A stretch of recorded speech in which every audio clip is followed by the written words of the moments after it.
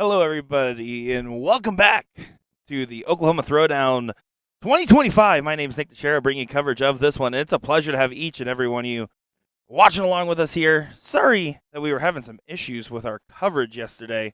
Unfortunately, we were having all of the streaming gods against us, but today we are loud, proud, and ready to stream some darts, and we got some great stuff to start off our stream today. We're going to actually start off with our youth events here this Saturday, March 15th. It's going to be the 12U Adult 501. So it's going to be adult youth, and then that's going to be really fun to see. And then on the bottom side, we also have the 13 to 18 youth event as well.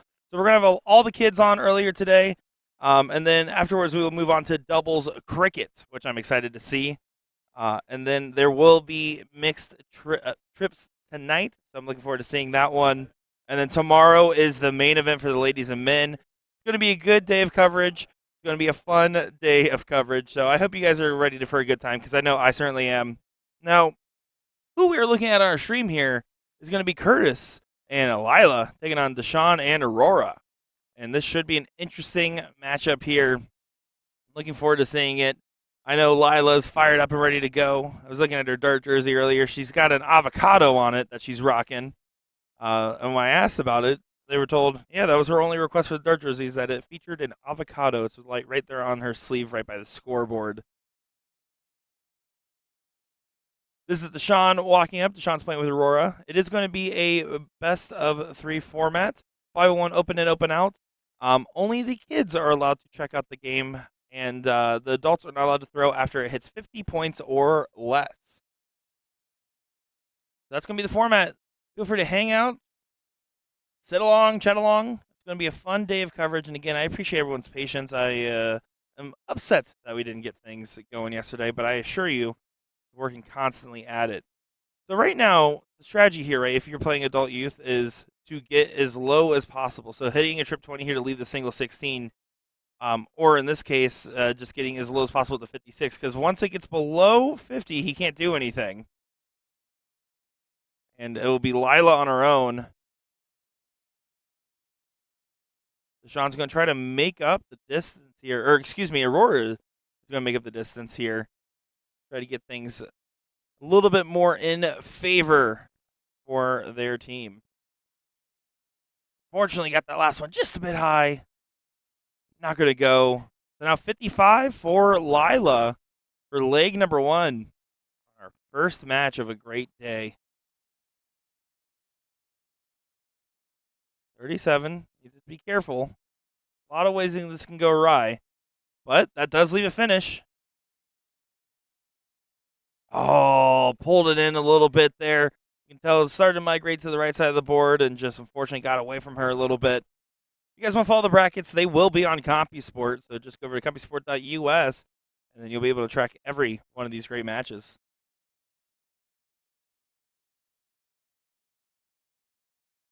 Sean having some struggles. You can see the emotion there, feeling the early morning slog of darts after a long day of great darts and amazing payouts, by the way. They are paying out loads of moolah here, on top of having some great live bands that have been playing in the evening. We had Time Machine play last night, and they were incredible, let me tell you. The 55, he can only bring it down, so hitting as low as possible. He went for 51 and leave 4. The best thing you can do is probably leave a wire shot, right? So something that, has room to be able to bust it. Like 4 is tricky because you can't go high or low. I don't know what I would ideally leave. Probably I would leave a 16, because then you could fall into 2 8s. 7 works. So I would think 16 is probably the best open out setup. As you can see, Aurora there does get it lower. That's a 138. So Deshawn's going to try to bring it into range, get below 50 if possible. 46, though, will be an opportunity here once again for Lila. And you can see she's eager, jumping, ready to go. Oh, but that's too many. You can see the look on her face, and smiles and walks it off.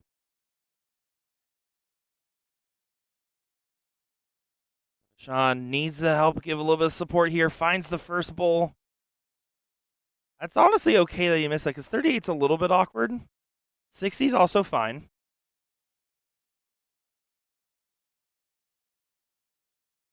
Because you have to change your math a little bit. It's not just about like the most efficient shot. It's also a little bit about, okay, how can I make sure I get as many points as possible to help set up my youth player to have an easier time at the board. 14 double 16 is the traditional route. The 11 makes it trickier. 20 and 15, there's a lot of different things you can hit here and still have a finish. But not that one, as that looks like a dead center double bull. And this is what's interesting about these, a youth adult events, is that all of a sudden, out of nowhere, a little bit of finishing trouble at the end can change things up, and all of a sudden, you're in a situation where down to the wire, anything's possible. Games go back and forth, even with an early advantage. I have some of my fondest memories in darts being a youth player. And let me tell you, anything can really happen with these.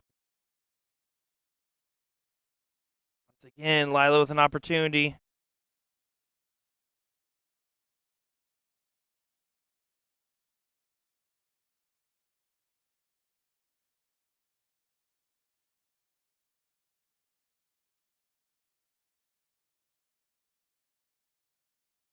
Trying to get herself settled there.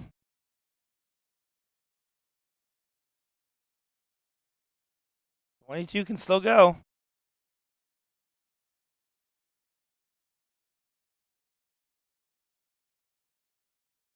Doesn't get it to go, unfortunately. The Curtis helping out.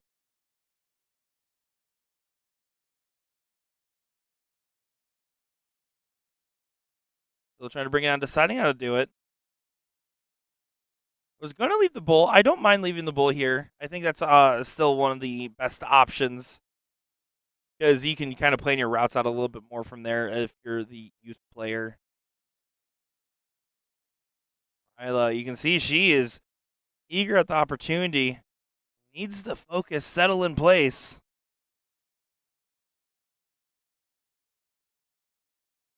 He's looking locked in. She held that dart significantly longer by her eye line than normal. See, she has quite the rocky motion with her throw. Fortunately, does bust again. Not far off the margins. Just hasn't gone her way in the finishing, giving Aurora an opportunity.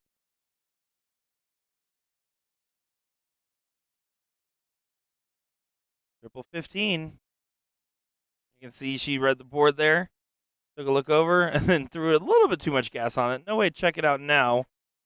And the last start, fortunately, misses.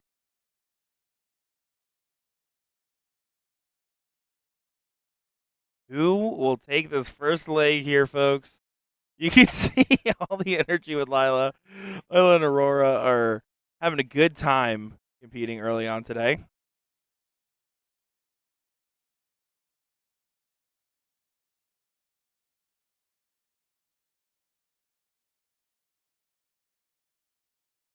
Five left. It is open out. All the way up there.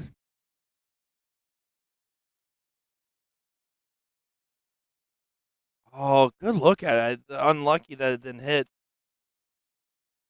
Has one dart left.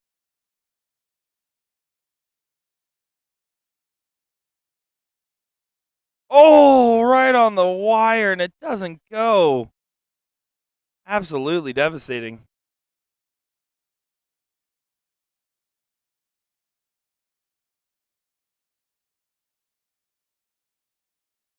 Let's see, Aurora getting an opportunity. No, unfortunately, goes into the double 13. Back and forth, back and forth. Which way will this go? It's so hard to tell.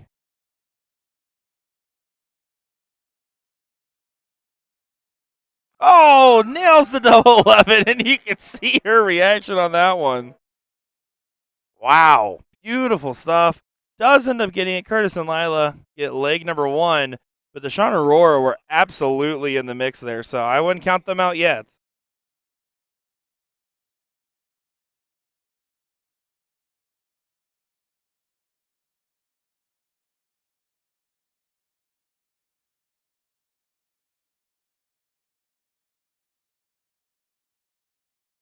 Here we go. Leg number two. Aurora to get things started off here. It is going to be youth players start.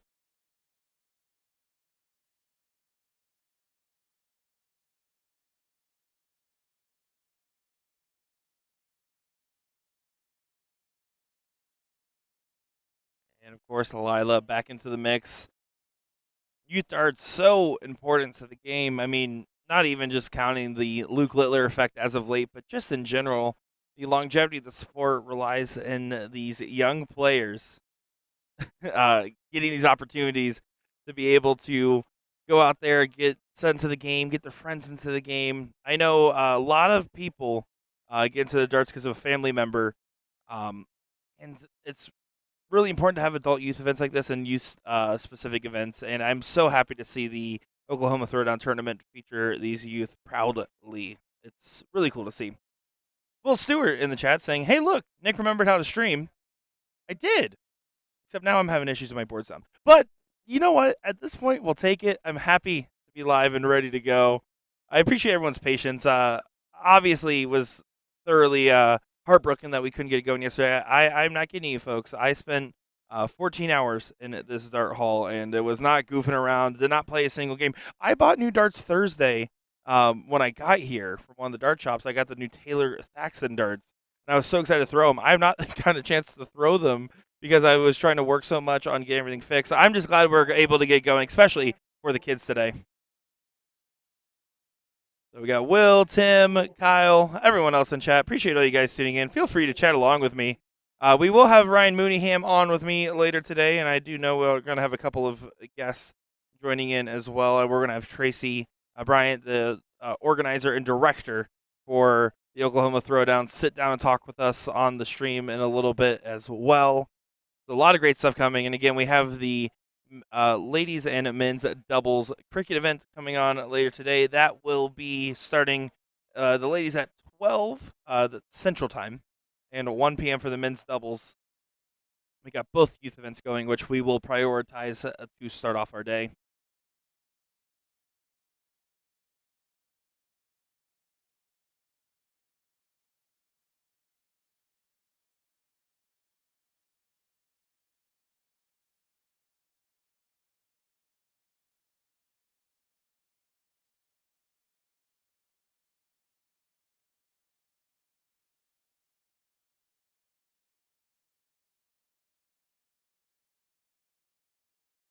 Finds the bull. He moved up, was trying to play for a high ton of sorts there for Curtis, a newcomer. But still neck and neck, no real breakaway, only a 36-point difference. You can see with Aurora, she really puts her body into that throw, and you can see that shoulder drops towards the end of it. That's something where you'll see a lot of kids usually kick to get that extra oomph in their arm to reach the board, and I actually don't mind it as much for youth players, at least early on, to get a little bit more comfortable with the dart. But the one thing is, you can see when she kicks, she's dropping that shoulder down. If you want to look at one of the top tier players that have a big kick in their throw in North American darts, especially North American ladies darts, Kelly Mears. You can see she has a very vast kick, but she raises her shoulder up as she kicks and leans a little bit down, therefore kind of equaling out. If Aurora works on getting that shoulder position a little bit more leveled throughout the majority of her throw, those dropped darts won't be a problem, because otherwise she really does have some great follow through with it.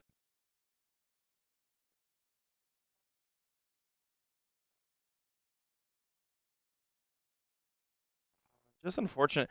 Deshaun staying up at the Trip 20 area now, trying to get a breakaway. Probably wiser to stay for the bowl. Maybe do a little bit of alternating. Like I think I like Curtis's approach there a little bit more, where it's the bowl to the 20 and then back. if you're having a little bit of trouble getting the bulls going, it is early in the morning, as that is a low ton there from Curtis.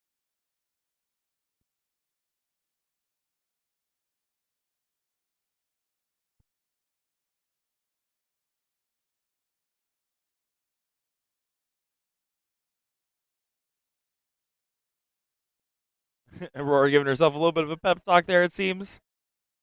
Oh, finds the bull in the first, and look at her reaction. That is awesome. Oh my gosh, 10 out of 10.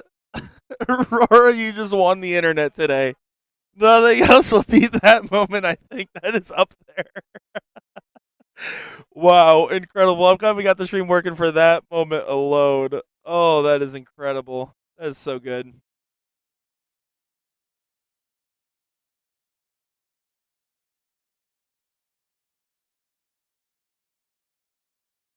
Delilah continuing to check away. They are still out in front.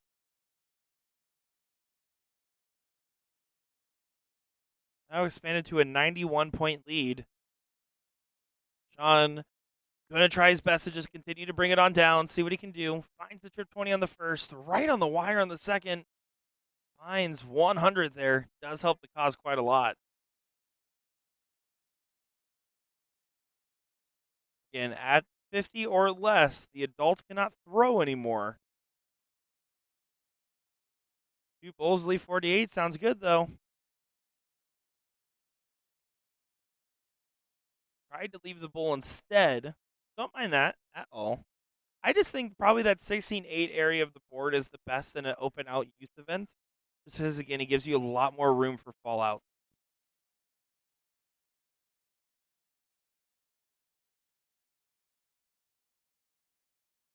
Oh, and unfortunately, the adrenaline of the last turn's bullseye seems to have gone to Aurora in that very moment. Unfortunately, not being able to score, giving Lila an opportunity to take a look at this 82.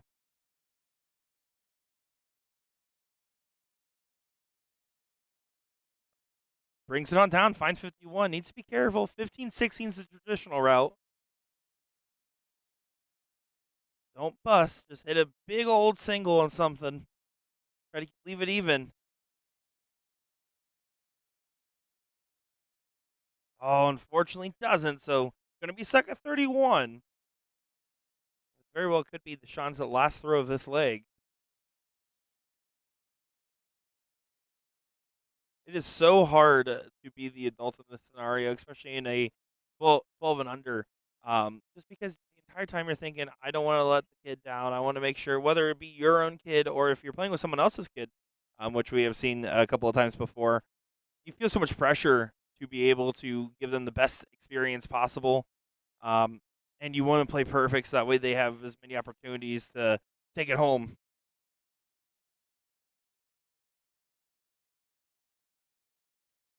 See, looks like they're doing a little bit of coaching there, and you can see there she is. She jumps in the view once again. Lila at 28. Double 14. Single 14. Another one of those. Oh, unfortunately gets a little bit away.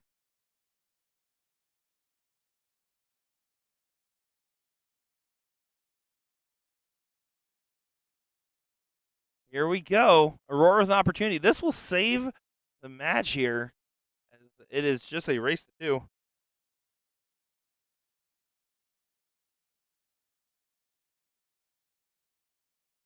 Still go. And no, unfortunately, that one goes outside again. That drop shoulder just getting to her. And that one, she didn't drop nearly as much as she's celebrating that she hit it and got to 33. Oh, these kids are having a good time.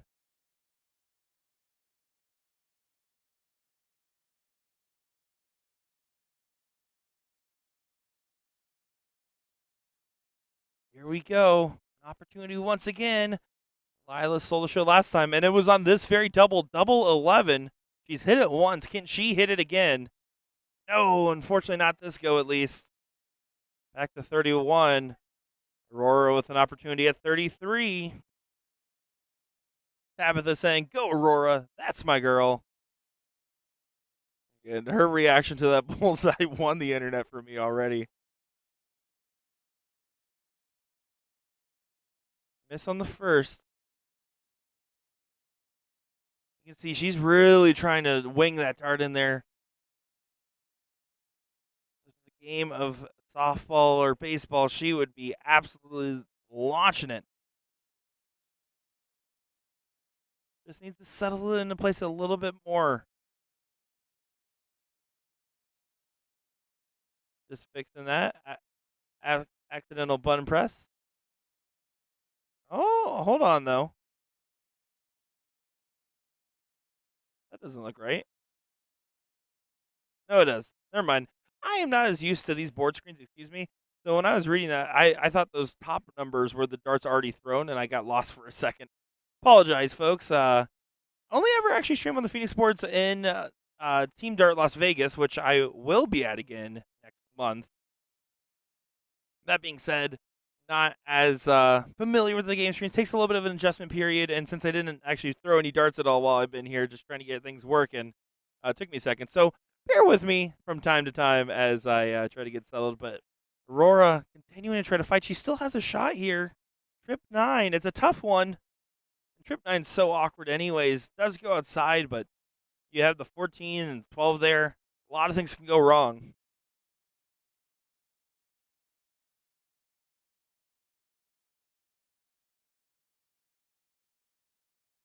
They're just going to get her reset one more time. Accidentally knocking it over to the next turn there, but it's just because she's trying to grab those darts. No intention at all. Lila now at 26.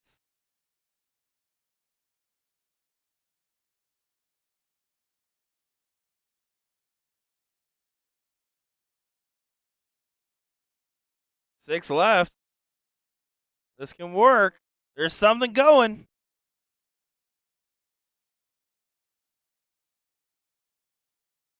Needs to settle it into place. Big old single for the match. Lila doesn't get it there.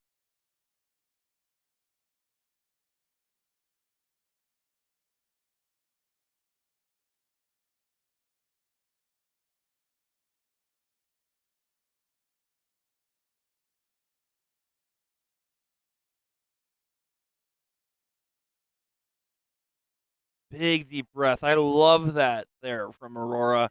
Trying to get herself recentered. Fortunately, gets away from her again. But I do love the idea. Just trying to resettle yourself, taking that big deep breath. You actually see, and I just noticed it there, but Aurora actually squints one of her eyes when she throws. So that actually is probably showing she has some eye dominance. I believe that was her left eye that she was squinting there. So right eye dominant, usually when you see something like that, it's an early sign when you're trying to identify with eye dominance in players' throws.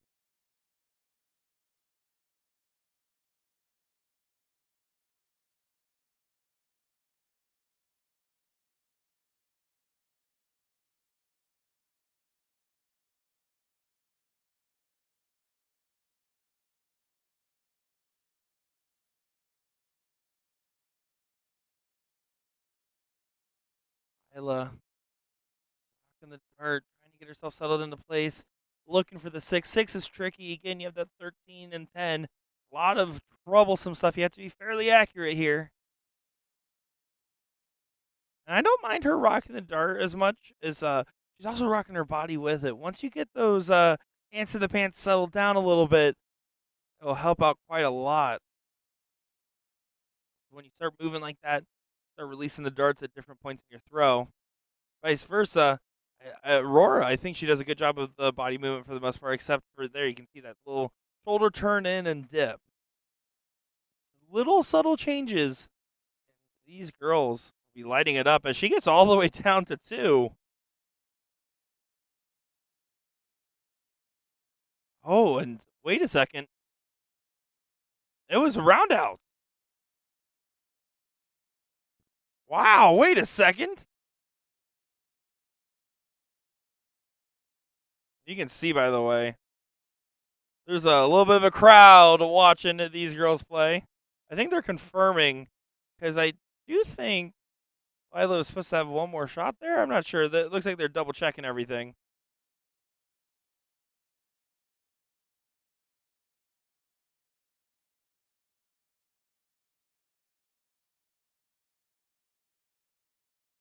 Here we go. On to the diddle, it looks like.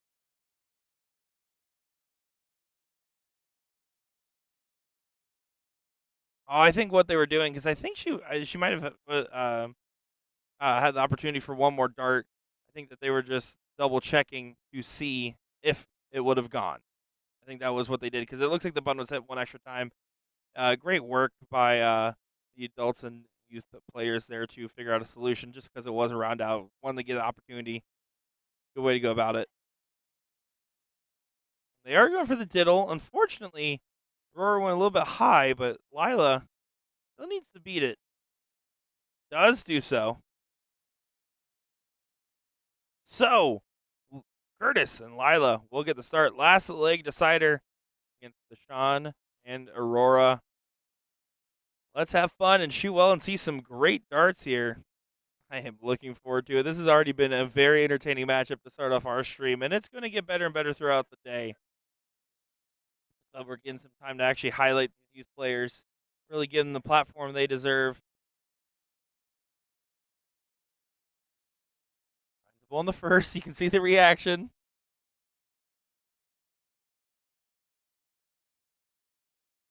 Apologize there. A little sticky on my fingers there, just trying to adjust those camera angles.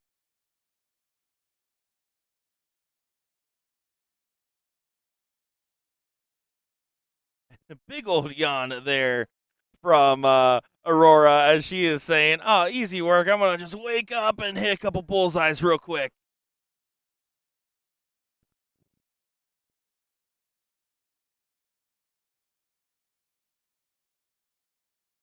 Fortunately, doesn't quite get that in her direction, as turns out Curtis and Deshawn are not the same size as the kiddos, so we'll try to do some adjustments here. We'll go back to the smaller angle, or the more zoomed in angle, I should probably say, when the kiddos are back up on the board.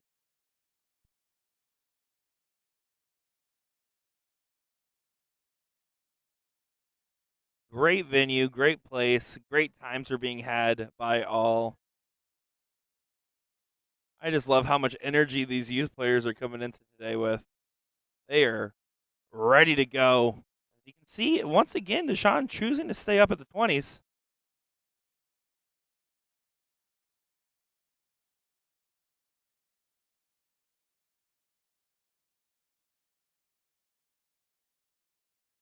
Lila back at the board, firing away. You can see her eyes actually wander well off to the side there. So that there's not much over to the left, but you can tell again when you're a youth player, it's so hard to try to maintain focus, because that's one of the biggest difference makers in darts is, hey, how can I get myself settled? How can I get myself focused into place? Especially when you run through everything, trying to get yourself settled, trying to learn the game.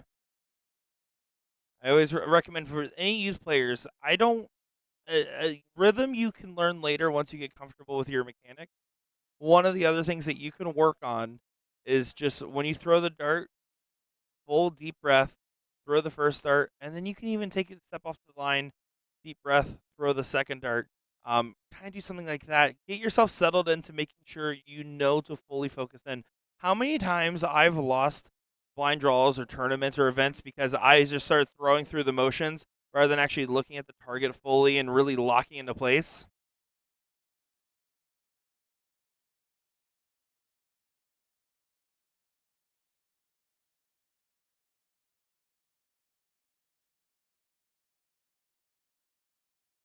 Fortunate there, Deshawn not able to collect. The breakaway is currently happening for Curtis and Lila at the moment. Lila jumping into frame once again.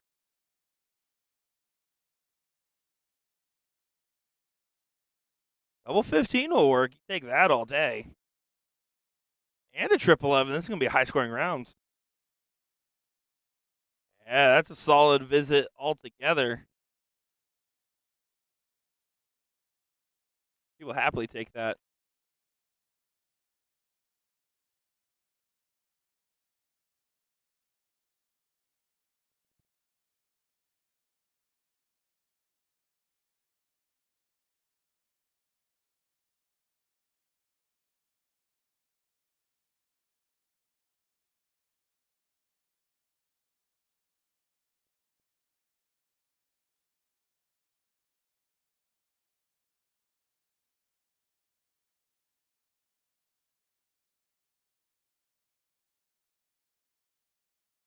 A high five there from Curtis to Aurora.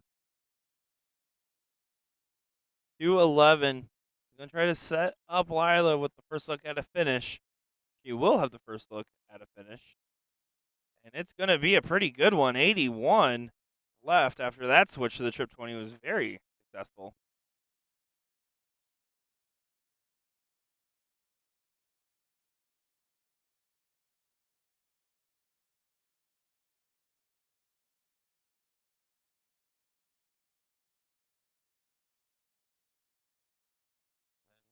Off frame there. Sean gives a high five to Lila. Lila opportunity at 81.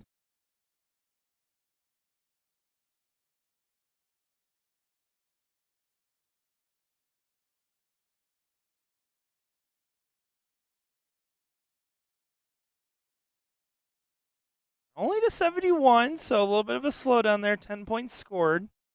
Aurora with an opportunity once again to close that gap down.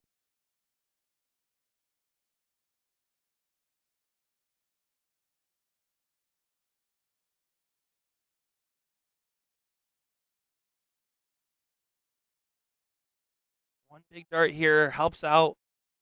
Oh, does get closer to that bowl, but just a 13. Once again, Aurora jumping for the high five. 71. 2 points left, can get lower. Like a 48 for 4. Went for bowl to leave 2. Instead hits a 2. Has to stop.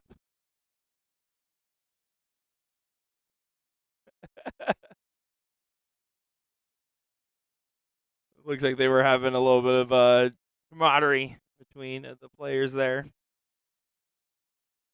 So 150. So a little bit ways away. 50 can go.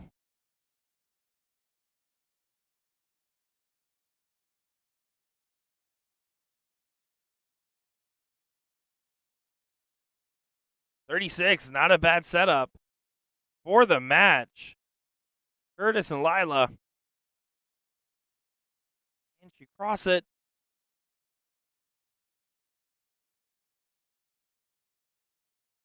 Anticipation.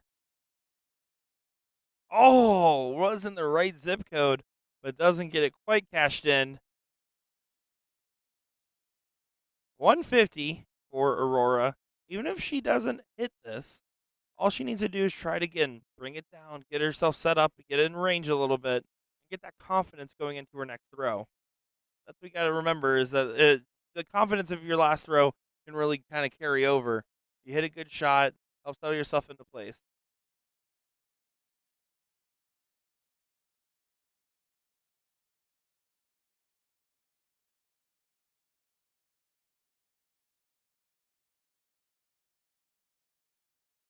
$36 once again for Lila.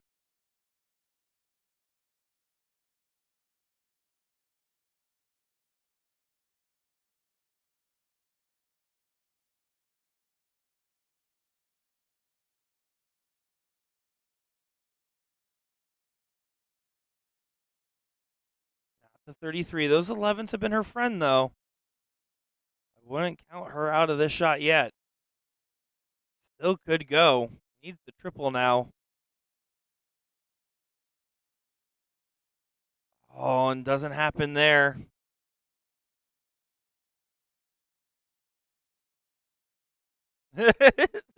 Looks like Lila got distracted, almost missed the fist bump.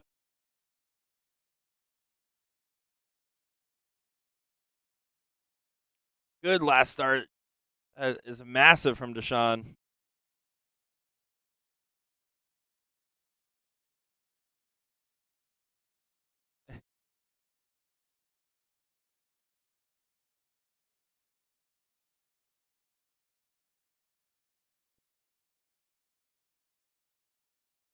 $33 once again.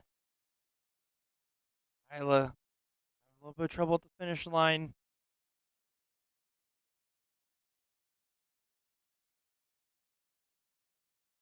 She cross it. Not this time. Down to the wire in this matchup.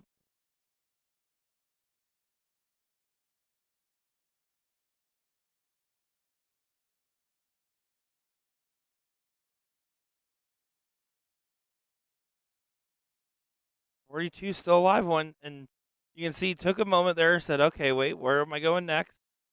Oh, it was right on that 14th line. Can she pull it into the trip? No, got away from her a little bit as she says, way out there. You can tell these kids are just having fun, though. They're fired up. They're ready to have a good time. Win or lose, they're here to play.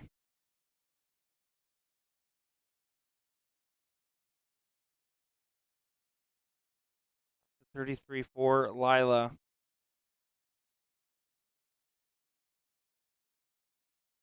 Count on the first. Needs to just get some points on the board. Get a change-up shot.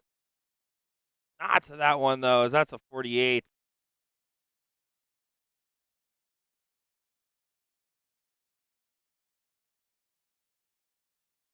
Now 38 has a chance to go. Aurora. Well, Lila and Curtis have had more opportunities. Uh, Aurora has been very clutch towards the end of these legs. Has been close. And then this is the bottom of the board shot where she's kind of been living. Fortunately, that one sails up and high. Leaves 24 on the return.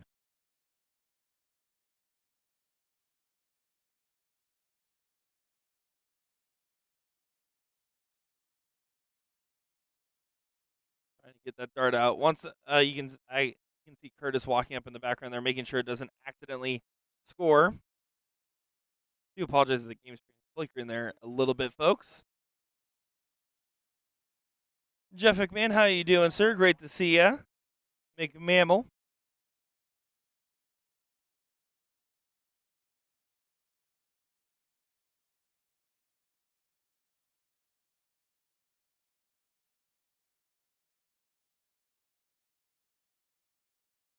Oh, unfortunately, doesn't go. But I do think that Lila leaving herself on 30 instead of 33 will potentially help her out if she gets a chance to return.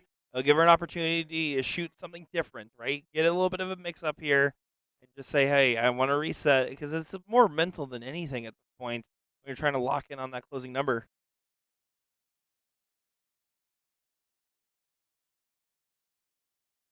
Aurora at 24. Walking up to the line. Getting herself settled. Oh, was in the right area. Another one of those darts. Trying to pull it in. Pulls it a little bit too much, and you can see the frustration in that very moment. I feel you, girl. Double 15 is now the look.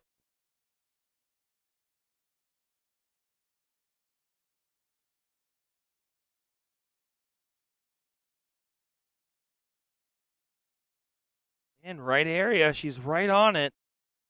Can she convert? Another one of those. For the match.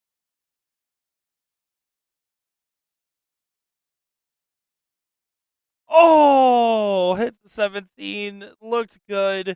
Doesn't go. This is a nervy end to this great matchup to start off our full day of coverage here.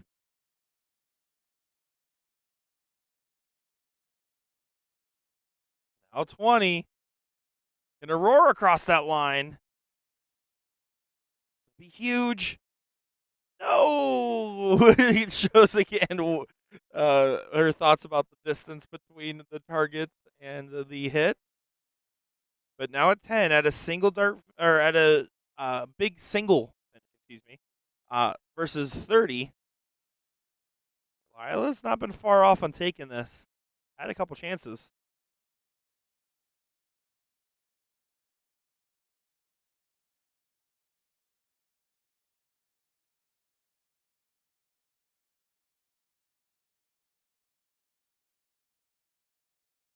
Tell the focus is there. She's locked in. Definitely not having the wandering eyes from earlier. Eyes on the prize, if anything. Wants to get this here. Fortunately, that one got away from her, but now also at a single dart finish. And 18's good because 1s and 4s can't bust. It's actually probably one of the best single dart finishes finishes or big single finishes that you could leave in a competition like this with youth players. Right on the wire, up to the 4 now.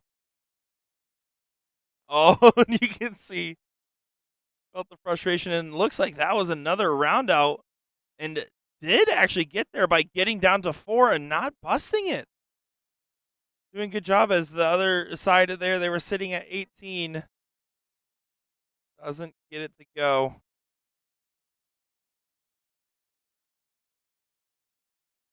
You can see we have a pretty packed room out there right now. Going to be a good time here in Oklahoma for the Oklahoma Throwdown. I am having a great time here so far. Glad we're up and running right now. Everybody tuning in, whether you're Jeff McMahon, Justin Shore, or anybody else that's been commenting along with me, hey, right now, hit that share button. Say, hey, we're finally live. Let's give some love. Let's give some support. Because right now we're featuring the kids today on the stream. We're going to get that next match up very shortly here, as that was a great stuff from those young competitors. So we'll be back in just a moment. My name's Nick Share. Don't go far, folks. Be right back.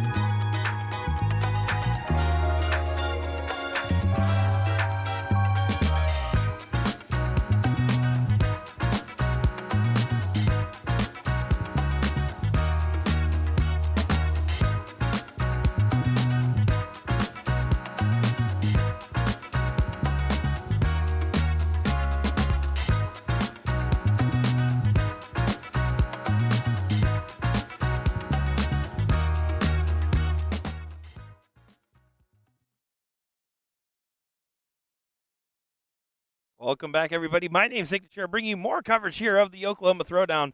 This is the 13 through 18-year-old Youth 501 event. So this is not an adult youth. This is just the youth playing here.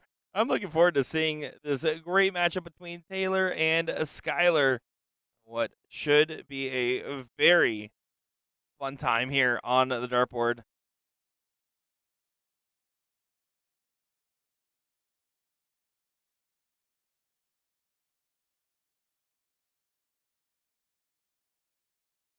Here we go.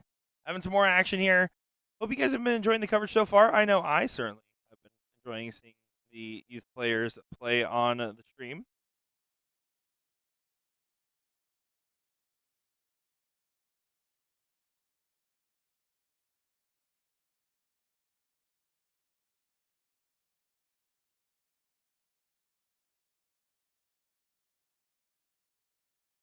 Not as familiar with these players, and that's why I like seeing the youth players play on the stream. You never know who's who. You see so many different players join the mix and learn about them, especially with the youth players, right? Because they're as Jeff McMahon put it earlier, the future dart stars. They're the ones that are going to be carrying this game on their back.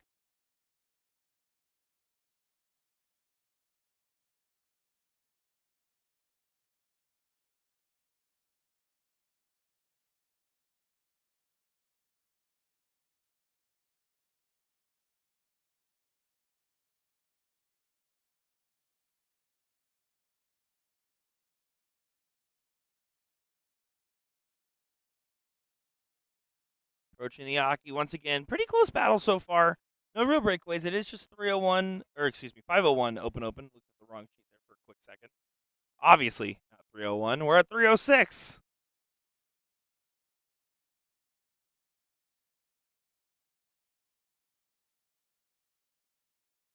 Outside on the first. Finds a 20.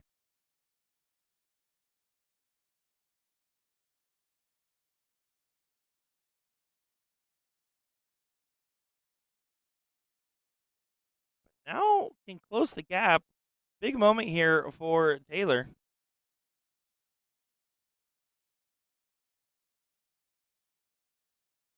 You can see there's a lot of wrist movement with that throw, kind of giving it a quite a big chuck. One of those things. Probably try to dial in, and then there you can actually see is look the dip of the elbow. It's more of a free throw style throw for Skylar.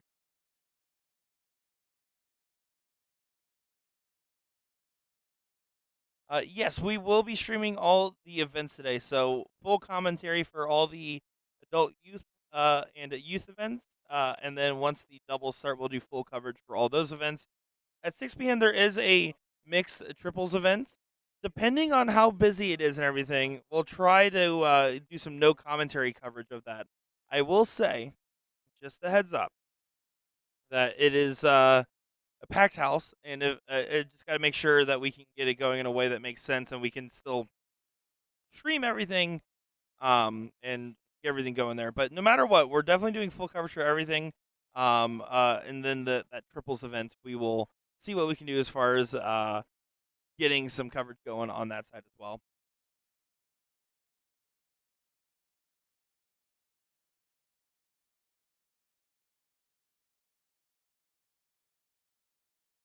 Tyler is going to try to close the distance.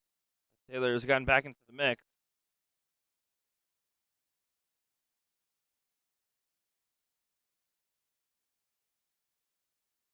165 can go and open. Can't go for the bull if you're going to go for it.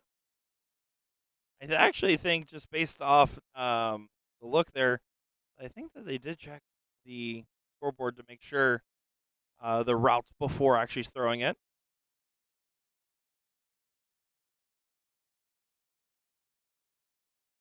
All over the bull right now. Doesn't convert. Does leave at 130. A little bit of a cleaner check. But bull trip 14 is now the shot for leg number one.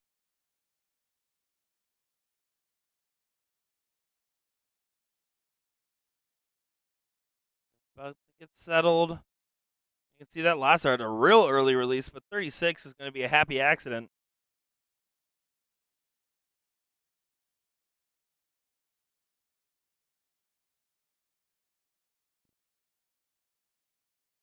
Oh, and unfortunately on that last start, 97, was trying to get it down to, looks like 40.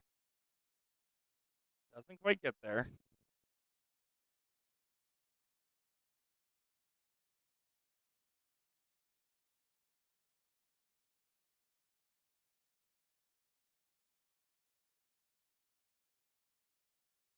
46 is now the leave. 97 getting a shot for leg number one. They're running out of rounds in that 15 round round out. Already coming to play twice in the 12 and under.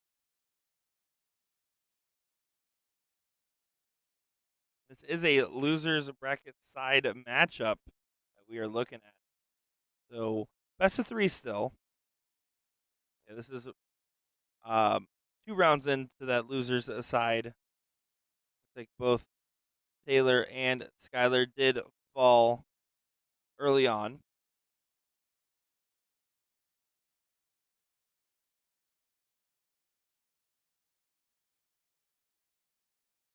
Getting all the way down to three is actually very, very smart in a potential roundout scenario.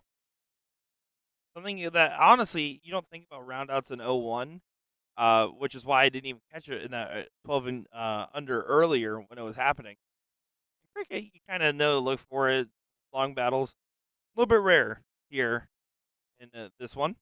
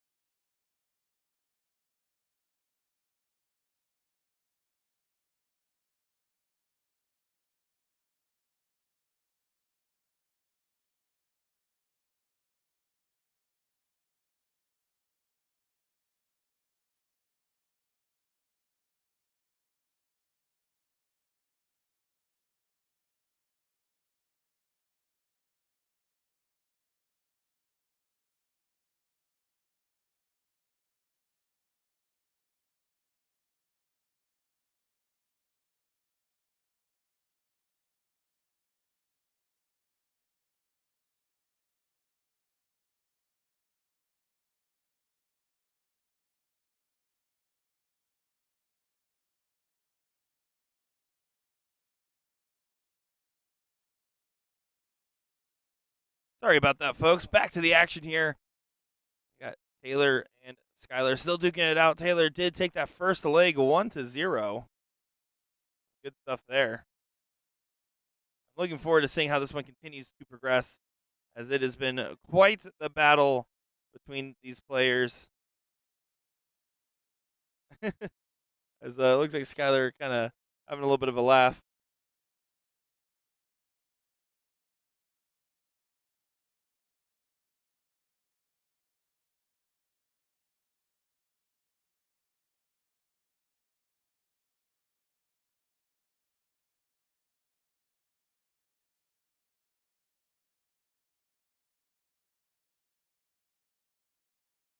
Right.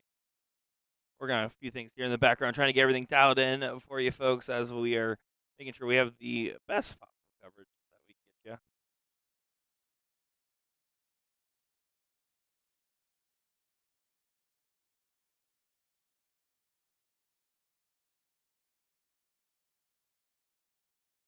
Well, behind Skylar, not able to get it where she needs to yet. Taylor's a good opportunity to get the checkout here.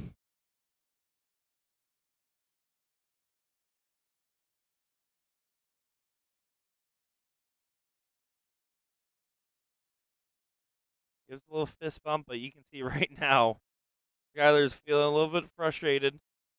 He just gets settled. Hasn't been far off the margins. Wasn't in the first leg for sure.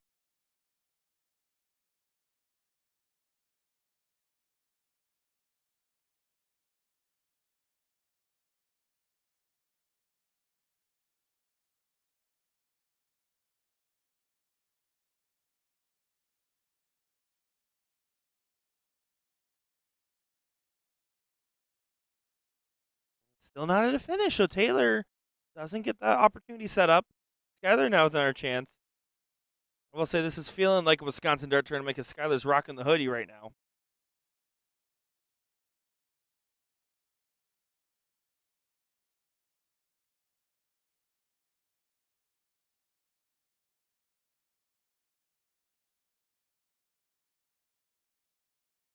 Has some darts go outside. Very, very, very frustrating feeling. Fortunately, kind of eats at you a little bit when you're having those struggles. Just trying to get that first one of the day makes all the difference.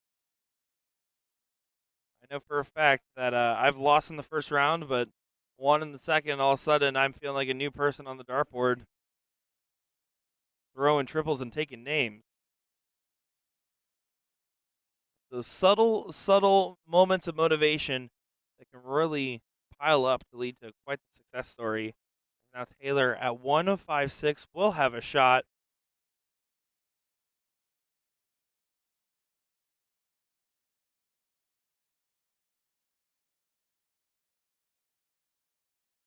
Does get down to 101. And with Skylar still trying to play a little bit of catch up here, has to make sure to leave it finish.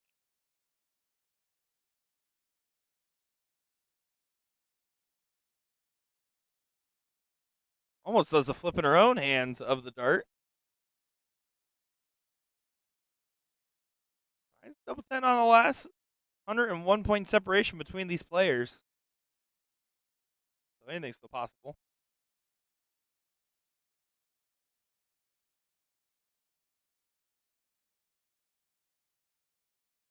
The bull. Oh, all right. Well, on one hand, did get nice and low. On the other hand, trip 17 there leaves 25, which means you're going to take 2 darts at least to try to check.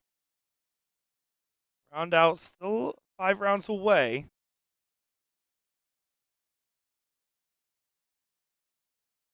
And a finish is left. The opportunity that she gets to return. Taylor looking to deny that.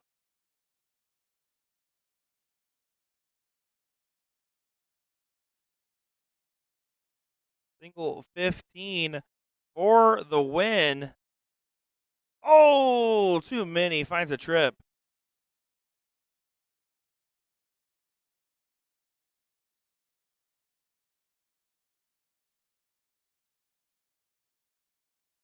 $48 doesn't leave a finish, but again, really it does help. You just got to continue to try to bring it down. It's under 100. Not a bad scoring visit, but is it enough to put the pressure on Taylor in the 25? That's the question being asked at this very moment.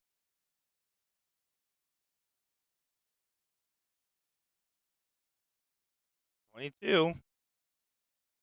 Oh, wrong side there. Kind of see the reaction.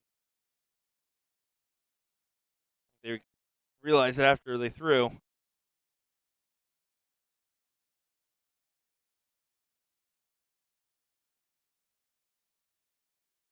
Right on the wire of the bowl. That was right near it, but doesn't go. Does leave 30. Neck and neck. Now we're into round 12. Now the roundout's coming into play. Double 11 is the swing.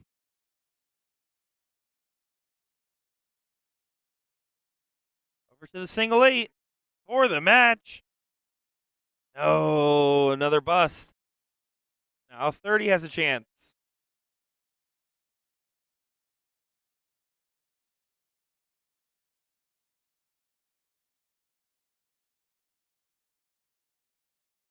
And the 30 go.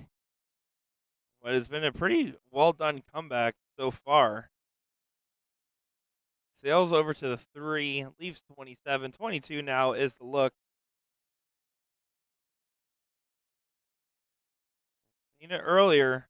I believe Lila took out a double 11.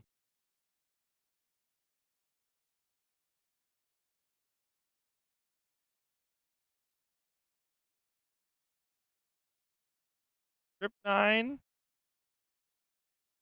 Single 1 leaves double 13. All slipped out, went low. Round 14 now.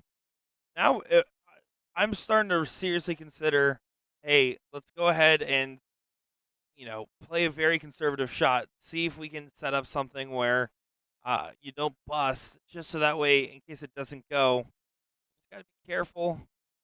Outside on the 6. Outside again. I think that's fine. Honestly, in this situation, you're going in to round 15 after Skylar's shot here. Skylar, got to be careful. Try to get done here is always the better of the options. Single 11.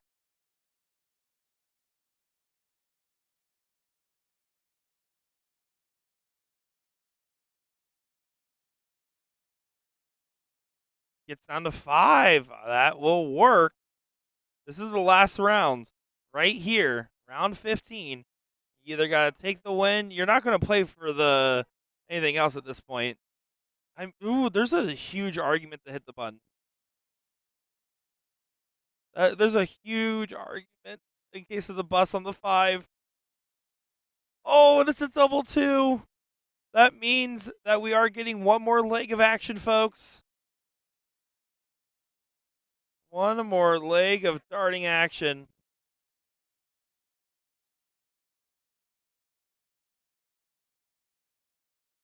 Here we go. It's 1-1. Into this matchup, they're going to diddle for the middle.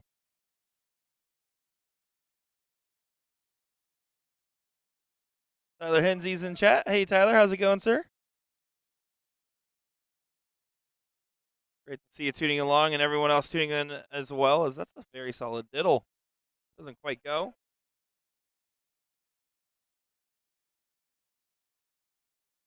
I do believe, if I'm not mistaken, we actually have a special guest here. The one, the only. Is this Ryan Mooneyham here with us? I'm sitting here watching him play. Well, there you go. Welcome in. How you doing, sir? Oh, pretty good. On an eventful evening with an uneventful morning, so ready to do something. Well, definitely happy to have you on the call with us here for the Oklahoma Throwdown, buddy. I've been looking forward to it. I've been watching this tournament for the last couple of years and excited to cheer on the folks from the Oklahoma State, Texas State, and surrounding counties, surrounding areas. Oh yeah, and it's a packed room. I'm already seeing there's multiple events paying over. I think one of the events, the men's singles paid $1,800 for first place. There's some big money events going on right now, and the main events aren't even till Sunday. Well, that's the kind of the excitement is the tournament itself. We know you've talked about it all weekend is the build up qualifiers to get to the main event, and then the main event pays the money uh, with the side events paying really, really well. And the kids event, I mean, it's excellent. It's an excellent setup. Oh, it certainly is. Definitely a beautiful hall as well. As just taking a quick peek there, you can kind of see we're in the casino. And you can just tell it's a beautiful venue. The live band's playing at night, the energy. Everyone treats this as yes, there is big money to be won, but it's also a little bit of a party. Yeah, and so speaking with some of my peeps down south in the Oklahoma City area, Oklahoma, it is a large regional tournament, but it's also a bragging rights tournament. Yeah, that's exactly right. I was talking with Tracy. This tournament started because there was a whole Facebook post 5 or so years ago, almost 6 years ago, having a huge debate about who is the best in Oklahoma. And Tracy's like, why don't we just have a tournament to find out? In the original version of this tournament, you actually had to show your Oklahoma driver's license to be able to play.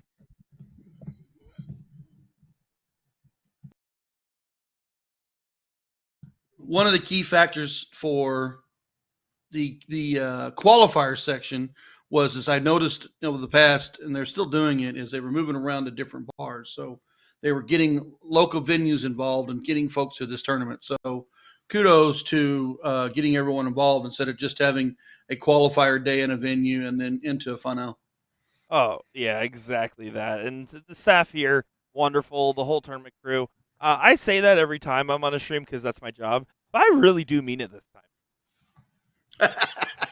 Well, I mean, I've watched this coverage by USA Darts in the last several years, and I've spoke with Will several times, and he's like, "Man, you should try to call this one with me, or you should try to call this one in the future." So excited to be here. Yeah, excited to have you on and excited to be back, right? So this is our first time back in 2 years. Last 2 years covered by Round of Nine, Nathan Ritter and Aman Chowdhury. And let me tell you, Nathan's actually out here. I was talking with him, and he was telling me about some of the past escapades of the live stream from the last 2 years. And it's really cool to see everyone just working well together out here and all the different vendors out here. It highly recommend. And my only regret is not having you here in person with me, Ryan. Well, that's kind of one of those things. And the way those tornadoes ripped through the other night, I'm kind of glad I didn't make that trip. Oh, I know that's the truth. Well, looking at this, we're getting towards the second half of this game. It's a tie-breaking game. This is that 13 through 18 youth event, 1-1. Taylor and Skyler are still racing down to the line here. I mean, 191 playing 156. You can't ask it to be any closer than that. Yeah, well, and especially because we already have saw a round-out scenario come into play. Finds a 48. Oh, my goodness, getting a little bit more ahead. Skyler continuing to fight along. Well, back at 191, your opponent's at 103. Maybe a low ton here would be crucial. You can't take it out yet, but you need to get yourself ready to take it out. And that's the learning curve for our youth is you're at this situation. There's a 160 left. What do you do to leave yourself an out? Exactly right. And now at 103, the pressure's still on. Knowing that your opponent's on a finish, knowing that you are in a last leg decider, it's down to 74.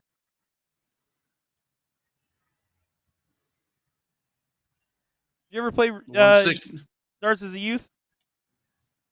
No, I didn't start playing darts until I was 30 years old. Very fascinating. I some for me, like I grew up as a youth player. I played from like 9 years old and on, but I really didn't take it seriously till I was like 16. I don't really count those years too much, but I can tell you, my youth darts days are by far some of the most memorable. And I've done a lot of cool things in the darting world, and I still think about those youth matches from time to time.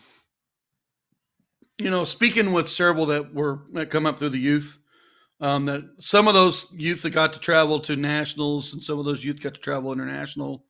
There's no pressure for them. They ain't got no worries. They want to win. They got competitive spirits. It's a good builder for pressure situations. It's also math skills. You know that one of my friends up in St. Louis, he always talks about how youth darts is great to help their kids with math. Oh, absolutely. I can tell you, math is one of my stronger subjects now, and I like to think it starts. It doesn't teach you calculus, but at least gets you more comfortable to playing with the numbers. As Tyler Hensey, by the Well, way, confirms in chat, he did play as a youth player. yeah, he's not too bad. I'm pretty sure he was pretty good. He's all right. He's done He's some all right. stuff every now and again. He's all right. He said starting at 14, got competitive around 16 or 17.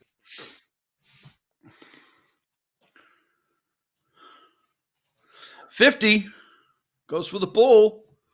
Only 31 left. Big old 17. Oh, pulled it to the outside.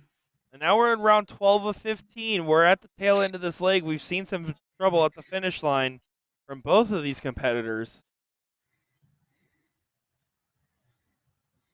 63 finds the bull. Big old 13 for the match for Taylor. Oh, goes high. Just a bit high. 17 right in the heart.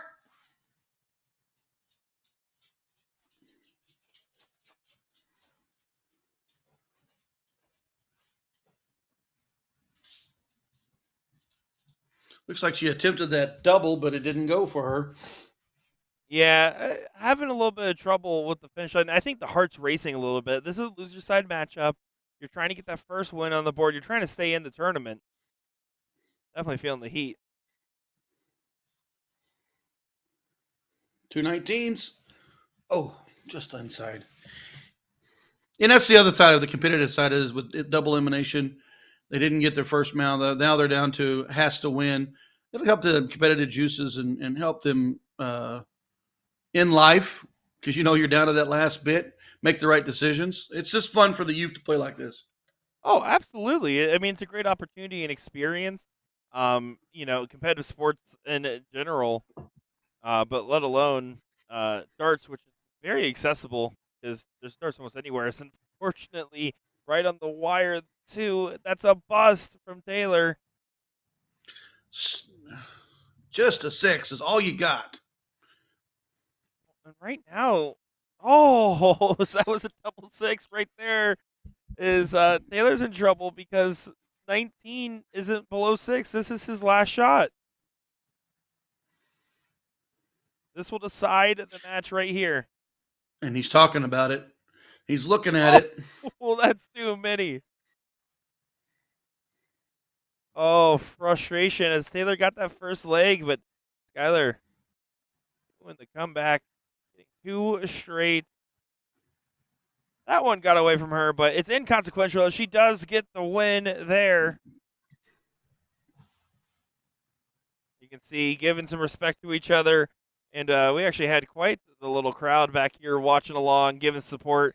Love everybody supporting these youth players. I love having Ryan Mooneyham on, and I love being live here in Oklahoma for the Oklahoma Throwdown. Folks, we are going to go ahead and continue to bring you the coverage here. We're going to get the next matchup here in just a moment's time. So don't go far, folks. Nick Teixeira, Ryan Mooneyham will be right back.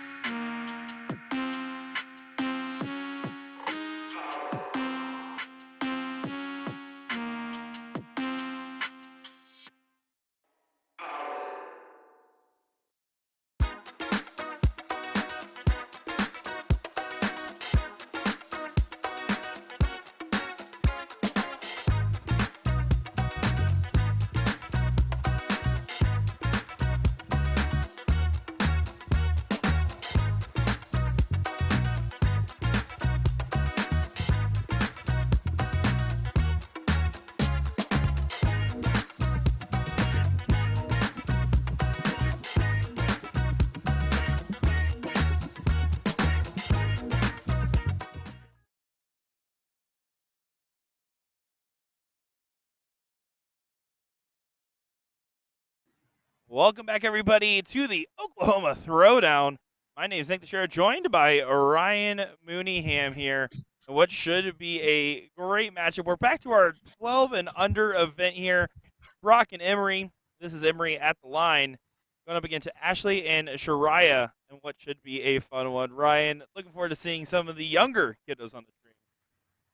Yeah, this is a very, very important step, 12 and under. I mean, it is a youth adult, and we did see the other children playing by themselves, but you got to get them involved now, get them comfortable with playing with mom or dad, and then when it's time for them to play on their own, they don't have the nerves to go with it. Plus, they can build a little bit of fun and excitement, and if they win, it's great. Absolutely. I don't wonder how many times you've taken your child to an event, or they'll go throw darts at the board and they'll kind of bug you and they want $1 off of you, but then when it comes time for them to play, it's time for them to shine. Kind of helps the next event be a little bit easier on mom and dad because they know they get to play.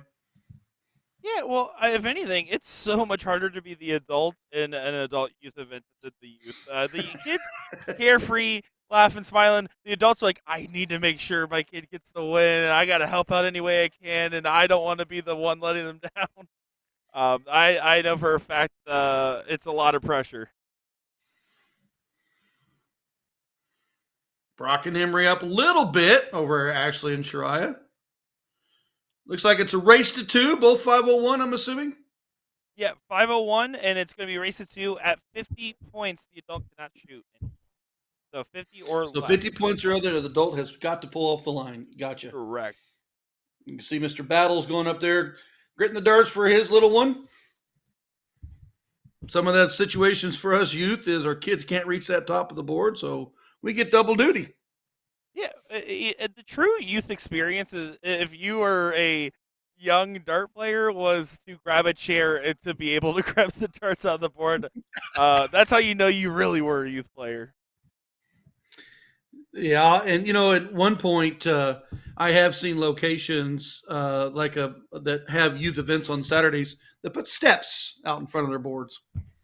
Oh yeah, and that's the nice thing about these Phoenix sports here. They got a nice little step, so it does help. But usually, it makes it a little easier for the adults to go up and grab the darts because so that way you don't have to worry about turn changes or anything like that. Well, having to push the button and no time clock counting them down will make it easier on Miss Ashley or Mr. Brock getting darts out or the kiddos. Absolutely is. By the way, Shariah there does find a trip 20. Helps the cause quite a lot about getting things back sorted. Little high five off Emery to her opponent. Good sportsmanship there.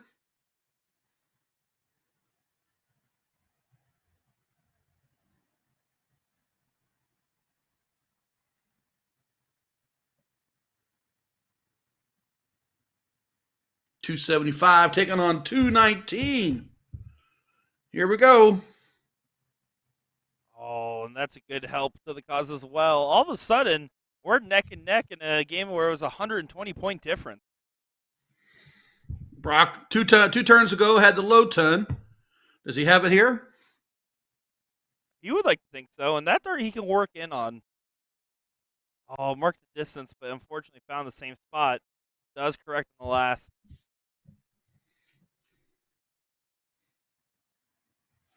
$138, taking on that 203. So to answer this question, can the adult take out the out above 50? No, the you'd have to finish the game. Now, if you were at 51, you can get all the way down to 1 as the adult, but once that score is 50 or less, you can't throw any more darts. Okay. Good to know. Teaches the kids on the importance of winning the game and not just relying on their adult partner. It's a good thing because the finishing's the hardest part of the game to learn, right? Well, so how many times have we lived and died by the finish of the dartboard? Right. I mean, I could tell you. I remember my last youth event I played. This was to get on to go to I want to say, oh my gosh, I'm blanking out on it. I believe this was to go on to the Connecticut Nationals at the time, and I missed 9 match darts at double two, and I to this day still think about that double two every time I throw it. I'm like, man, couldn't hit it when you were 17. Can you hit it now? The answer's still no. It's funny because I always struggle with setup. Like 51 for say 50 out, so 101, and I'll just jerk that setup shot every time. Whereas if I would hit the setup shot, then I wouldn't hit the out. So an adult, youth, we all deal with it. No big old boulder at the end, leaving 18. So Mr. Brock will have to pull off the line. Will she have to wait 2 turns? No, she'll be able to throw for both players. So she will still get to continue the action. As right there, you can see Ashley finds a bull. 17 to lead bull's not bad. Yeah, it's exactly what she does. So it's down to our kiddos. Here we go. Emery with an opportunity. 18. Big old single. Working in on that dart.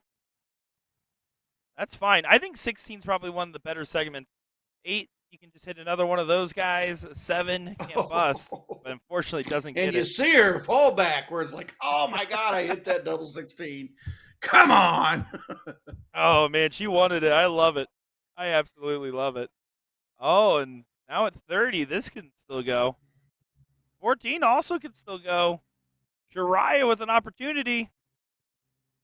Oh. Just a bit outside.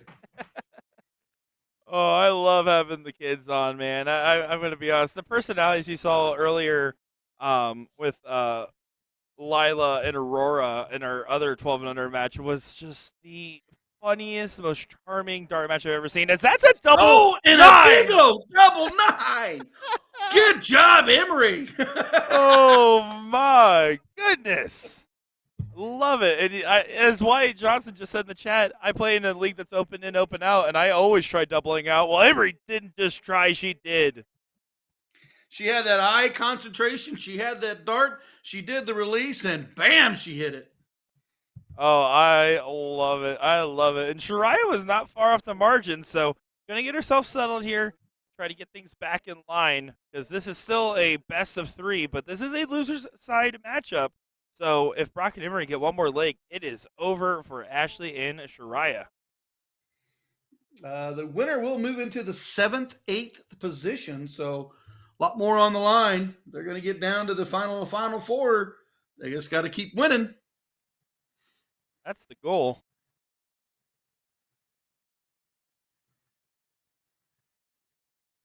Again, early signs from what we saw in leg number 1, right? We saw Brock and Emery kind of get out to a jump early. But Ashley and Shariah hit a couple of really clutch shots to close the gap.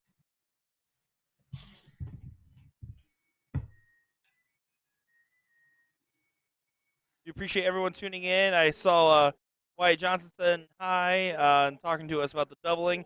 The Outlaw 777 saying hello. Well, hello. And Blaine King saying outnumbers are the hardest in my opinion. Yeah, because that's where my adrenaline's pumping. I agree with that. Live and die by the double. Triples for show, doubles for the dough. Or singles for dough in this event. Well, you know what? I think they say whenever you play pool, there's too much green in front of you. Mm-hmm. Same thing when you putt in golf, there was just too much straight green. Well, when you're playing a single out, it looks big, but it can be the smallest target in your opinion, in my opinion. Oh, and here's the thing. If I miss a double, I miss a double. I miss doubles. I'm a human being. But when I miss a single, especially when it costs me a match or a game, I let that eat me inside. I get so frustrated at that.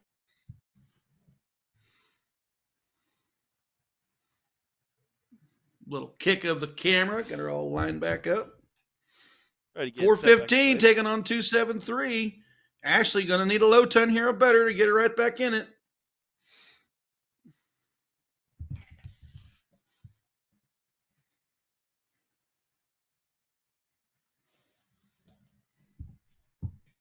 Now Brock, he did a low ton in his last visit. And you try to score along.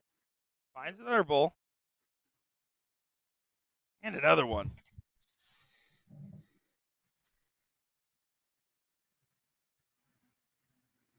I just love how many new talents that we continue to see on the scene from the youth game. Ones that we have seen in the past continue to find success. I always think of like the Liam Mussers, the Jax Barletts of the world are like the ones that immediately pop to mind. But these youth dart players, man, I'm telling you, there's more and more that are becoming absolute killers on the dartboard. You know, some key players that are playing today, and I'll just use the example of Kevin Luke, was a youth player, national champion, international player, and look where he's done with his career. Asia Jalbert, another one that's on the steel tip side that has just rocked the women's singles and the youth singles in the same day. So it's awesome to see these kids get out and play today. What are they going to be the stars of the future? The answer is yes, because Asia went from being the one of the most winningest youth players to also winning the women's national title for the ADO. The only other person to be a youth and adult national title holder for the ADO is Kevin Luke.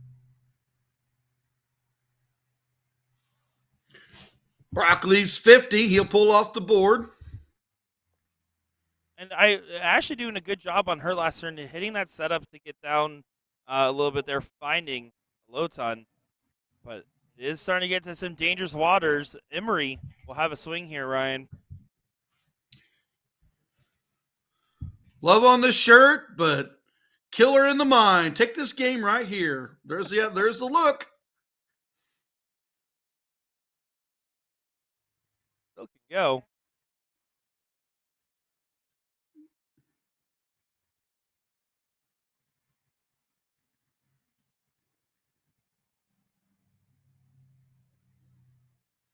Single dart to finish.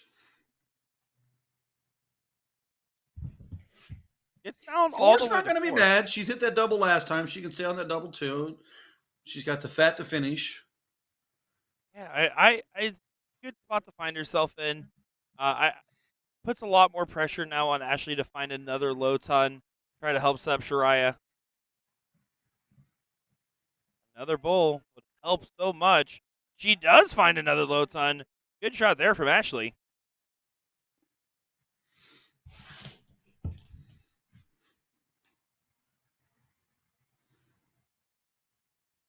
Oh, big breath. I like that.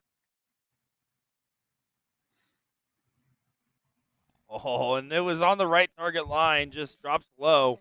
But I love that getting composure because A, that says that Emery's really wants to really engage, but also B, knows to try to get that focus set up. And that's so easy to forget when you're doing everything else to just remember to look at what you're aiming at.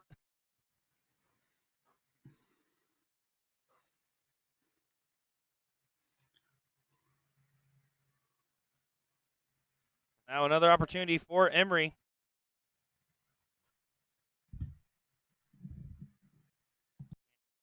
Gets it in there.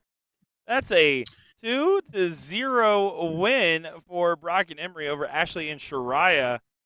Great stuff there indeed. And you can see some fist bumps, some hugs, handshakes, whatever may have you. Absolutely love to see the support for these youth players because they absolutely Excellent event. Mr. Battles and Emery will move on to the 7th, 8th position. And unfortunately, Ashley and Shirai have been eliminated. Yeah, and they did put up some good effort in there, just didn't quite go. That's going to be just all right because we're going to see some more great action here in just a moment's time for the Oklahoma Throwdown here. Having a great time covering this one.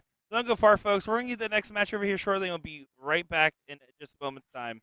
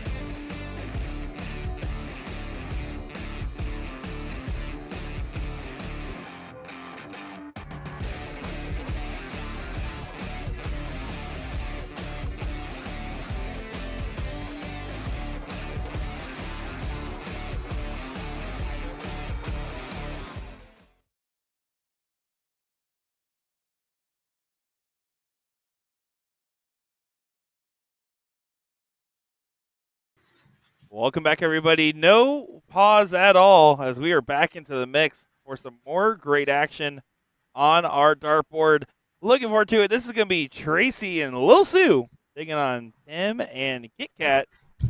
Looking forward to this one, as this is going to be the seat match for the 12 and under, by the way, that we're looking at. So pretty impactful match at that.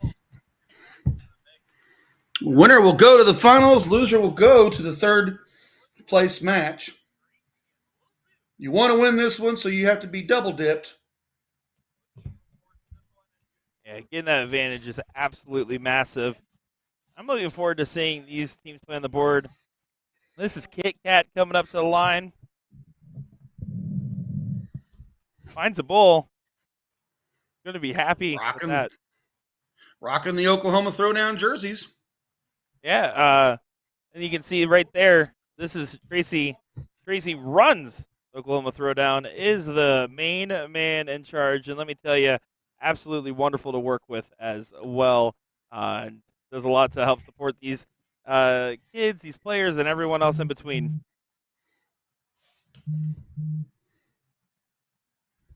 Here's Tim at the line. Rocking that Monsters. Hashtag you sold, baby. Give me my $5, Mark Bond. I'll take 10. Are we at 15? It's you get $5 per every time you say it. All right, well, I'll say it 15 times. I better start seeing some money in the mail.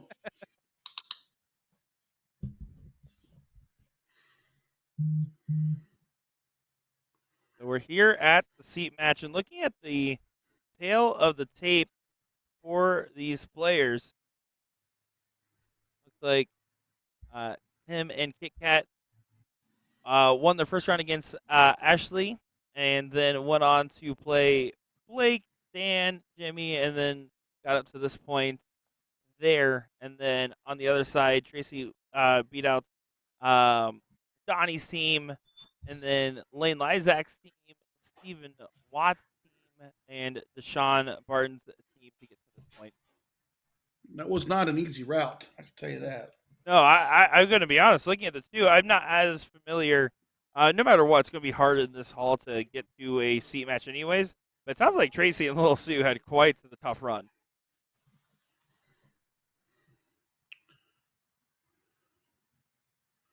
Tim pulling that third one, leaves 1-6-3, not an out. His opponent's not on an out right here. Little Sue needs to hit to leave the out. Yeah, continue to bring it on down and get it set up. Finds a double bull. And a single 20. Gets it to a 2-dart finish. Of course, Tracy will not be able to take it out. So only can get it to 50 or less.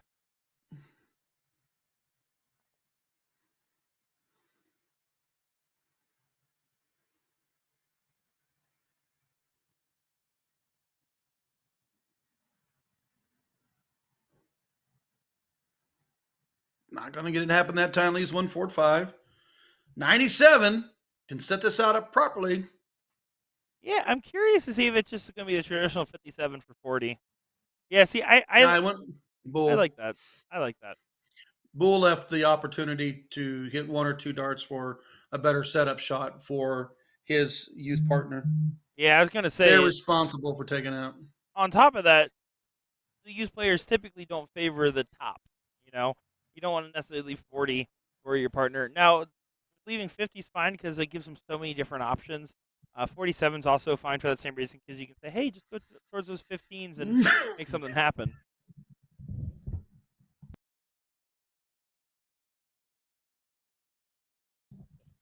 Does she go right back to the bull? Now she does. But does get away from her just a little bit, so under 50 means that Tracy is now going to go ahead and take a seat here for a little bit. Kit Kat going to try to just go ahead and continue to chug along. Can still take this out. Stay on the bull. Doesn't happen. Dobbs leaves 86. Tim can return to leave her on a good out. But in the meantime, it's Little Sue. Little Sue, what can you do? Double 11. Oh, not quite, but gets all the way down to 14. Nice single dart finish in a good area of the board that's hard to bust.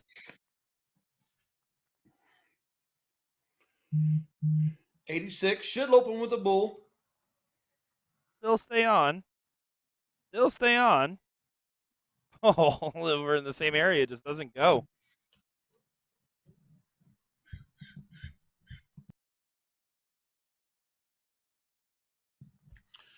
Single 14 right in the heart. And now up to the 5. Bring it on down. And that was the 14 he needed earlier, silly goose. Oh my goodness. Oh my goodness. It don't matter if you're youth or adult. We all do it.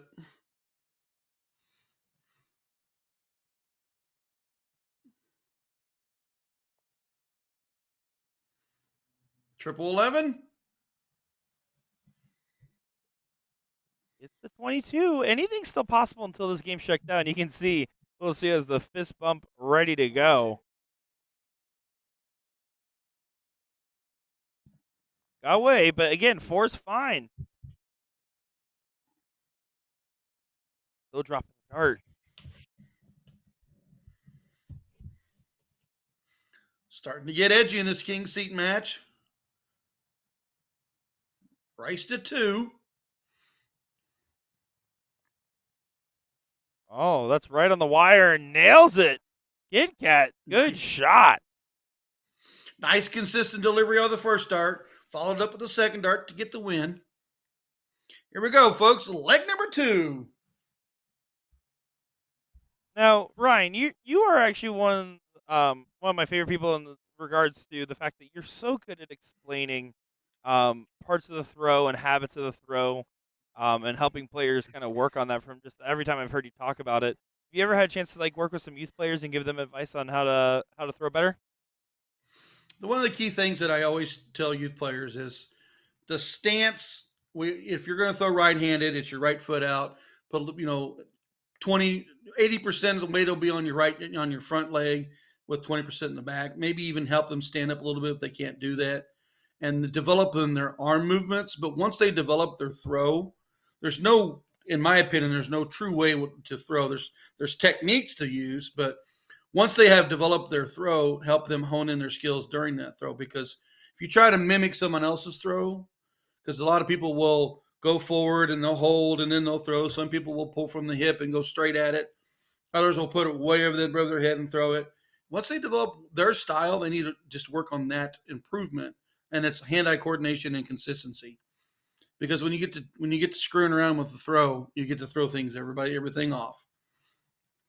Well, and to piggyback off that, one of the coolest things about working with youth players, in my experience, is you're just so young and good at developing proper habits. It's so hard the older you get to break those bad habits and to try to throw things different, especially if you're so used to them. And this is probably true with life as well, not just darts. Yeah. So it's really cool to see when you're working with a kid and they start developing a habit. All of a sudden, 1 week later, completely different story.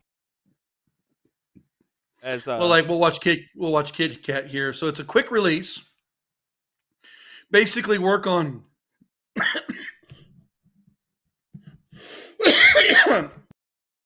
excuse me, helping her develop that shot moving forward and being consistency and releasing in the same focal point, but keep that arm movement the same because that's what she's comfortable with. Her opponent will hold the dart and stop, and then use it as an aim point and then throw it. Same situation. Keep that portion correct or the same, and help them release in the same spot. That'll help build their consistency. It's a game of millimeters. You could have the right throw but miss by a millimeter every time. do want to shout out everybody tuning in chat. We got Brayden Evans, the kid, saying the forbidden $5 phrase from earlier. Jacob Armstrong, the Lost Boys. I want my Lost Boys content back. Where are my Lost Boys at? Great to see you in here, Jacob. And Brayden saying that my mic was going in and out a little bit. So I will let you guys know, this is a loud party-like environment, so I kind of have some filters and some noise filtering to minimize my microphone picking up that stuff. Right now, it's actually not nearly as loud as it will be later today. So if you guys ever hear my voice cutting out a little bit, it's also me trying to cut out some of that background music because we got a live band playing here later tonight. Oklahoma Throwdown, throwing down. But also, if you guys do notice my mic cutting in and out, it won't happen with Ryan. Ryan will sound crispy clean because he's remote.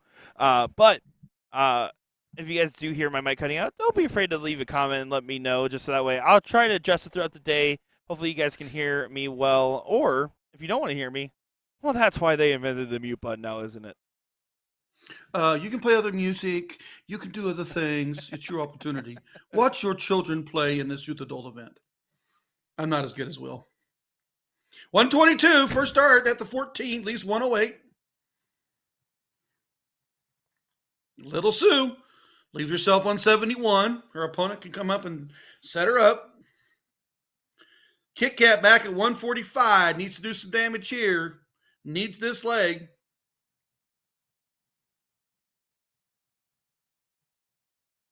Oh, and having some frustrations. And now, we see Tracy coming up to the line. Going to just try to set this up best as possible. Yeah, I was going to say, I throw the 51. Whoa, do you want to leave her on 20? Wait, why did he keep throwing? You can do that. Well, so he left himself on 20, and under 17 would have left 3. That shot underneath. Yeah, I thought after it hits any point below 50, you can't throw anymore. I don't know. I mean, talk to Tracy. That's true. I guess if there is a player to know it, it would be the person running the tournament. So maybe just you can finish that turn, but you can't finish the game type of situation. I'm not sure. And I really thought that 51 and then 17 would have been to leave the 3. No, and that makes sense too. Below 50.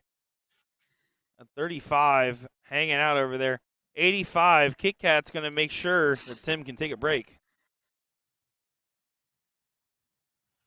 Good start on the 15. Leaves yourself 45 or 48, excuse me. So it'll be the kiddos now. Here we go. Can Little Sue take it and send us to a last leg decider in the seat match? 26 is the shot. 18 still live. Oh, and just pulled it to the double. Yeah, heartbreak at the end of that shot. And now Kit Kat with an opportunity. Trip 16 sends you to the finals. Oh, right there. 18 once again gets it done. Winner, winner, chicken dinner. Here we go, king seat winners. Oh, I like that one. That's pretty good. You like that? Can I coin that? Is that the boom goes the Ryan No, saying? no, it ain't quite no boom, but it's up there. Hey, I'm the one that talked about the coffin shot, and I hear it from other commentators, so thank you very much on that one, folks. Coffin shot and back to the match is by far your most recognized trademark. Back to the match. Here we go. God, I love that one so much. Sometimes we get to ramble, and I'm like, okay, you know what? Back to the match. Yeah, it was funny because I was working with Gordon Dixon recently, and he does anti-catchphrase for the most part, at least with some of the newer ones like boom and everything.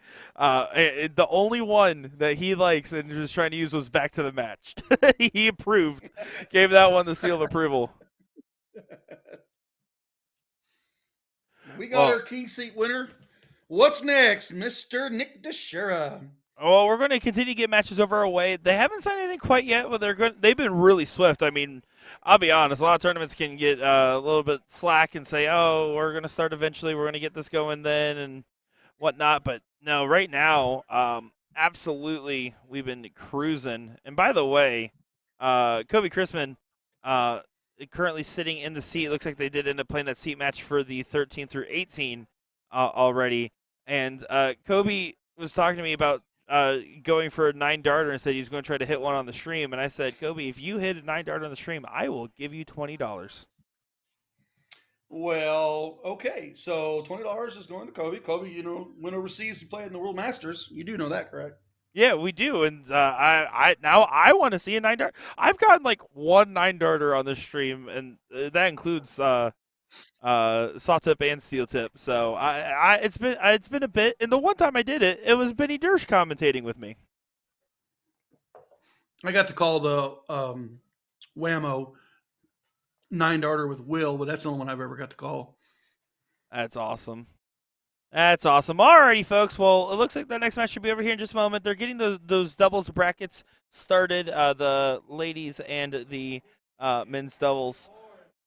So don't go far, folks. We'll also continue our coverage of the 12 and under and 13 through 18. So don't go far. I'm Nick Chair, joined by Ryan Mooneyham.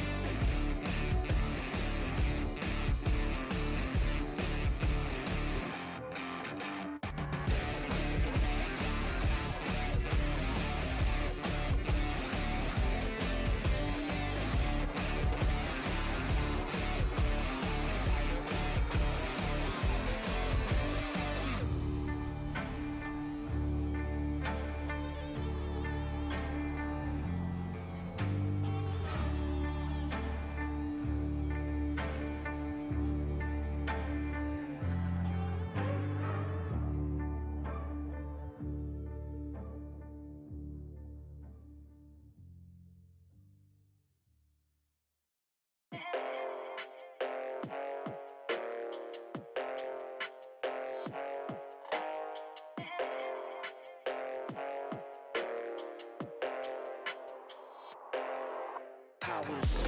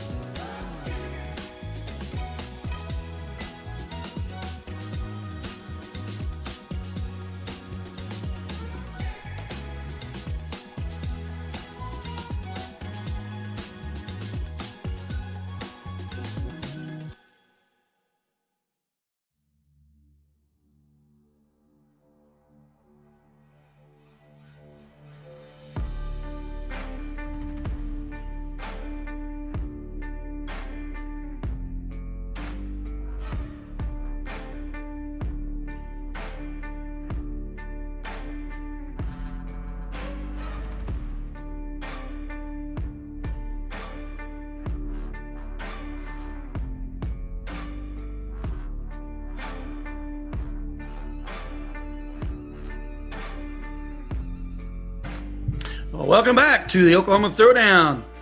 Round 2 of the women's doubles cricket. We got Christina Victoria taking on Courtney and Jennifer. Christina coming to the line. You can see they're just getting underway.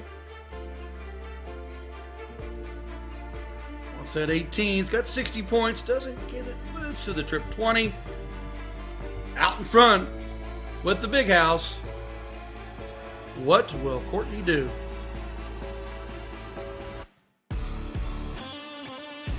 She's going to get rid of that 20.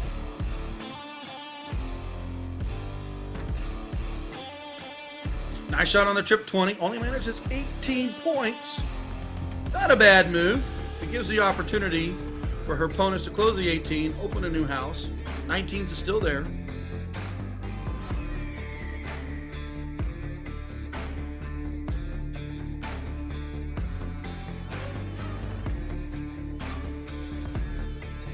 Goodbye 18s. Hello, single 19.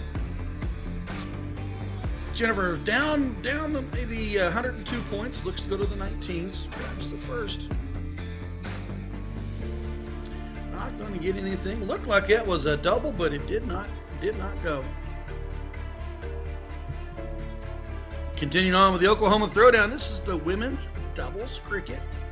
Ryan Minningham, USA Darts, along with Nick Teixeira, who's currently out on the floor getting more information for you, the viewer, as I sit back and relax and watch these ladies throw darts with you.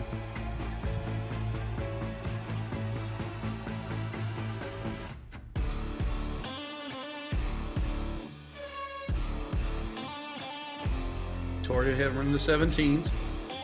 Does grab the first 3. Doesn't back it up.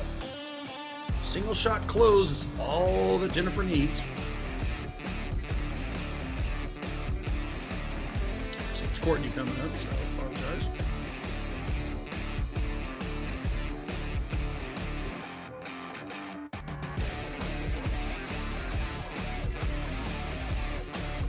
Oh, didn't like that second dart either. Eyes on the prize. Oh, and she looked like she was wanting to add another 19 points. Spread that thing out on the extra seconds. And to Jennifer. I was wrong. That was Victoria that shot. There's a big 7 mark. Christina, 139.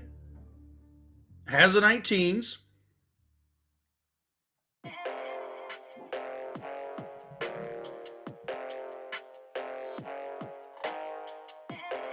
Back-to-back turns did not go. Opportunity here.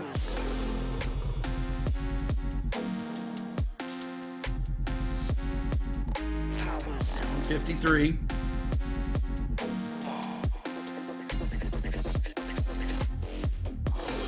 Needs a triple. Does grab 2. Gets them closer. Got the 17s, taking on the 19s, but they do own the 15s. What will Courtney do here? I'm sorry. What will Victoria do here?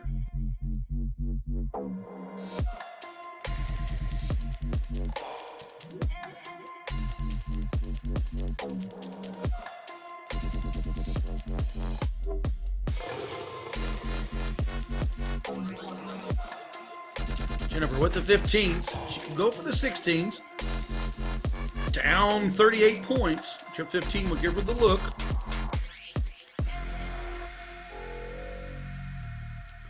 And we heard her say it, and I said it. Come on, just underneath. No move on the 19s. Opportunity here. Can point, can close, can open a new house. Lots of options. Christina chooses the pointing.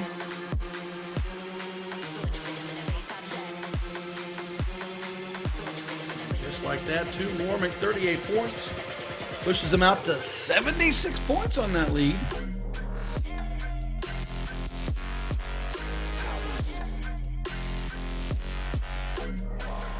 Got the 15s. And that's actually more typical than you realize is when you're going for 15s is to undershoot that. Grab the 17s as you've seen. She does manage the 15s. Still not enough. Victoria, trip 15 here.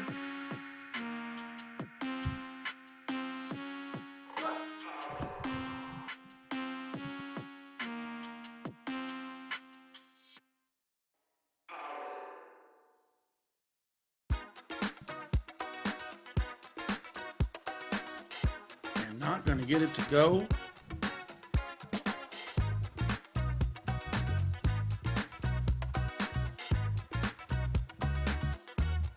To the 16s.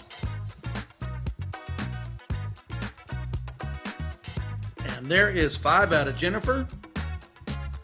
Give them the 15s and the 16s. 167 play 196. Christina still owns the large house of 19. She stays there. Will she stay there for 3? And she does, and she does grab 2. 38 more points to the board. Opportunity here. 2 houses to work with, just down in points. Does she close the 19s? Does she point up the 16s or 15s?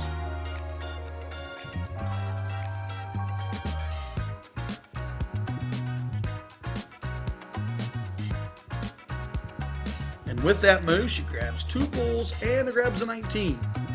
So not a bad turn.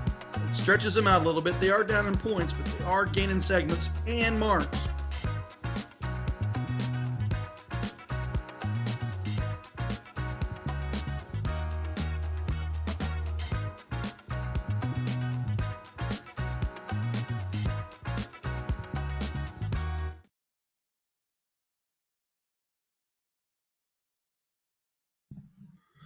Jennifer, does she go to the bull? She grabs 16. She is moving to the bull. Looks like they're going to use the close down the board.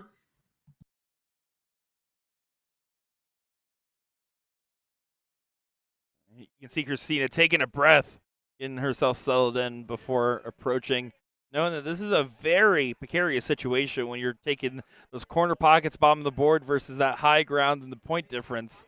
This is quite the situation I just stumbled in on, huh, Ryan? Yeah, so one's playing marks and the one's playing points, 310 to 183. But yeah, Courtney and Jennifer took the 16s and 15s, started working on the bull and closing down the board and didn't do a point race. I mean, it's not a bad strategy, especially when they were short on the 19s. They did try to close the 19s several times, and it just didn't fall for them.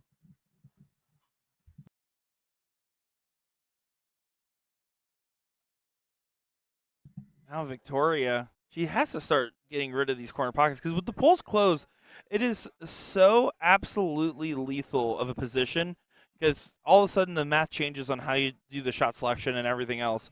And there, she opted to say 19s the whole time. I think you have to take a look and start trying to get some of those numbers out of the way. I mean, I agree here. Whereas, Jennifer does point them up. So they can still keep the point battle going on the 19s, but if she would have closed the 19s there, then it's just a race. Well, point, you got to close out while I point. And the way it's spread out and the math looks, I mean, Courtney and Jennifer are actually in a little bit better position. I mean, they're only down 105, but they're leading on marks. Yeah, I'm going to be honest. I think I'd prefer having the 16s, 15s, and bulls right now as far as my position. And this is a very smart close. Needs to make sure to get it done, though, for it to be effective. Doesn't happen. Yeah, I mean, it didn't go there. So now my thought process is to go put some 19s in and try to close that 16 with either a triple or 2 singles. Push that into a 6-mark segment.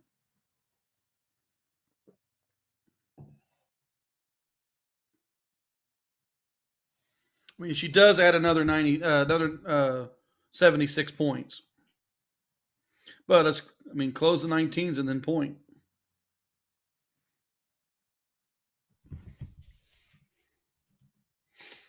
And now it's a little bit more awkward of a situation. That point lead is starting to get pretty vast, but the swings, you have to get something. I was going to say the round out says 35, so we're not even playing round out here. Yeah, very much different than watching our youth matches that were near roundouts in the 01. The cricket, 35 rounds, it's a strap in and play. Yeah, I mean, 424 playing 258 right here. It's a point race. Yeah, but, ooh. Switch to the bull. I was going to say, what is interesting there is that now the 16s were closed by Christina. It kind of changes up the situation a little bit more. just because it's a little close for comfort. Three big 15s here.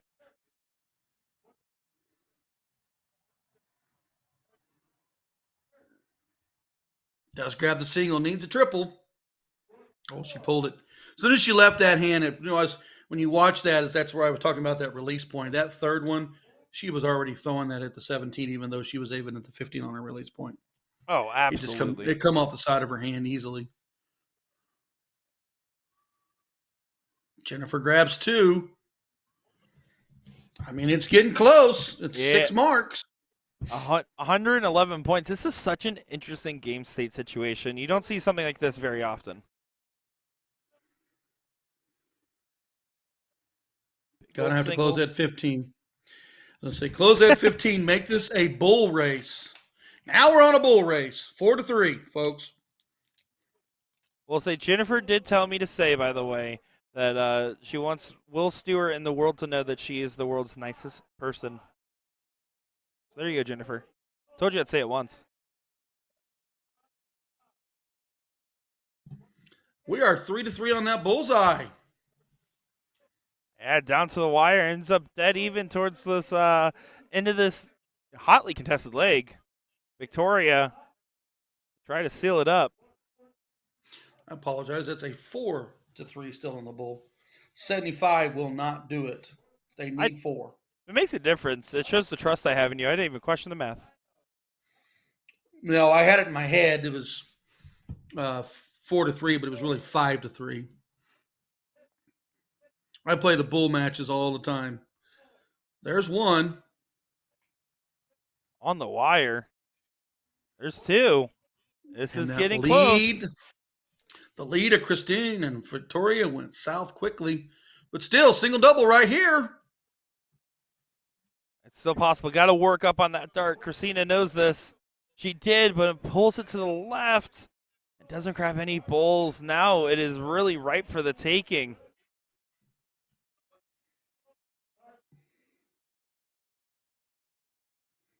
Here comes Courtney.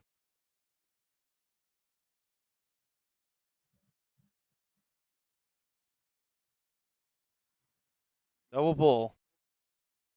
Double doesn't. Just pulled to the high side. Needs 3.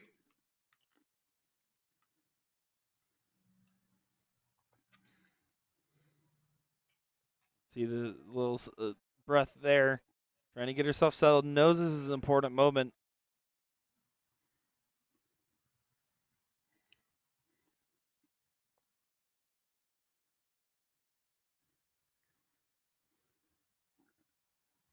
We are even darts. After all that, we are even darts. 2-2. Can Jen cross that line? She found a bull. She's been finding him like crazy. One more. No! Oh! I will say it was probably the dreaded 1 hole out. 1 hole out. And now Christina giving herself a come on. She knows this is the last opportunity she expects to have. And still capitalize, but doesn't get there. Floats the darts. This is a race to 3 format, and this first leg is wiry, squirrely, and nervy.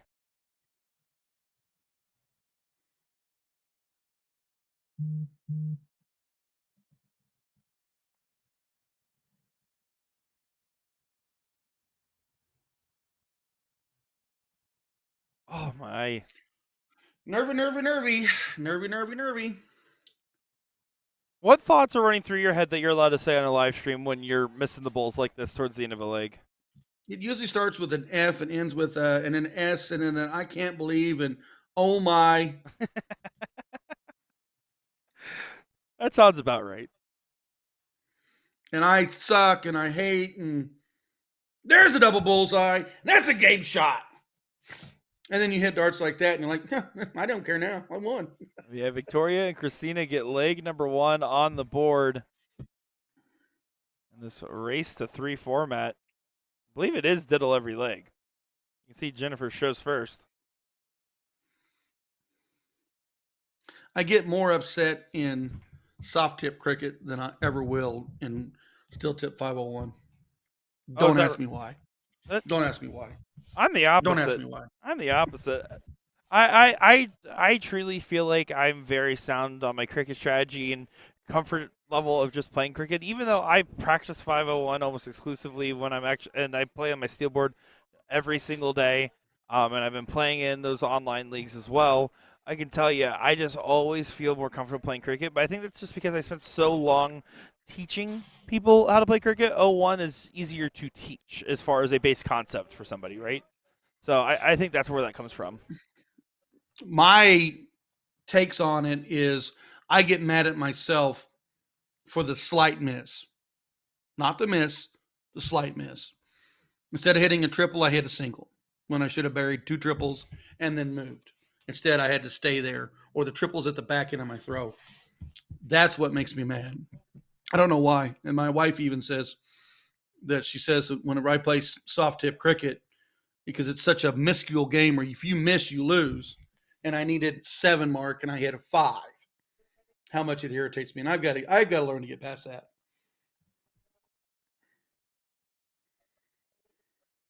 Well, 20's still up for grabs. This is interesting moments early on. Right on the wire for Christine or for Victoria, excuse me. Just outside in the 5, pulls to the 12. Doesn't get it to go. Looked for the 18. Fell into the 4. Opportunity here for Jennifer.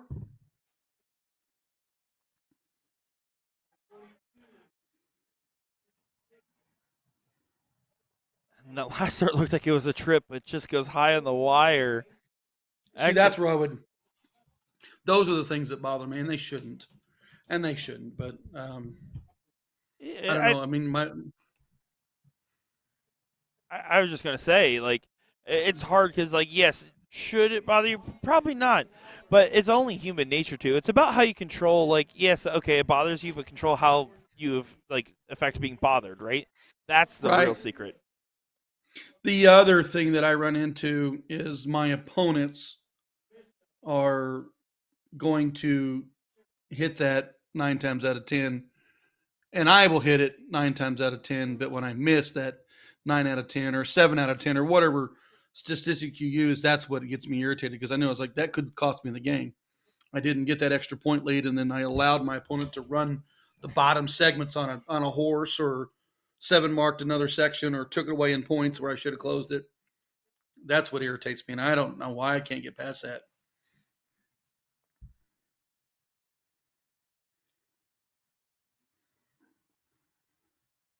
Jennifer approaching with a really good board state in her favor. Already have the 19s. And so she was proponent on the 17s and 15s. Looks like she was one that 17 after she pointed the 19 2 times.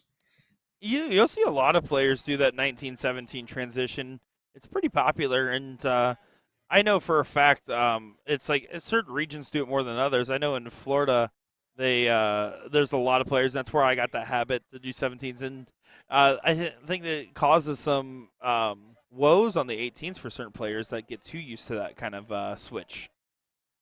Well, so look at the other switch. If you open up trip 20 and you add 20 points, are you dropping to the 19s or are you flowing over to the 18s? I'm always going 19s, and my logic behind that is also the same with how I feel about the 18s. Is that there's not a left side of the board number equivalent, right? So like the 17 has the 19, the 15 has the 16, 18 has the 12, which isn't in cricket. And so for me, I would rather go with the 20 because if I grab the 19s, I can run along the bottom of the board. There's more adjacent numbers. 18, I don't feel as comfortable on because I don't have the opposite side number. Gotcha. That's my logic, at least. I don't know if it's sound or not. I will always. So let's say I open trip 20, fat 20.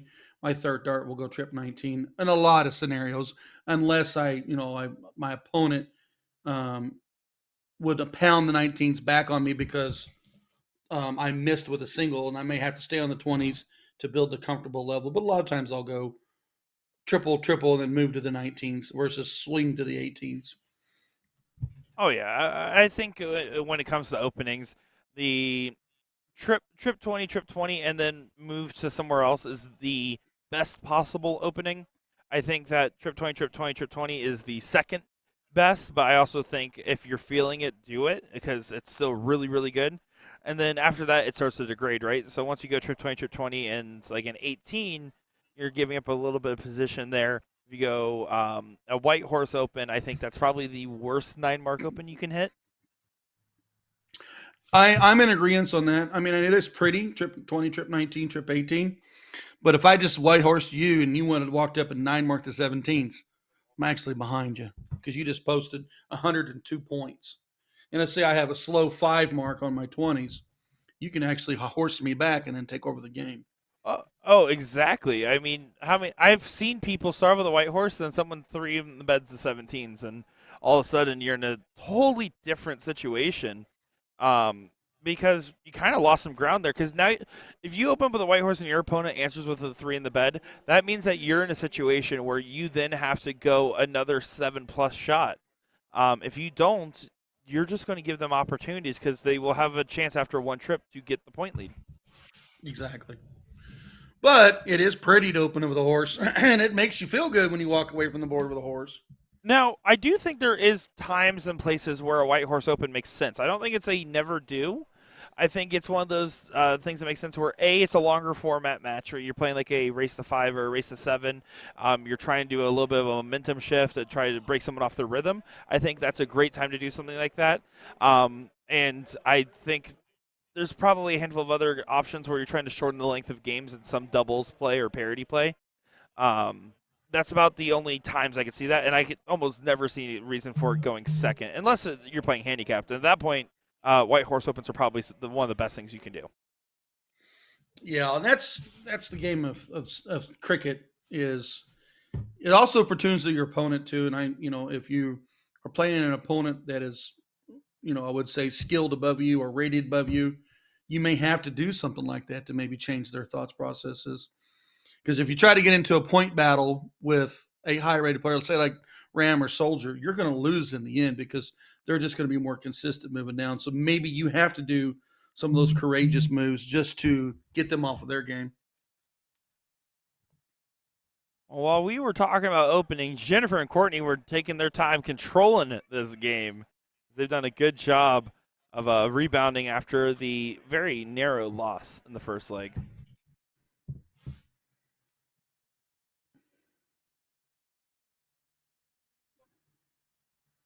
Not going to get it to go there.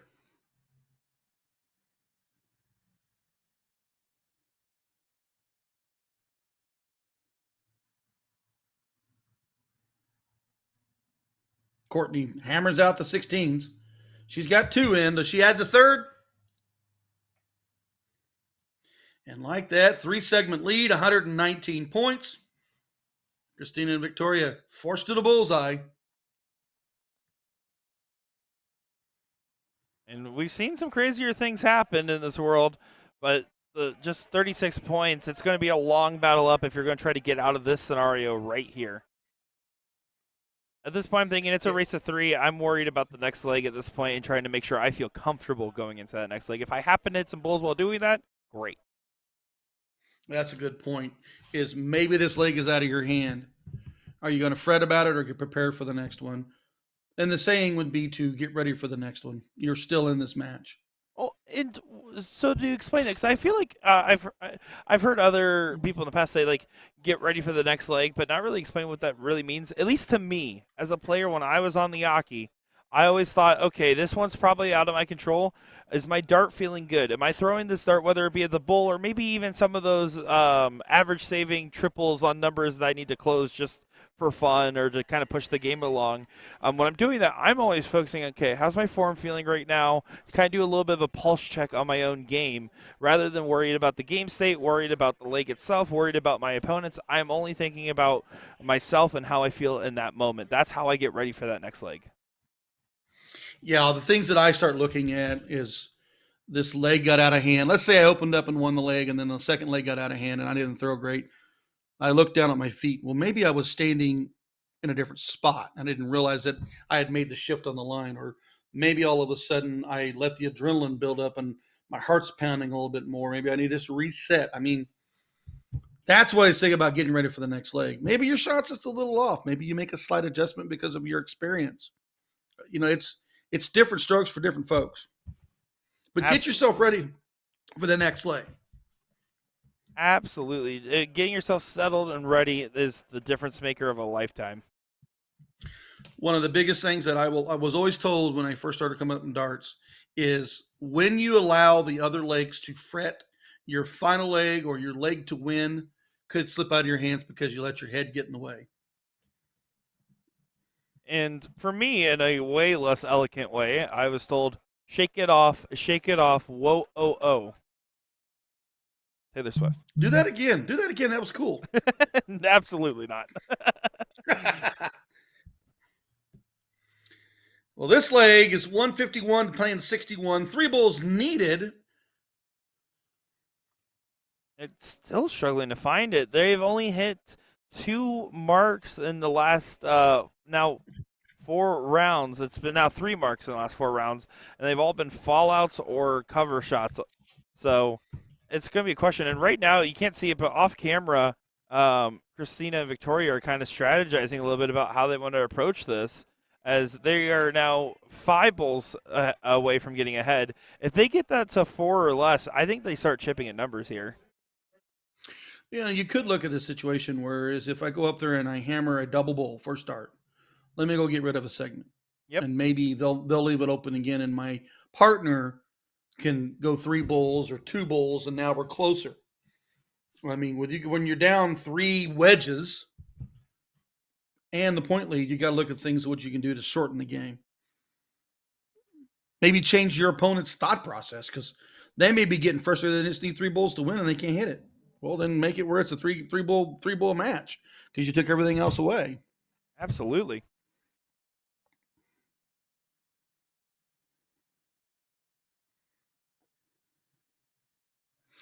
How many times have you thrown and grabbed a bull when you didn't really need it, and when you need a bull, you can't find it?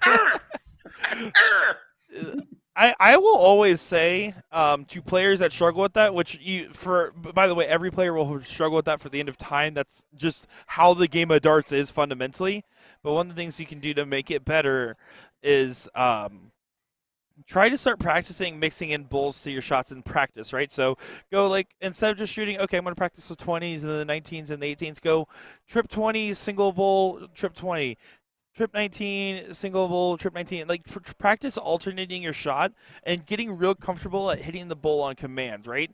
That's the idea, is because when you get to the bull at the very end, you're hyper-focusing and almost overexerting yourself, at least mentally, when it comes to the bull. When you get more comfortable with saying, I can hit the bull whenever I want, I'm used to it in the middle of my game, it will help you on the long run. And that's kind of a strategy I kind of picked up from my steel tip playing days. One of the other things that I have utilized over the years is I'm struggling to close out a game on a bull. Sometimes I look down at my feet and I'm like, okay, well, I'm going to move 5 inches to the right and throw that bull from an odd angle. And then, sometimes I'll hit it and be like, okay, I was no longer thinking about hitting that bull. I was thinking about, boy, this is a long shot, or this is a different look at the bullseye that I normally don't throw. And then I hit it because it got my mind off of the fact that I kept missing it.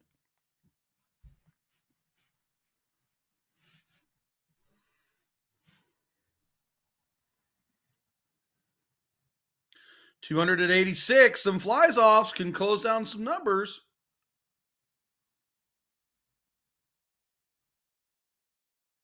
Still not going to get to go. Still just need 2 bulls to win this. 19 rounds of 35, so we're not even close to any kind of round out situation. I just want to say your point about the bulls was so good. It got me choked up as I swallowed water wrong there, and I thought I wasn't going to make it for a second. So apologies if you guys heard me dying for half a second before I hit the mute button. I would have called 911 anyways and tell them, yeah, he's in Shawnee, Oklahoma, and I don't know how to get there. Well, what's funny is, I shouldn't, let me rephrase this. What's crazy that you mentioned that call 911 is I was driving around doing all this other stuff. There's they actually are using this casino as a partial Red Cross relief area for anybody affected by some of the wildfires going on in nearby counties. Oh, good Lord. It's just been weather and then tornadoes. Like Rolla above us just got hammered with those tornadoes that come up last night. I mean, hammered. See, the thing about Florida is we only have to deal with tornadoes when we get the giant hurricane that brings it with it. Otherwise, we're safe. Yeah, you get not only do you get a hurricane, you get 80 tornadoes out of that hurricane. Yeah, that's true. Eventually, the finish line has to be crossed by somebody. There's some serious frustrations you can see from Courtney. One more bowl. Can she do it? Oh, how was that not? Ah, that was a black spider hit. Black spider hit, kicked out the tail. Right dead into the plastic wire, and then it kicked that tail. Yeah, that was a beautiful look, and that's the type of dart that like, even eats at my conscience a little bit. I'm like, what the heck is that? Felt so good. Well, when you hit that spider, it'll flat spot that dart, and what your tail hits will score you. But I mean, that's just part of the game when you hit the wires. I mean, you still tip it, it bounced out. Soft tip, it's going to flatten up against the board, and your tail will hit. Maybe score, maybe not. Frustrating piece of the game. But just like that, single 15, bullseye. And now it's 1-1 here in this race to 3 format for the ladies doubles. We do still have the youth events going on. I'm going to check where they're at in the bracket real quick here while they get this diddle set up and ready to go. I want to make sure that we're going to go ahead and get to these kids up over here shortly. Looks like they're still in the 5th, 6th on the 12 and under, and currently, 5th, 6th for the 13 through 18. So we still got a little bit more time before we get to them because we're going to at least get the 3rd place in finals. As I think they might be taking a quick break here. I'm not sure exactly what's going on. Did they think it was a race to 2, or did we think it was a race to 3? Well, it doesn't matter if it's only 1-1. Oh, it's 1-1. Never mind. Ryan, read your bracket. What are you doing? It's okay, my man. It's okay. Yeah, it must be someone had to take a quick break there. I mean, those were fairly long legs, so I get it. That's a pretty good sized bracket. Oh, yeah. So can you give me a rundown of the events for the day so our viewers know that are not there?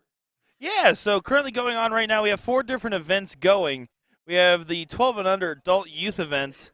We also have the 13 through 18 youth event. That is just youth singles. And then we also have the ladies doubles cricket, which you guys are watching right now, and the men's doubles cricket, which is just now getting underway. And then later tonight at 6 p.m. Central Time, the mixed event will begin going. Was that a 2-0 win? Is the scoreline wrong? I thought it was 1-1. I thought it was 1-1. Bracket says race to 2. Am I incorrect? I have a sheet that says race 3, but they might have adapted these sheets were printed out earlier. They might have adapted it based off just start time. I mean, they could have that, or they didn't set their copy score up to say race to 3. I don't know. I mean, it's Yeah, it's 3 on the winner, 2 on the loser is what I'm being told. gotcha. I guess we went to the bathroom or get a drink or went and threw things, kicked somebody, yelled at a kid. I don't know. Let's figure out something. What happened? Yeah, I'm looking back at the rewind here real quick just to see who won that previous leg because I thought for sure we still were going, but maybe, just maybe, I'm confused. I wouldn't put it past me. But no, yep, everyone's walking back over. I think that it was just a quick bathroom break there.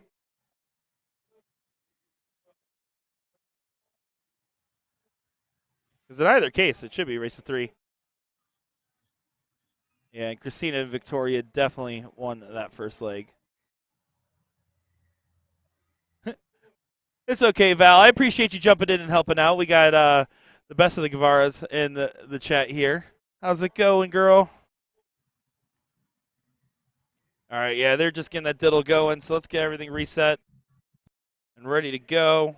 Race to 3 on the winners, and then a race to 2 on the loser side of the bracket. And it is diddle every leg here, by the way, which is actually fairly unique for soft tip. In steel tip, that's very common. You don't see that very often in soft, do you? No, you normally see loser start and soft. Usually in steel tip, it's just race to 2 on the double side, so that would be they would diddle. and normally you would see loser starts when it's like a race to 3. Always loser starts after leg 1, so it's a little different. Corking all legs.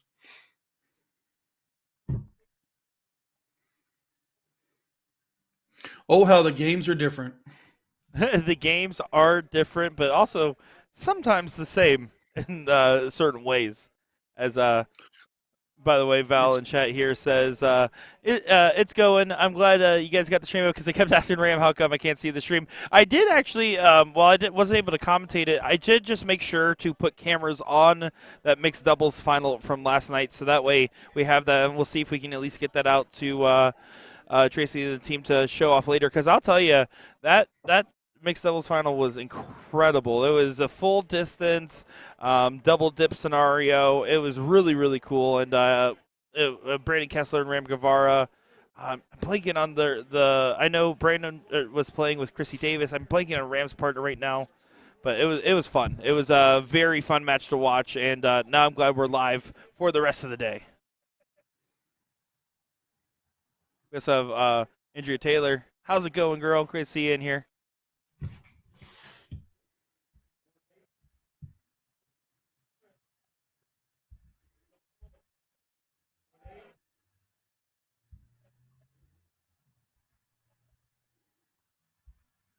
Jennifer trying to find a number to get going on their side, but right now, early jump, early favors in this leg for Christina and Victoria.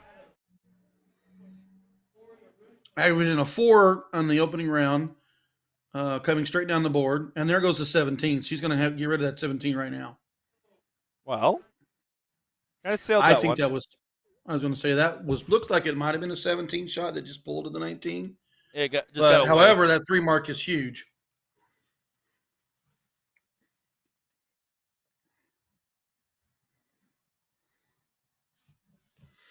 Courtney and Jennifer, only with the 17s, got to make a move. Oh, great find on the first start for Courtney. And the second one.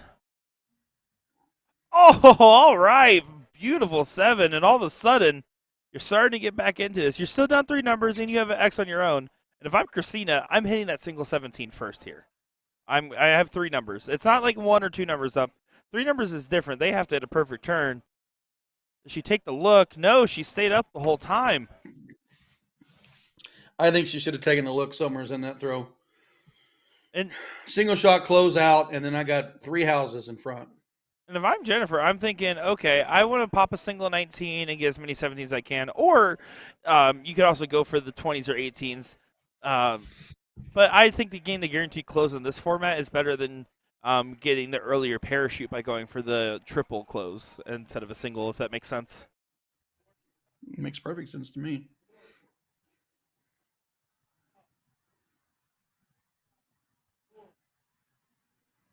Oh, pulls outside to 2 7s.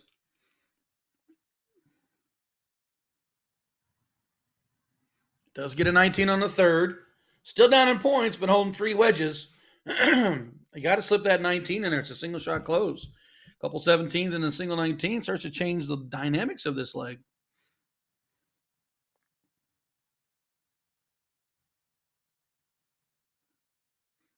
There goes the 19s. And another trip 17. Courtney's getting fired up on the downstairs number. 7 on the previous turn, 5 on that turn. 204 playing 118 with 2 houses to their single, but Christina needs to work that 20.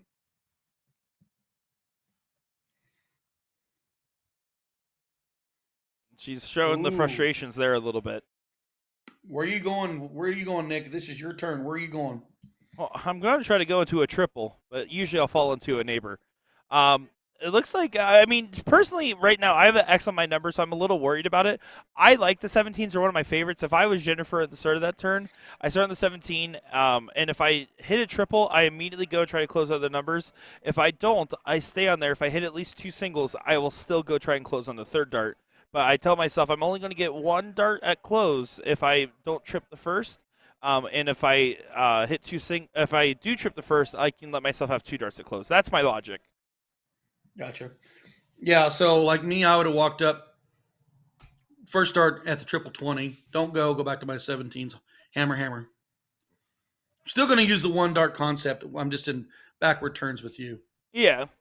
No, more certainly works. So for me, though, it's also, again, everyone has their number that they feel the most comfortable on. Whether they should or shouldn't is a whole different thing. That's a huge trip 20 on the last. Courtney is firing away, folks. Absolutely, she is. She's on fire. But for me, because I like the 17 so much, it's like, oh, okay. It's almost like setting your arm, like getting a distance marker shot by just going to old reliable. Go into that favorite number, and then those next two darts feel easier because, oh, I already found the 17s. The 20s like 17s, but up and a little bit left. Yeah. Yeah, so like for me, like if I would have popped that trip 20 on dart 1, I've got the point lead, and I do have I'm down another house, but that 17 still needs just one shot from them to close. I still may have dart 2 would have moved to the 18s. If I pop that triple, then I can point with a third dart. I mean, each their own. Also, what's incredibly fascinating about this leg is Christina Victoria 3-number advantage, and then Courtney and Jennifer have done such a successful stand on the 17s to stop the bleed. Normally you see someone, or they go 3 numbers down, when they do that comeback, they usually have to take their time, slowly chip away as they get pushed down the board. No, they just made a stand right there, and that's impressive and hard to do. Yeah, and if I'm in Jennifer's situation, Courtney's got the hot hand. I'm going to do the little things to keep her going. And just like that, it's another 4 17s from Courtney. Tim Goodwin in the chat saying, time to get to work. Have a great stream. We'll tune in later. Well, if you guys are curious and have a second device, Partners Playing Darts is about to go live for PBD Nationals. Tim Goodwin and Lissandro Perez on the mic for that one with Haley producing. So make sure to give them some love and support. They will also be joining the USA Darts YouTube. We have 3 streams going on there now. And wow. So what do we got going on today? Just not much, do we? Yeah, we also got the Booyah Cup going on. I do think they're having some issues with their Facebook, but I know their YouTube is going loud and proud. And, of course, you got the premier A stream, Ryan and Nick covering Oklahoma Throwdown. You got it, folks. So go to YouTube. You can see all 3 bounce in and out, but spend your time with Ryan and Nick. That's right. I'm sure Sean will agree with us. Hey, can we get one person out of all you guys in chat right now? Can you guys just go to the Booyah Cup stream and say, oh, sorry, I was looking for Nick and Ryan? Can you just comment that in their stream, please? That would make my day. Thank you. At the 17s, Courtney's been red hot. Once that single close on the 15s, resets. And goodbye. Sayonara and see you later. Courtney and Jennifer on their way to a 2-1 advantage in this matchup. Also, this is slightly unrelated, but related to this tournament. But you know what's crazy about this is that we're at a casino, right? And it's a super nice venue. That being said, I've never actually seen a casino that allows youth events, and the fact that we have 2 youth events here is really cool. Well, and that's a testament to the Throwdown having the youth events. So working with the casino so the kids can be there, it's just testament on, because that's your future tournament. Those youths today are the ones visiting 10 years from now as adults bringing their kids. Tyler in the chat saying, not a chance, Nick. Back to the Booyah Cup. That's brutal. Oh, he's always brutal. That's brutal. One bull needed for Courtney and Jennifer. Not much Christina and Victoria can do from this position. It is pretty much locked up and sealed away for a 2-1.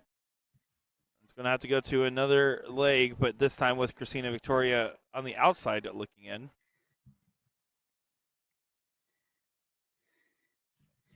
Courtney, been the player of this leg. Does she got the red or black?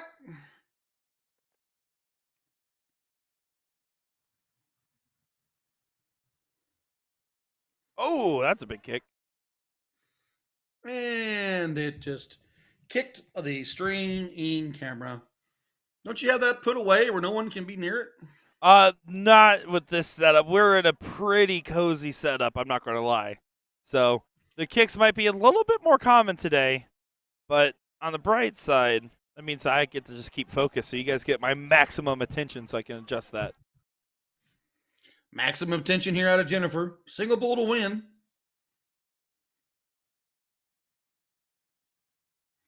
And according to her, she's the nice one. She's the nicest one. Nicest, not nice, nicest. Yeah, no, she made it very clear that of what I was supposed to say. So I tell her to give you a portion of my fee. Oh, I'll take some money. I'll send you my PayPal right now. Update from Booyah Cup. Looks like Gates and McCoy took the doubles. Well, there you go. Well, that's a couple of people I've never heard of, huh? Yeah, I didn't know that it was like a rookie event. That's crazy. Yeah.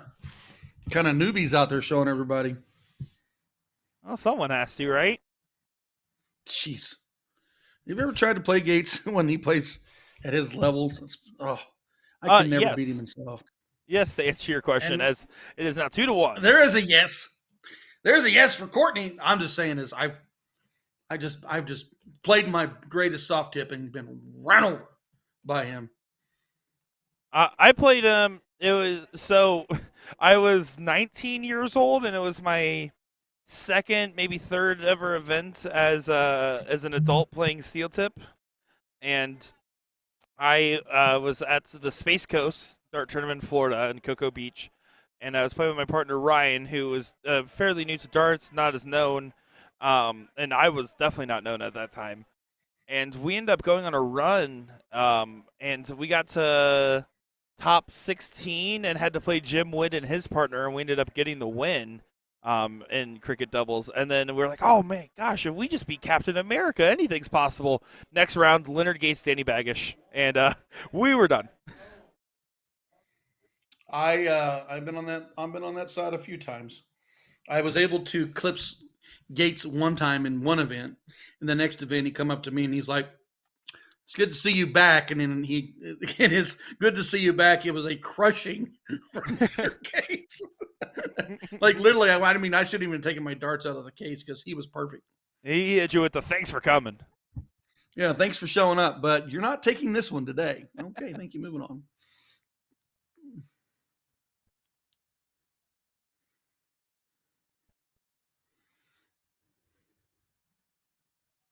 $220s out of the gate for Miss Jennifer. Victoria needs to close that 20 and add points. This is leg number 4, first one to win 3, 2-1 in favor of Courtney and Jennifer. And Jennifer is the nicest person on our stream. Maybe in the world. In the world. So when she goes back and watch this, kudos to Ryan for recognizing the nicest person on our stream.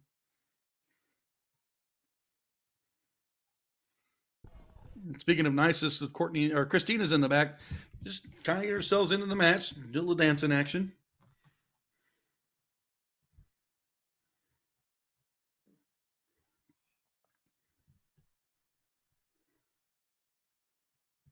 Big trip 20 out of Courtney. Courtney, the last leg, was the player to beat. And she's continued on here with another triple 20.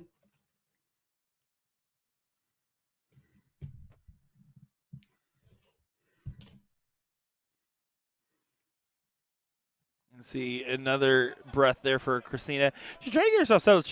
I've seen her throw before, and she can really get fired up and hit some banging shots every now and again. And that's what she's trying to channel right now. She's trying to channel that energy and play the game that she knows she can play.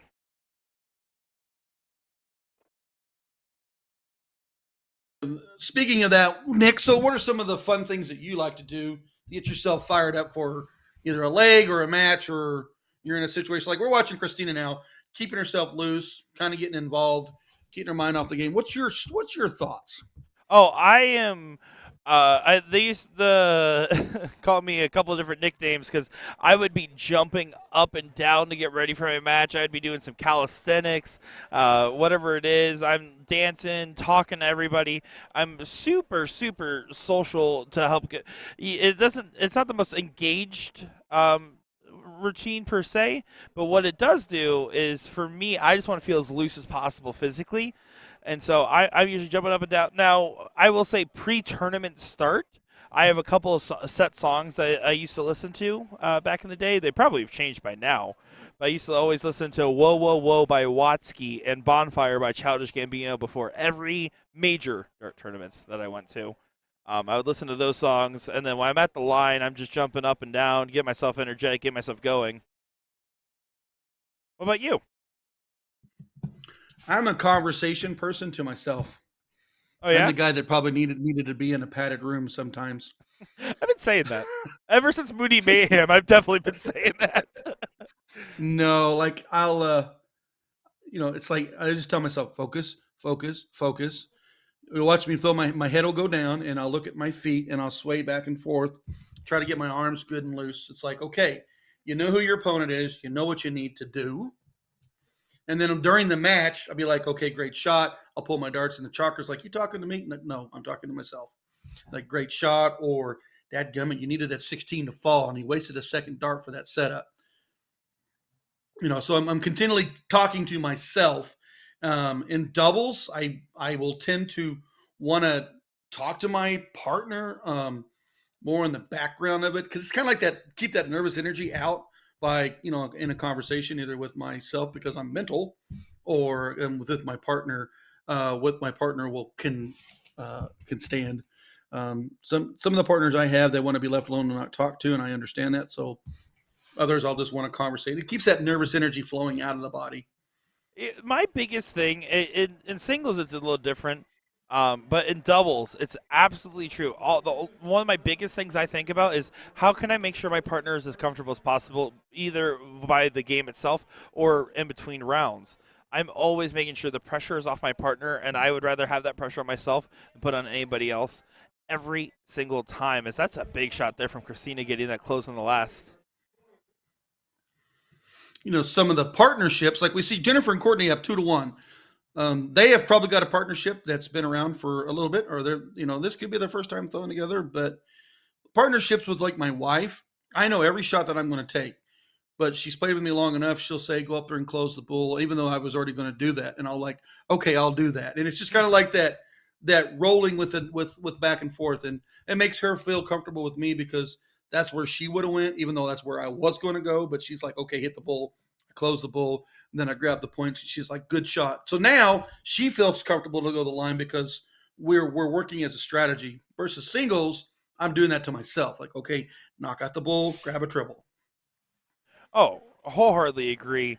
You see that with just long-standing doubles partners that they play so well together. I always think of like your Garrett Rakowski, Steve Hilgers, like some like pairings like that. When you know what your partner's going to shoot without having to question it, it also just takes so much off your own mind. You can focus just on your own game, just on your turn responsibilities. Because I don't have to be worried about, oh, hey, is Jimmy John going to shoot the wrong shot here or not? Instead, I know, okay, I know they're going to probably shoot this, and I'm going to probably have to come up with this. Because I also don't really I don't stare at the game screen terribly much or the match when I'm in between my own turn. I usually will walk away, turn around, and be doing other stuff. So when you have a partner that you can trust, makes that aspect a little bit easier as well. Yeah, and the other thing of it is win or lose, you got each other's back, and win or lose, you're going to play the next event. Your Garrett Rakowski, Steve Hilger, they scare me. I don't care if both of them throw in a one mark; they still scare me, and it's because they've played together for a long time, and they know each other's ins and outs. Well, and they're also, I mean, they have a reputation for being some of the meanest people in darts. Oh yeah, tell everybody that I think Porky's mean. Oh, him and Garrett always cursing and punching and yelling. They're always throwing things at me. They made me walk. They made me walk one day in Wisconsin in the cold. They didn't pick me up on the side of the road or none of that stuff. None of that. Oh, see, you were made to walk. I chose to go on my walk in Wisconsin. No, no, we were just kind of stuck after the tournament, and Garrett gave us a ride home. So that's testament to the players and the dart player community. Oh, I mean, there's definitely times where the dart community goes from a community to a family, especially with some of those people you get a chance to really get to know and get close with. Courtney and Jennifer up 2-1. Just closed down the 19th.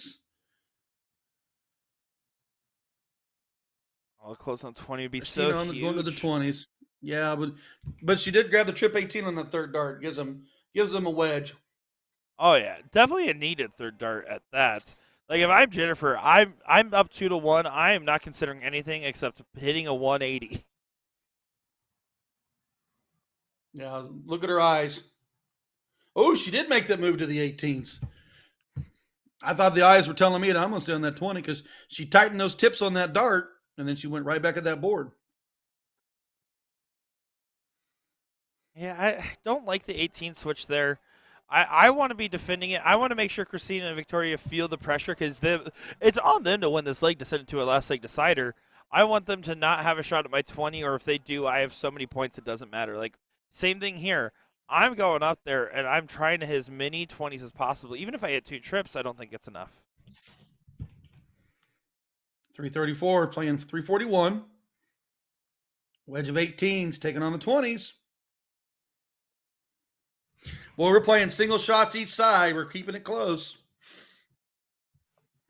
Oh, wow. We're getting crazy over there, aren't we?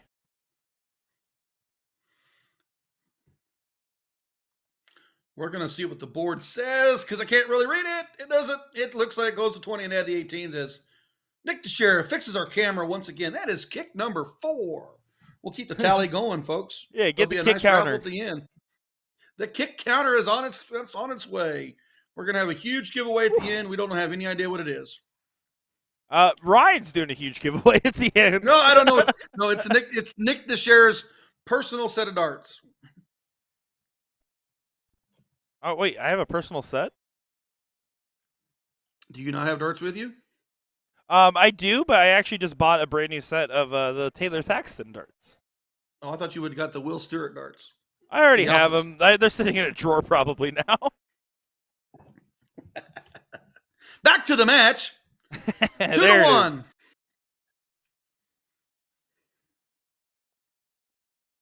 Big single 18 to get the close.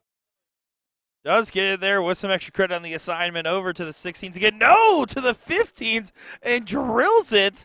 It's an 11-point lead at 2 numbers and that massive shot. That's a great shot. It's a great shot. 16s taking on 15s. It's an 11-point spread. Or 16s and 15s are now. I thought the other team had it, but 11 points up. Now they're forcing your opponents to the bull. This is a great shot on that 15. It is. Now the one thing is, if I'm Courtney and Jennifer again, I want to add at least 1 bull here, just because of how much bull troubles have been happening anyways.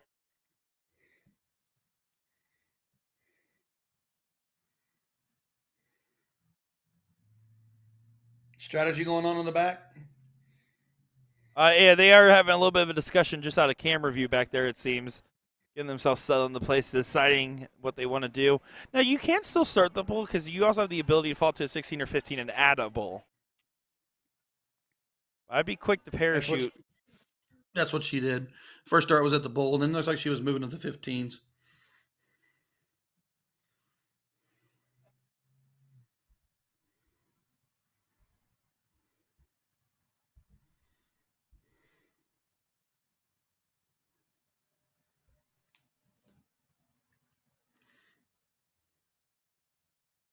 Not going to be happy with that dart.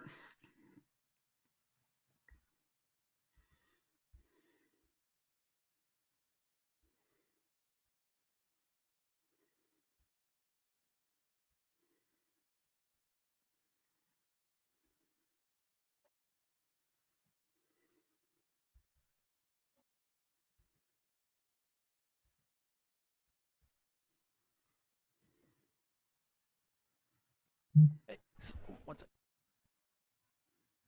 Oh, another kick to the camera. Put on the counter, Ryan. That's number 5. That's right.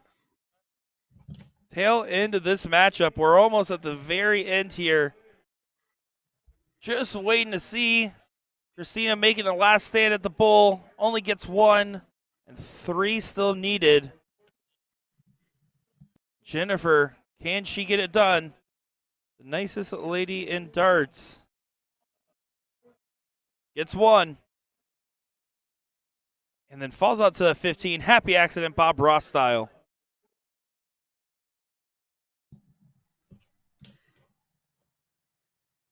Back on their heels. Got to have that bull.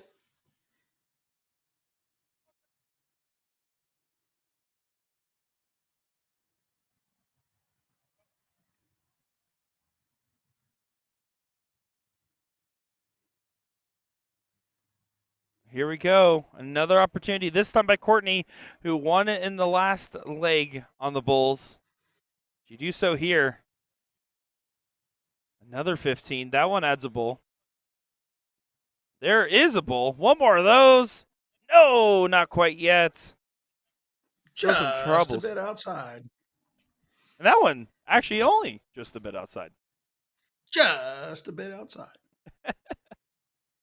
Unfortunate loss here, more likely now coming for Christina Victoria. This is a round 2 matchup, so they'll still have their opportunities. It's double elimination. There's still a long day ahead. Yeah, that's a big bracket. This is a big bracket. It's going to be really interesting on which doubles combos are going to take that. But the combination of the double bullseye with Jennifer and Courtney takes the win. They go 3-1, folks. 3-2-1. Yeah, that was the good stuff there. Some great showing from the players. And, folks, we'll be back in just a moment's time with more action here of the Oklahoma Throwdown. My name is Nick Chair, joined by Ryan Mooneyham. Don't go anywhere at all.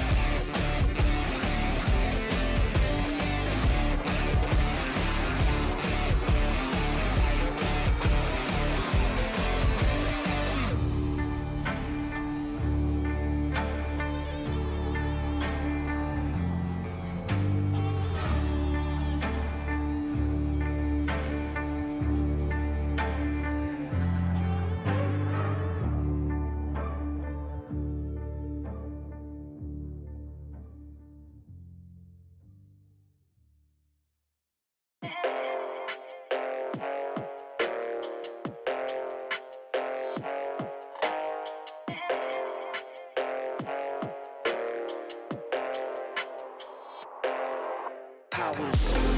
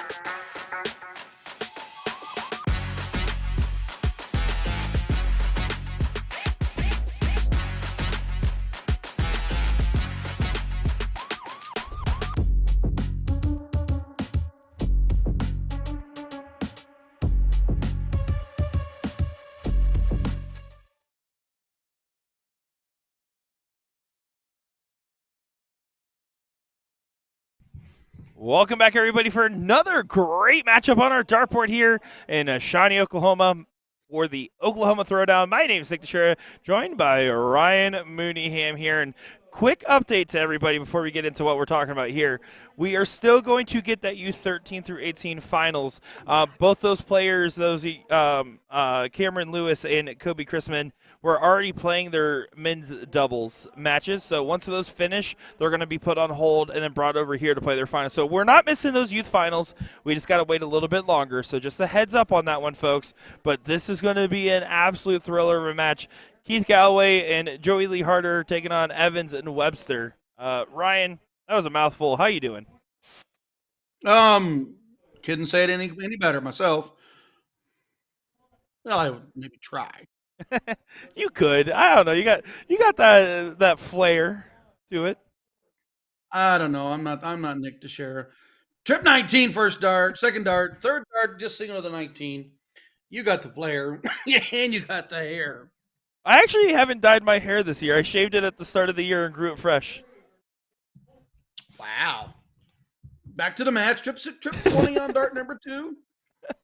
Does not make a look at the 19s. Wanted to put up more points. Oh, we got the Tell other. us who you got in this opening round. Who do you want? Chat, that's on you. You got to tell us who you want. As you see Heather Warzala saying, hey, let's go, Braden Evans. Any excited for that youth final coming up? And Rick Hinsey saying, hi, Nick and Ryan. Well, hi, Rick. Now we got both Henseys that tuned in. Hello, Rick. It's the better of the two Henseys because Tyler don't like us. He went and watched Booyah Cup. He was in here earlier, but yeah, he did leave. Yeah, I know he was. I like Tyler. He was only here to watch the youth darts. He doesn't care about these adults. Yeah, he was done. He was done with us. Rick's here. Rick's here in good fashion. I gotta say, early on, now Braden Evans actually played him online. I believe Braden was playing with Brock Garza. They were playing online. I played them in some remote G3 matches, and let me tell you. The kid can fire, and that's why they call him the kid. Webster, I'm not as familiar with, but this man right here, Joey Lee Harder, is such a phenomenal shot that I've been really excitedly watching his development. I think he has a lot of potential in his game, and right there it did not show, but he's been working with Donnie Joe, a legend of the darting game, and his game's been coming a long way. I've had many battles with Donnie Joe. I just bought his old school Gen 1 monster barrels the other day. Oh, wow. Back to the days of the monster. Yeah, picked those up, and then I saw him at the Houston Bullshooter. I said, can you sign these? He's like, no way you have these. And I was like, yep. I got a set of Eric Blackwitch's Gen 1s from Monster sitting over there in the case. Those things are 20 years old. That's awesome. Yeah, I've been getting into collecting a little bit. I just picked up Rick Hinsey's darts the other day because I knew I wanted to go ahead and collect those. Picked up Taylor Thaxton's as well. My rule of thumb, not that anybody asked, is I buy a barrel for one of two reasons. One of 2.5 reasons. First one, I just want to throw it. That's good. I want it to be my new barrel, which is part of the reason why I got Taylor Thaxton's. But then there's other barrels like the Donnie Joe barrels where I buy it because I feel like it's a piece of North American darting history one way or another. And I think it's a really cool product to own. Or it would look cool on the shelf. I try to put things on the shelf if my grandkids get into them. Back to the match. Only needed 2 18s. Only was able to get one. Wanted that other wedge to go. If he would have tripped, it would have had points and another segment. Pushing down to the 17s. Down by 28.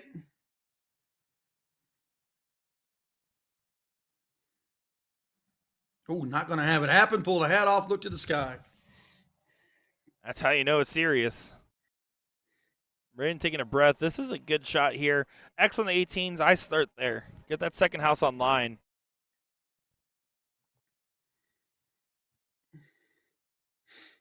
Frustrations. You need to hit just a single at least. Finds a trip on last. Throws up his hands. Yeah.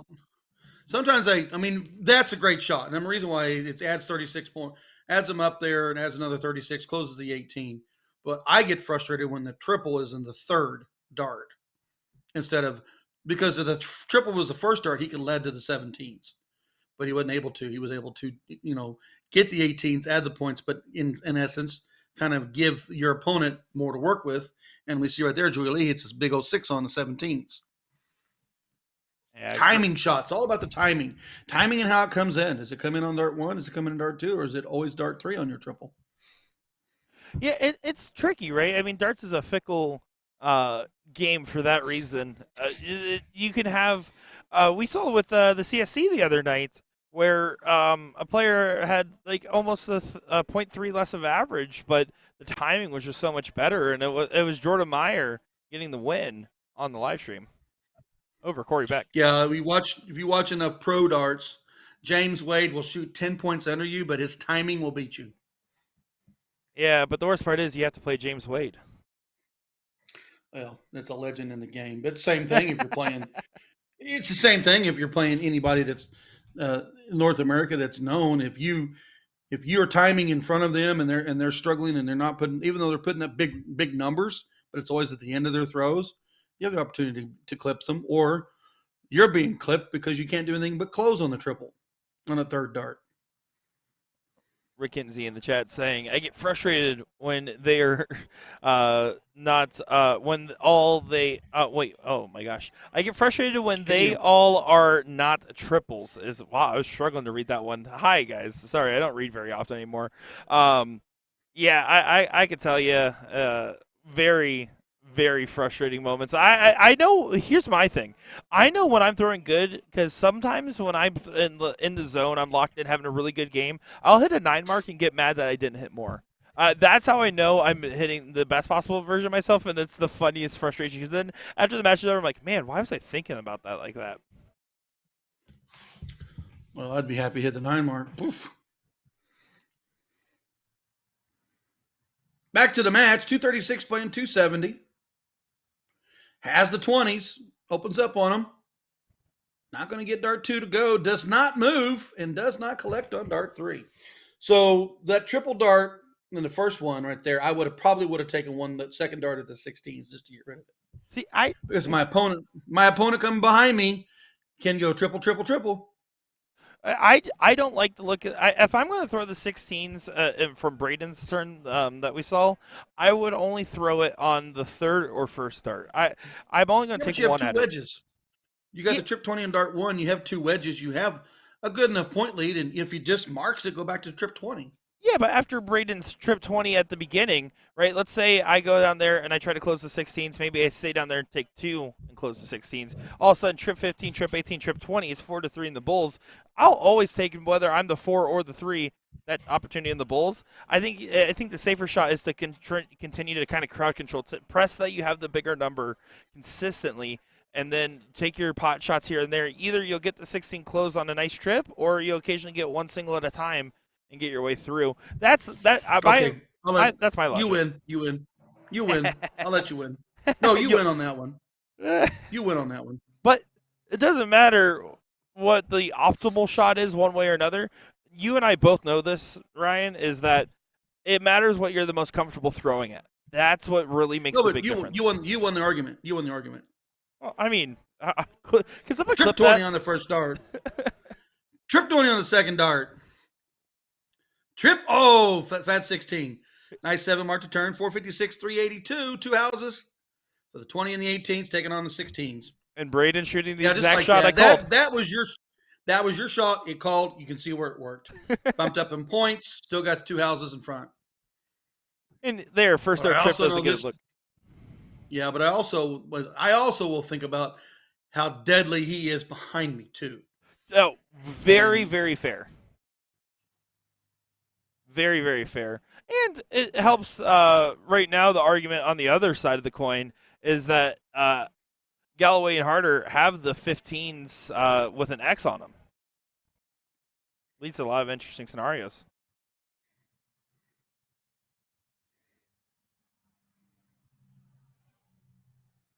Of course, if you hit triples every time, like Rick Kinsey says, what does it matter? Back to the match. 4 on the 16s. Oh, did not get that 15 to be closed. Man, I'm watching like six different things at once. What are you doing besides calling a match?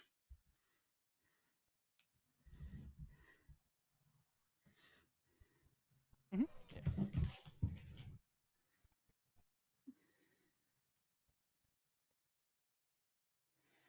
This is turning into quite the battle over here, Ryan. 576, 542. Trip 16 here on dart 1. Always going to take the 15s. Good shot. Second one looked like a split mind between closing and grabbing a pull. It looked like that was a little bit far off the margins for Harder there. Well, I talk a lot about cross-board shots, especially when you're in a corner, a pocket shot, you got 15s or 16s, you're going to try to move up to the 20s or 18s. You really need to slow down your transition up there because you'll tend to release too early and be more of a flagrant dart that if you would have settled on and maybe taken a quick extra second, you could have hammered that triple. It's just when you're moving from it always seems like you're moving from the pockets because of the angles that changes your trajectory on your 20s or 18s.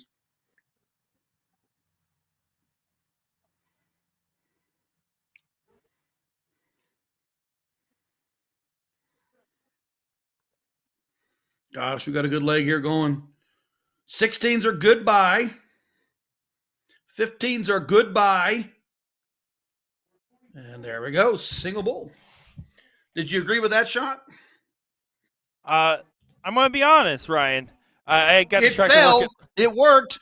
I got distracted working on something in the background, but yeah, probably. Oh, it was a great shot. It was a great shot. Sorry, I want to get rid of the. I heard them calling up that other youth final to get ready, so I'm getting that set up in the background. So I'm gonna have to leave you to your own devices here for a second, unfortunately. All right, understandable. Understandable. Here we go. Back to the match. Just two bulls.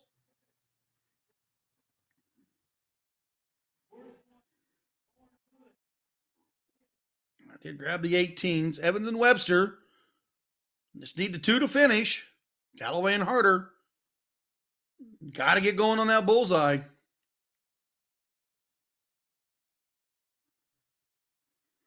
Only manages the one.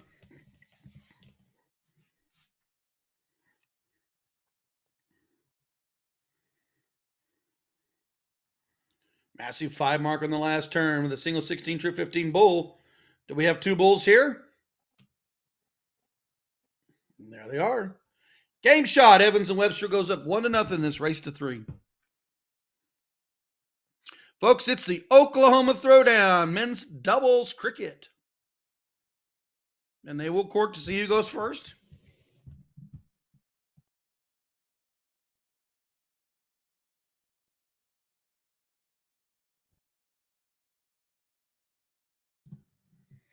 Callaway and Harder win the court. They'll start leg 2.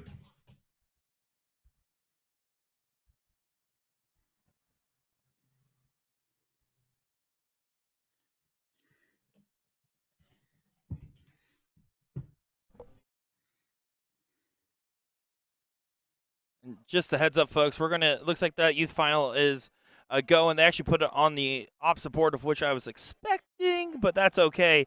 So we're just gonna go ahead and get that set up real quick. So you're just gonna have to look at the back of Keith's head here for a quick second. Well, if you look high enough, you can see the scoreboard, so we're good to go there. Go.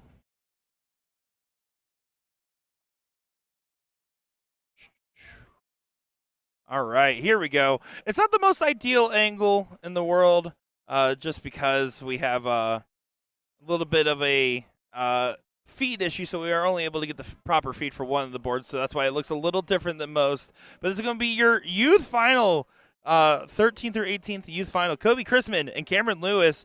It is just going to be a race to 2, and I believe Kobe Chrisman has the seat, and he promised us a 9 darter. I just want to remind everybody, he promised that.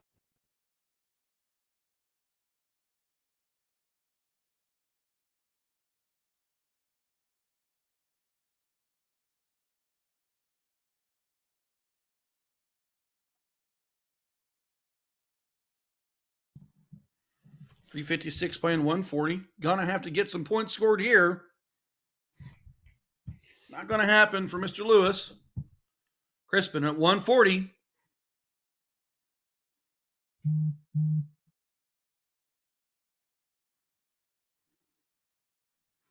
Does get the low ton to leave 40.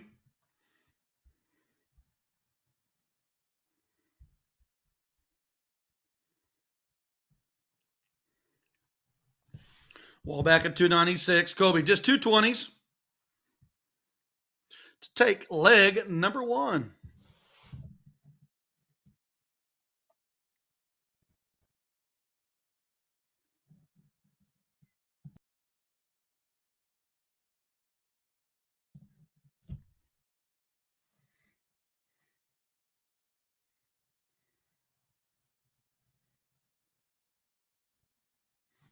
Winner, winner, chicken dinner, double top. Leg number 1, Kobe Crispin. And he is one leg away from getting the win here for your 13 through 18, youth event. Super, super cool stuff. Still some time to go, as that was just leg number 1, I believe. Don't think we missed that much. So here we go. Yeah, Kobe Chrisman up 1-0, and you can see that's a great diddle there from Cameron Lewis.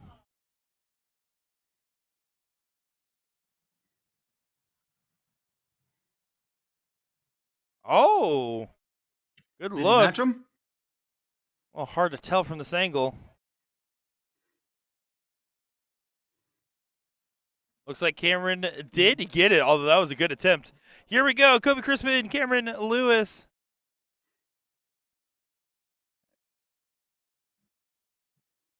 Looking forward to seeing this. Kobe Crispin, as you mentioned earlier, a world traveler at the young age he is.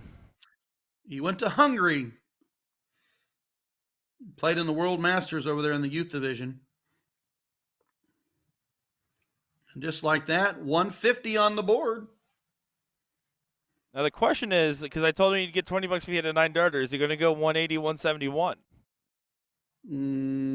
Probably go one. Well, I don't know. Probably he's going to have to. Oh. No, he's going to stay all bulls.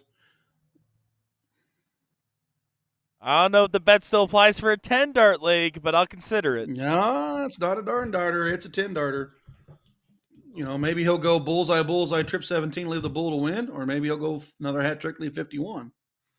I do love, however, how much smiles are going on with Cameron despite the situation. He is having fun playing the game and not worried about much else.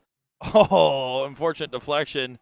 Kobe is crushing. He's missed 1 dart this leg and is looking prime for a 2-0 win.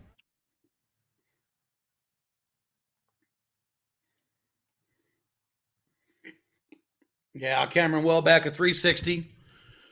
A lot of ways to go at 90. Bull for tops, 54 for 36, 20-20 bull, lots of ways. Bull for tops it is, and look at that. Giving a little bit of a celebration with it and gets it done there. Winner, winner. Wow. Blink and you miss it. That's your youth finals. Kobe, too young Crispin, gets it over Cameron Lewis. Congratulations to those young, talented players. That was some fun to watch. That was a heck of a field. If you didn't know how big that bracket was, go back and look at it. That's a big bracket.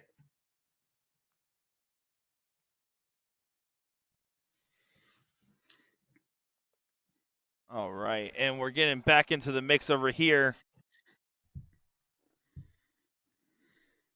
Going to get the scoreboard fixed back up and ready to go. Ryan, who won leg number 1 again? Can you give me a reminder here?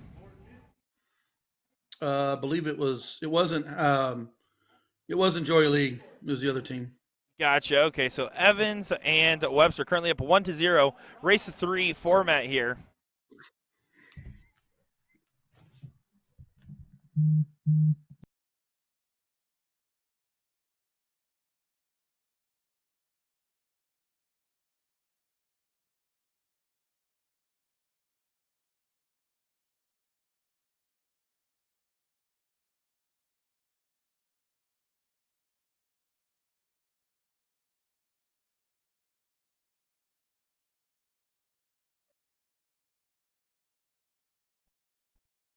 Here we go, continuing to chuck away at those bottom numbers. Joey Lee Harder Does get a big 6 mark there, finding the 17s and 16 successfully.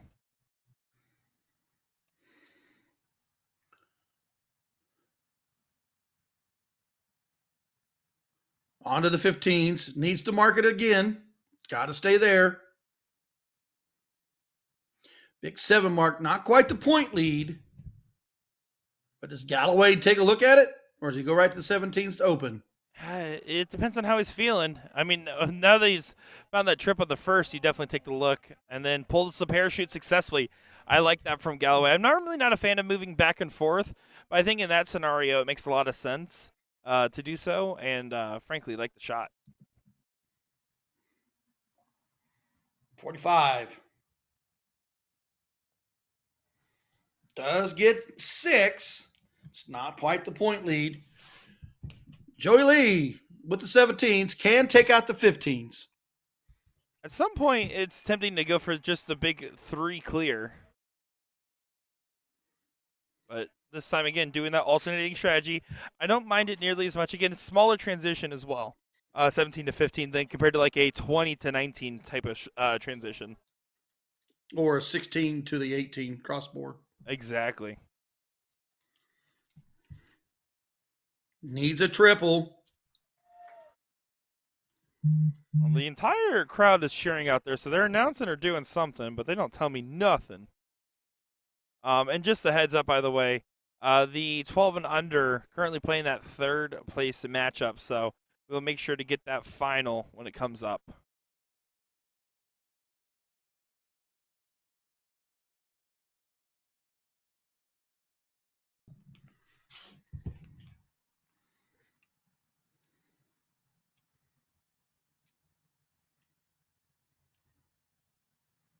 Oh, not going to get it to go on 2. Only manages a single. A door wide open here to get rid of that 15s. Good opportunity here for 2 straight fastest. You were talking about that clear shots, even if it's just fats.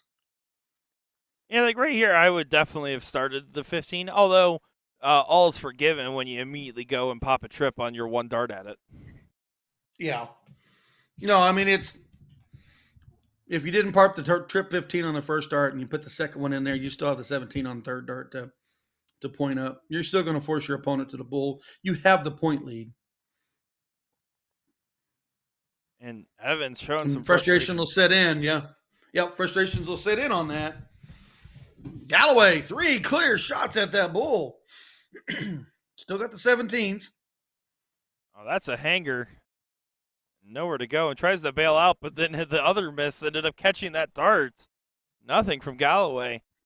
But since Braden wasn't able to get any bulls, it doesn't give Webster any opportunities.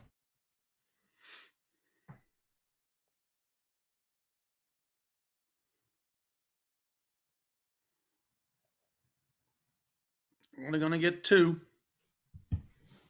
603 playing 513. That's a 90-point lead. Can pop a 17 to add a bull if you need.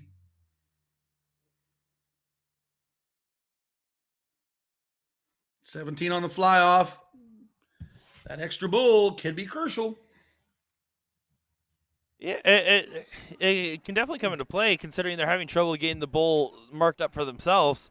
One big shot here can really start to change the storyline a little bit. 3 bulls there from Braden Evans. Does help their cause. He needs to take this first start at the board and just drill. I think you start the bull and then pull parachute if it misses. But there you go. Doesn't matter. He nails it. What does it matter? Single bull. Double bull. He just like, shout out, Nick. Watch this. You know what? I'm sorry. You're right. Or as Keith famously made the hats of, why not?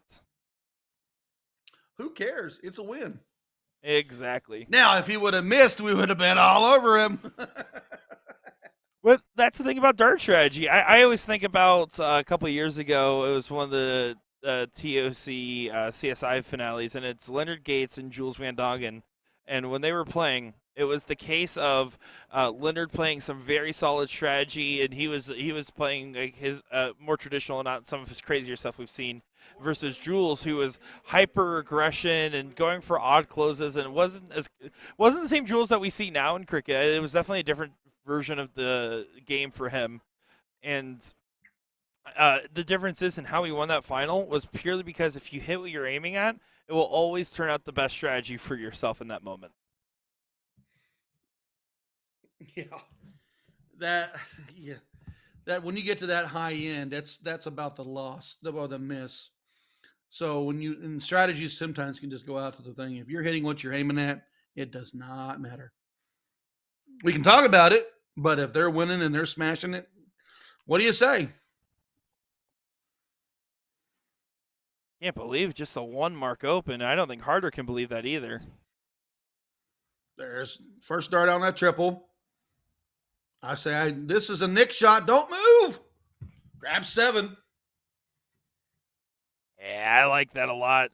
Good discipline. Still have not had our first 9 mark, or for that matter, a hat. No, we didn't have any hat tricks for today until we just had Kobe Chrisman hit him for us. By the way, Trip 19, first dart, did not add to it. Door wide open. This could be a triple 19. Run to the 18s. oh, he walked the dog. Fashion. Yep, as I'm saying, good fashion. He just went right across the board. I love that 19 and 17 transition more than any other transition on this dartboard. Is there any like that for you? Yeah, so 19s, and so I struggle mentally sometimes with that moving from the 19s to 17s. I actually would have, and it's just my preferences. I would have pulled off the line and reset and taken third dart at the 18, just because I noticed that whenever I'm going 19, 17, 19 triple, and then I go too fast, and I transition into the 2 instead of just when I have to throw the 18, I'll pull off the line or slide over, kind of do a reset, and it kind of gives me a little bit of a delay, so I don't rush that dart. Makes sense. Makes sense. I mean, if you go trip 19, trip 17, trip 15 in your head, you might throw that a half second faster than what you should have thrown and pulled off on one of those numbers.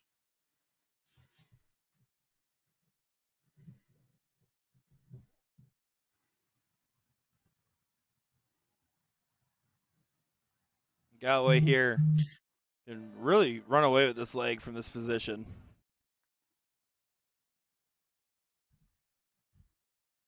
More of a brisk jog away, but still in the right direction.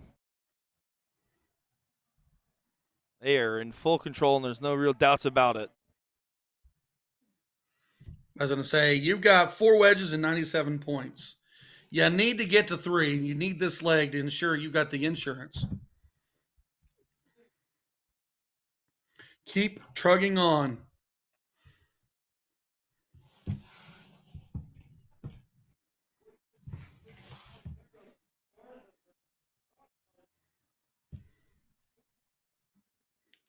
Harder here, 3 15s, and then onto the bulls we go. A little bit of an awkward spot. You can see that second one kicked. He's going to back out. Here, in this last start, I probably just, because I have 4 numbers and not 3, I would go for the bull. I would grab a bull here. Or trip 20 and say, screw you guys, I'm running away with this. So I noticed, so we've talked about other players. I know a lot of players that would have left that 15 open because of the 4 house win or the 4 wedges and went straight bull. Oh, and yeah. the reason being is they would close down that bull, and then let's say you and I are partners, and I took away the bull. You just need to close the 15s. It's a little bit easier shot. I've seen that portion in doubles a lot.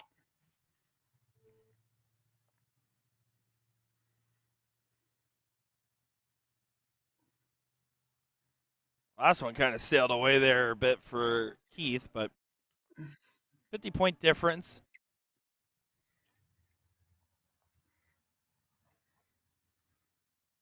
Will Farrell, no, this is a 15-inch board. These are the Phoenix boards that we're going to be looking at.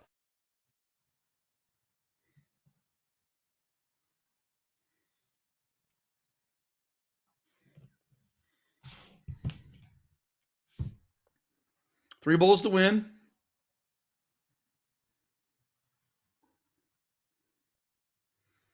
going to be happy with his first two darts. Is he point or stay on the bull? The bullseye. Previous turn he did hit trip 20. 55-point lead. It's just three bullseyes.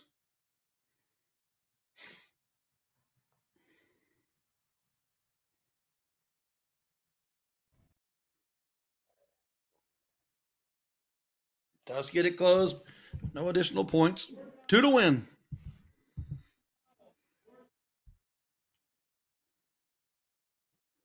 Still needs to get across there, and it's blocked up the bull. Does find a single at last, despite the troubles with the cross flights.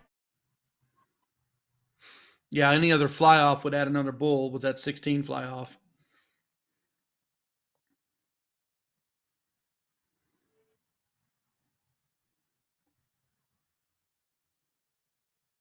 Braden just all to the left, and you can see the frustrations continuing to build a little bit.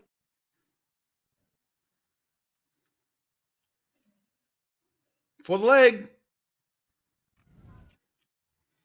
Wham bam, thank you, ma'am.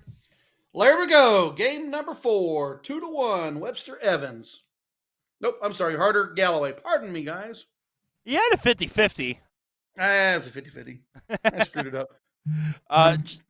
Just a heads up, folks. Looks like that third place adult youth match is going on our sideboard over here. You actually see them getting going. So we are just going to write out just because we've been following this match, and then we're going to join them in partway in. So just a heads up on that one, folks.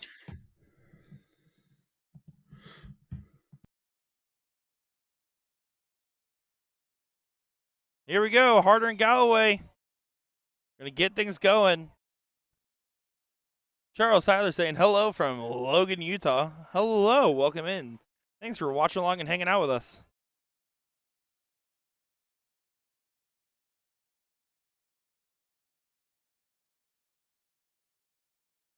Just a 4 on the open gives Braden an opportunity.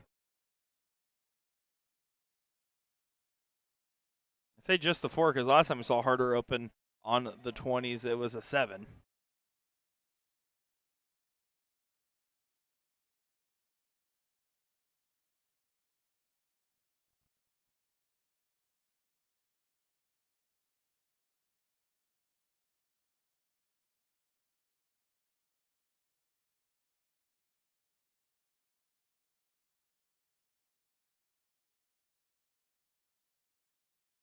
So now Galloway wants to go ahead and protect the 20s. Is that strategy while he's starting up there. And just stays up there for all 3. Only collects 1 trip.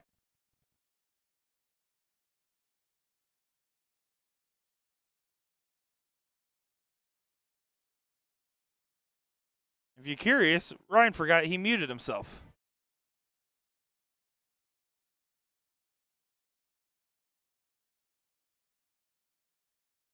Uh-oh. He's troubleshooting over there. This can't be good. Someone send tech support to the Ozarks.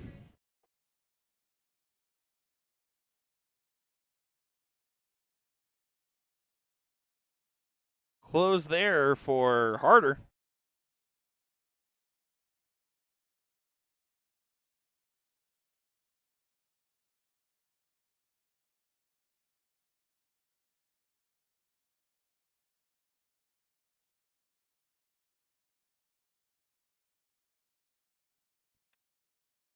All right, just a heads up, guys. We are going to go ahead and continue to give you guys notes on this one, but we are going to go ahead and kick it on over to that youth third place match.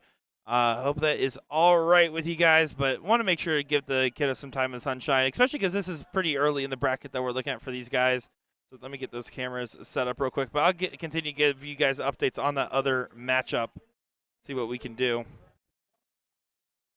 Because at the end of the day, I really do love me some youth darts and want to highlight them the best that we can.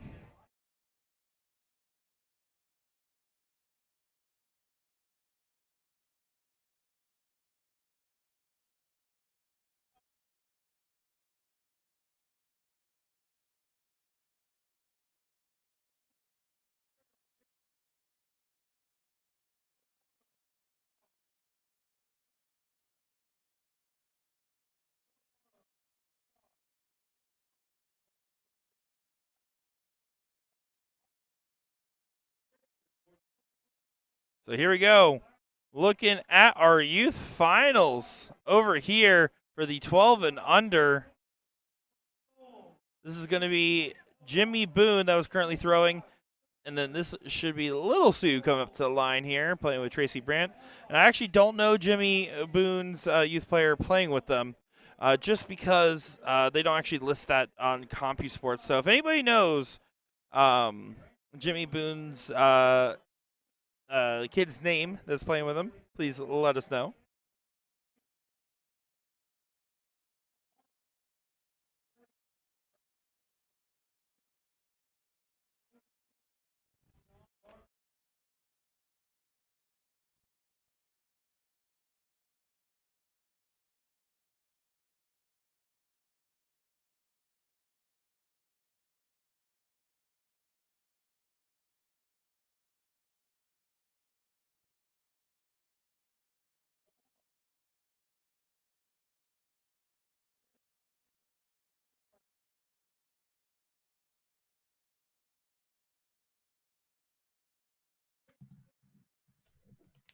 Oh, there we go. I was going to say 36 left. He can't take it out, can he? Cannot take it out. That's why you can see just goes ahead and brings it on down.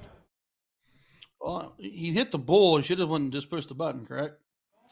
Yeah, I again, I'm no expert. Maybe it's just you can finish out your turn, but you can't return if the board is at 50 or less. I could have been confused about the specific wording.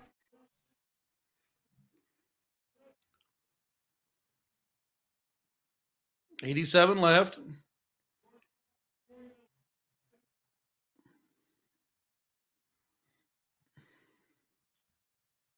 All right, I'm going to go ahead. This is Little Sue coming up to the line playing with Tracy. I'm going to figure out who's Jimmy's partner's name real quick while this is going on. So, Ryan, I'll leave you with the fans here. Here we go. Boone on 72. Wants to leave his partner a good out. Does leave 11. We'll push the button. So single shot to win this game.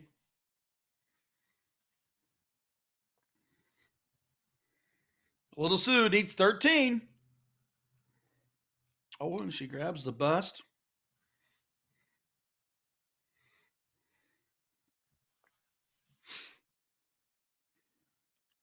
$11 points. Just needs 2.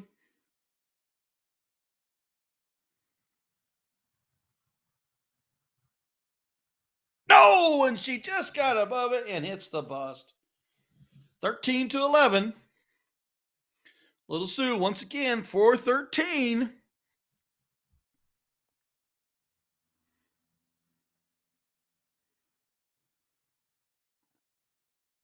Oh, and she pulls it above that 9 for the bust.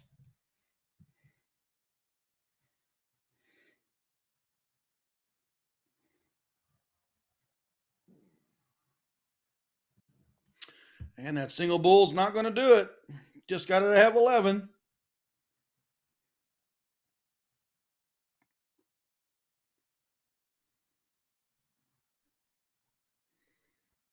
Oh, needs to find a 7 on this last start here.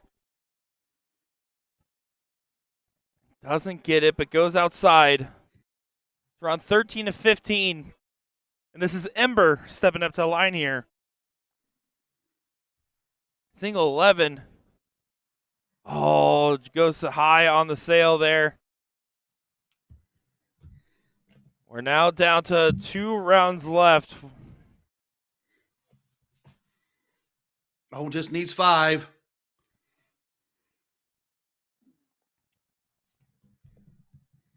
Use that dart, just work in just a little bit. Oh, unfortunate. Finds a single 20. This is a get to the finals, folks.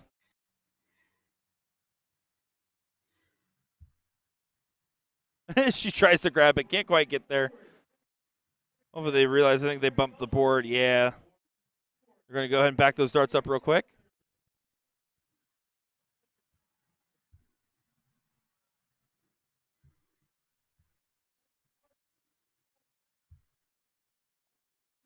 There we go. They got everything set back up.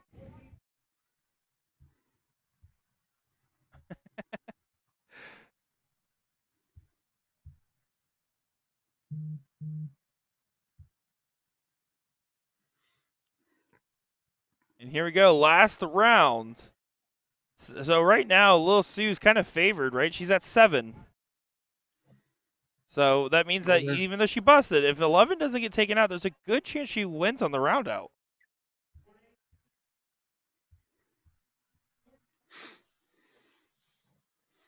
Just a heads up, Joey Lee Harder and Keith Galloway do get that win in that doubles match, 3-1. I was going to say they lost that first leg, but they came storming back in leg 2 and be able to grab leg 3, and now they've taken it out and moving on. That's a large bracket for the men's doubles cricket. Oh, absolutely. I don't know how many teams, but it's a bunch. Oh, it's right there on the wire. Single 3. If she hits the button, she wins. If she hits the button, she wins. If you hit the button, you win. Do you want to throw for it, or do you want to push the button? Oh, I pushed the button. Oh, no. Doesn't go. Yeah, I don't know. Yeah, Lil Sue definitely did not realize that beforehand. Yeah, I don't know. I mean, I think you have to hit the button there. But then again, I don't know. How do you not tell somebody to go for the winning dart, right? I am not a proponent of round out, but I mean, if he asked her, "Do you want to go for the win?" and I would as a kid, I was like, "I want to win this. I don't want to be giving it." That's also very true. I don't know. I mean, I don't know. We weren't there. We definitely coached her there. So and at the end of the day, knowing Jimmy probably said, "Hey, just go ahead and play your game. Play what you want to do. But here's your options, so that way you're aware." In the teaching aspect of it, if she throws the winning dart, she got it. If she pushed the button, yeah, you won on a technicality. I don't know. I mean, you want these kids to grow with the game, so who knows? Yeah, I mean, I don't think I would want someone at this in a 501 game to ever intentionally play for a round out. But if you're already there, you know. Yeah, I don't know. I mean, we would say go for the win, so push the button, but who knows? Jacob Johnson in the chat saying Tracy finally made it to the top 3 at his own event. All it took was beating some kids. Wow. Let's be honest, that's Lil Sue doing all the work anyways. We know that. And back to the match. We have got a youth third place match. Sitting there going crazy on the comments. Let's go. Here we go, kiddos. Some of the things I think is the coolest things that I've seen with the youth these days is the jerseys. You know, jerseys came up about 10 or 15 years ago, and we all got them. We all got closets full of them. But now you see with the kids with them, and you know, like her darts are hanging off. I mean, yep, welcome to our world of dart players. Oh, You're joined. It's completely different. I know when I was a youth player, you know, again, 10 15 years ago, youth jerseys were a very uncommon thing at that time, unless you were a traveling youth that has the utmost level of experience. My grandson has one of his dad's jerseys made for him, and he's not even 2 yet. It's just cool. It's cool to see. Oh, absolutely. I have to agree. And right now, by the way, we're seeing some very big trouble for Tracy and Lil Sue in this given situation. Ember at 135 is going to continue to bring it down.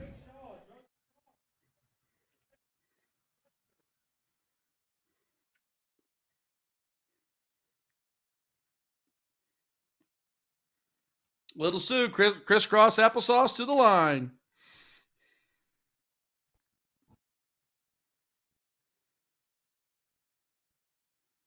Sails away in the second. So she does have the little bend hop to her throw, but if you actually look at Lil Sue's follow through, it's pretty clean there.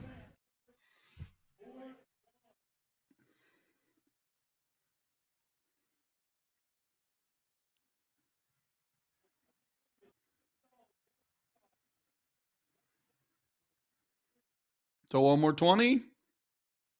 Oh, he's going to throw the bull lever, a single shot leave.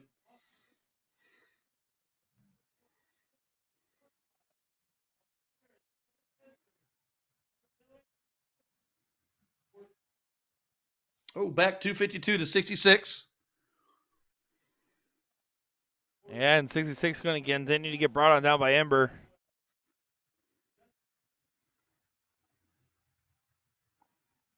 Bring it down a little bit more. Oh, last one looked like it was going to be a bull.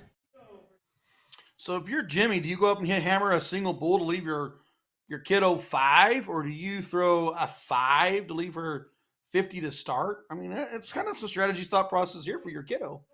Yeah, I mean, I definitely think finding ways to get to like 36, 32, 18, 16. Like I want to be on those numbers where there's room for falling out. So like Gotcha. five is hard, 4 is hard, right? Because you have so much room to fall out and have trouble. 10 to lead the 10-6 wire shot and give you a little bit of grace there. I like that as well. Not a bad selection.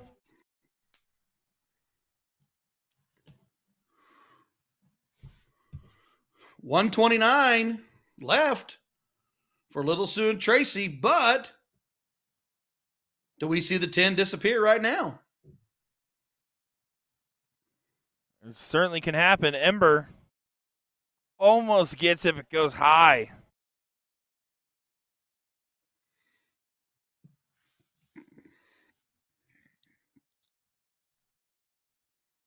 Oh, trip 19. Bull. Single bull. Oh, hey, good shot at it, though. Little Sue. Tracy fell. Nice, low ton. 10-8, folks. Oh, 10-8. My goodness. This is down to the wire. This is so intense right now. The whole circus is around it. Single 4. And does bust. And here we go. We'll see with an opportunity. They're looking for the dart. Yeah, dart went under the side, the little drapes over there.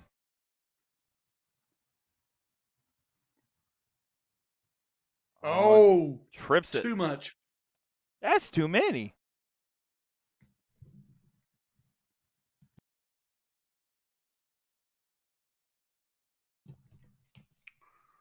$10 points needed. I mean, it's a big moment right here in this match. And you can see Lil Sue kind of like getting herself settled. She wants it. She really wants this. You can tell by the body language. Oh, And but she there hits you it. go. She's a gamer. She's a gamer. I'll show you how to hit 10. Here's 6. Here's 4, folks. That makes 10. So now it's going to be time for a diddle here. It's 1-1 in this matchup.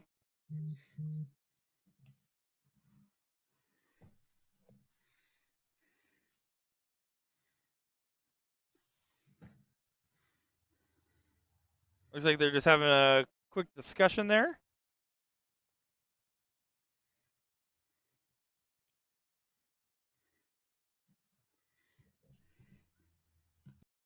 And here we go. Here we go. One game to settle who's the finals. I'm looking forward to this. This should be great. Lil Sue. It's 31 to start.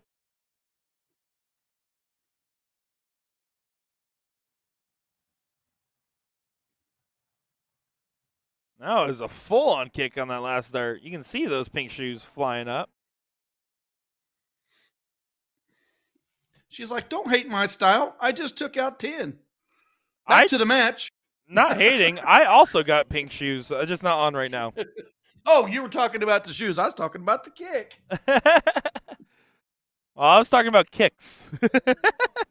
Kicks. Jimmy Boone finds a hat trick to get things to Scrappy, the races. 150. Woo-hoo-hoo. Scrappy for 150. Doesn't sound like 180, but it's still cool.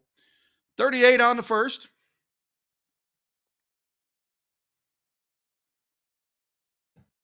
.312 playing .318. We got a tight battle in leg number 3. Which kiddo's going to hit the out? Yeah, right now it's so neck and neck, you can't really separate the two teams apart. Nope.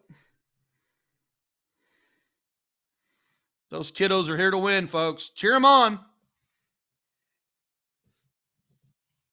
You know what's funny is what I would like to see is like we have chalkers and traditional steel tip events, but we just have a dart puller at the board, just staring at the board, ready to grab darts out. Could you imagine the scream across? We need a dart puller. Dart puller to board 7. I imagine you have a dart puller on the board, and they forget that the adult's throwing, hand them their darts.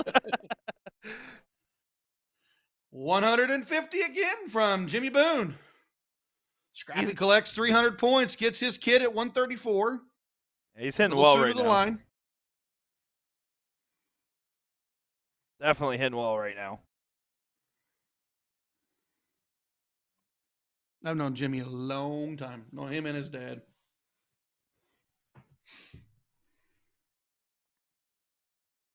How do you know Jimmy? Oh, his dad, Scooby. All the years of traveling down there and steel tip events, and then bull shooter to Oklahoma, or bull shooter to Omaha and Kansas when they had it in Kansas, and then Shark Tank. Oh, very nice, very nice.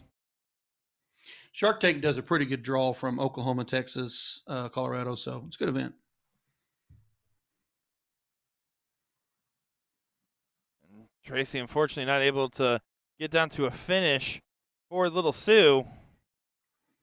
Jimmy, who has been lighting it up, is going to try to play some setup. Single 10? Yeah. I don't know. Partner 20. I don't know about leaving 20 versus doing something the other way around, but also being adverse to the bust, so makes sense. Anyway, you insert your child, your partner, not child. You've asserted your partner has a single shot look in one dart. Get up there and throw. Oh, and she just goes up and drills it there, and you can see the excitement. And unfortunately for Tracy and Little Slew, they just fell short at the very end there. You can see a little bit of heartbreak in the eyes, but that was a good run. You got top 3 in a tough event, and they will continue to move on. Youth Adult Finals coming up. Yeah, give us just a moment, folks. We're going to get that action here and be set up in just a moment for some more fun. Nick Sheriff, Ryan Mooneyham. We'll be right back.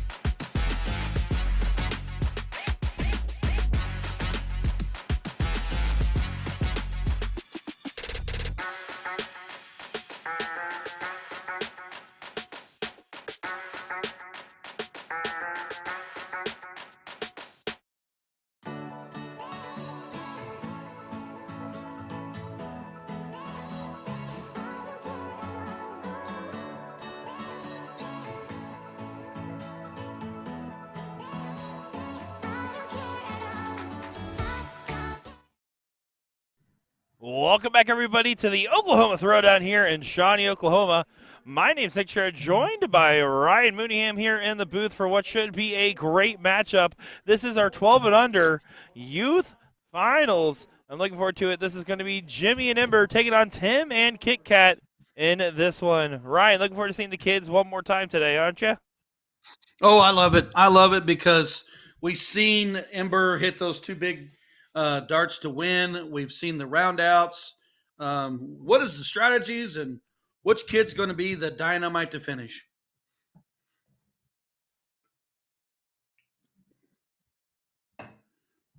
Yeah, I couldn't agree more. It's super fun to see these young players, these future stars, continue to be fired up and playing the game. I talked with Tracy and Lil Sue very briefly after, and let me tell you, Tracy said, man, the fatigue from last night was catching up to me, and I can tell you Lil Sue ain't happy with me. And I was like, oh, I understand. She probably ripped you one.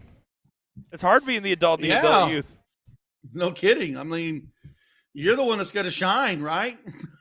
But speaking of shine, we know that in the last match, Jimmy Boone and Ember were the shining players. Are they going to do it again?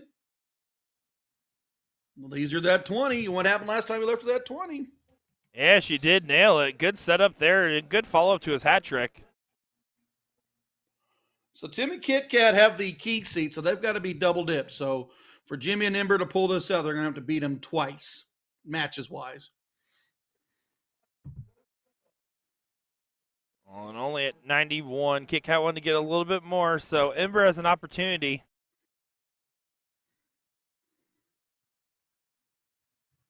To the 11s, you got to stay in the same zip code, just go down a couple houses.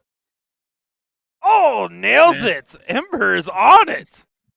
She is the out-taking machine. She's probably our most efficient finisher we've seen yet in the 12 and under. Big kudos to Ember. Another finish, another game-winning shot. I don't know if you noticed this, but Kit Kat was wearing a Cincinnati Reds hat last time when she was up, and now she's with a different red hat. Oh, I wonder if the Cincinnati Reds didn't finish paying off their fees, their sponsorship fees. She's protesting and boycotting. That or she just went and stole someone else's hat. Which one is it? Oh, Jimmy's wearing the Cincinnati Reds hat now. So Jimmy and Kit Kat have flopped hats. Oh, I like that. Look at that. Oh, and then there you go. Jared Barnhill in the chat saying sisters playing each other. Well, that's a cool fact. That's awesome. Uh-oh. Big fight in the car on the way home. And Andy asking about the youth 13 through 18 finals. We did already have that on the stream. We had them play earlier. They ended up calling them up and streamed that match. Kobe took that one 2 straight in 11 dart game to finish leg number 2 and a very convincing win. Yeah, Kobe, Too Young Crispin has played well this weekend and now has the youth title to go with it. Already in the men's doubles cricket, so a lot of action coming for those kids.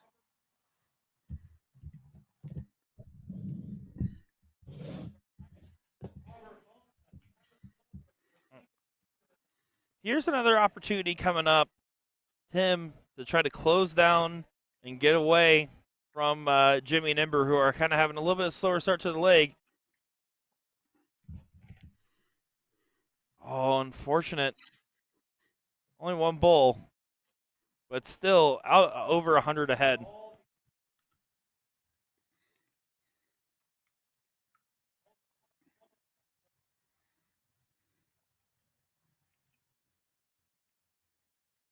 So if Kit Kat and Ember are sisters and it's the ride home, is it the nah, I beat you, or no, maybe next time I'll beat you? I wonder what it was going to be like. I wish I could give you my opinion, but I'm an only child and never won anything, so who knows? When I had 2 brothers, I'd have been a nah, I beat you. But then again, they could have a A different relationship. Me, I just wanted to rub it in my brother's face. Oh, I'm sure that it adds some extra motivation and potential insult to injury on a win one way or another. It's nice when you have motivation, and then when the game gives you extra motivation, you already have motivation to win. You're in the final, so get that extra motivation to then beat the crap out of your sibling. It has to feel good. Oh yeah. I don't know, and I could be completely off. Back to the match. 198 plays 227. Hammering the bullseye for a start. There you go, and look at that. Tim finding some success. Hats off. Shine on. Jared Barnhill in the chat saying they actually used to play. They actually played each other last year at the Throwdown for the first and second as well. Well, there you go. So this is a repeat matchup on the U side. So they are pretty used to the situation. Great point, as that's a high ton from Jimmy. I'd say that they continue on playing darts. There might be fighting a little bit as they get older in finals. It sounds like they're going to be pushing each other for years on the dartboard. I love that. There you go. Kit Kat checks it out. Here we go. 1-1. The kids are getting the finishing real good on the board right now. That's the secret to this event. It's, we talk about it with like I've played in mixed events where they had like rules where like only the lady can take it out, adult youth events where this has been the case. It all just comes down to the person that has that onus of finishing. That makes such a big difference, and if you can do it efficiently, it makes it so hard for your opponent to get into the match. Well, and then like Jimmy's situation, I mean, he goes up and Ember's taking out 4 outs. He hits a 150 less or 20. She walks up and smacks that 20. I mean, he knows what he can leave her because she knows that she's going to take it out. Same situation for Kit Kat. He left her pretty high out, and she just went 1, 2, 3, game shot.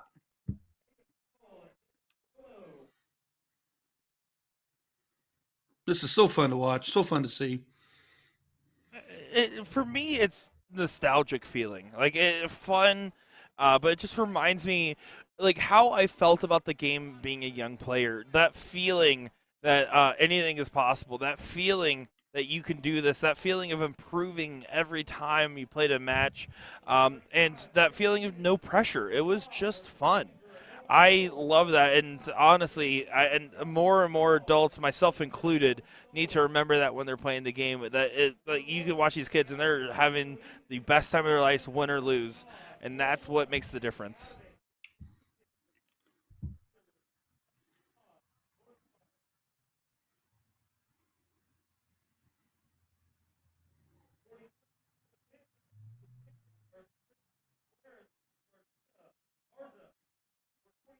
Race to 2, Jimmy and Ember 1, Tim and Kit Kat 1.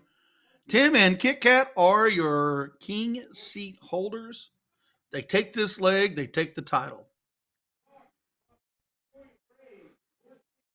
Maybe instead of the king seat, it's like the kids seat for Kids seat.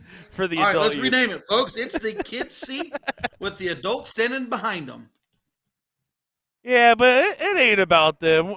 We like Jimmy and Tim and all, but we're here for Ember and Kit Kat. Yeah, we don't care about how many hats and low tons those 2 guys throw. We want to see which girl's going to hit the out. I'm so curious where Tim threw his hat. Who knows?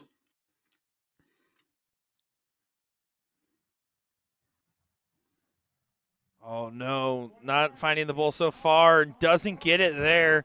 All of a sudden, they were charging away, but only ahead 6 points. Ember can do some damage. Oh, she threw that first start before the board changed over. Yeah, she's telling her opponent.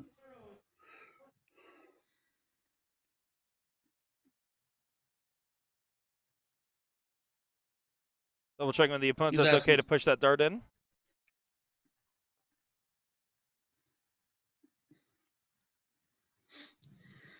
Yeah, she doesn't waste any time. When she gets up to that line, she just gets up and wings it. There's a big trip 19. Bam! 166 now, playing 232. Come on, Kit Kat.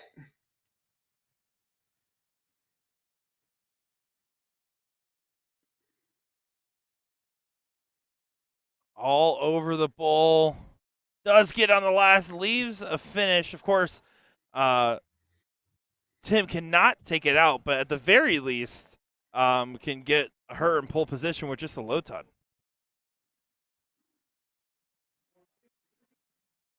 Oh, Jimmy not happy with that one. Flights out on number 3, leaves his partner 152. Boy, howdy. Big low ton turn here could set Kit Kat up for the win.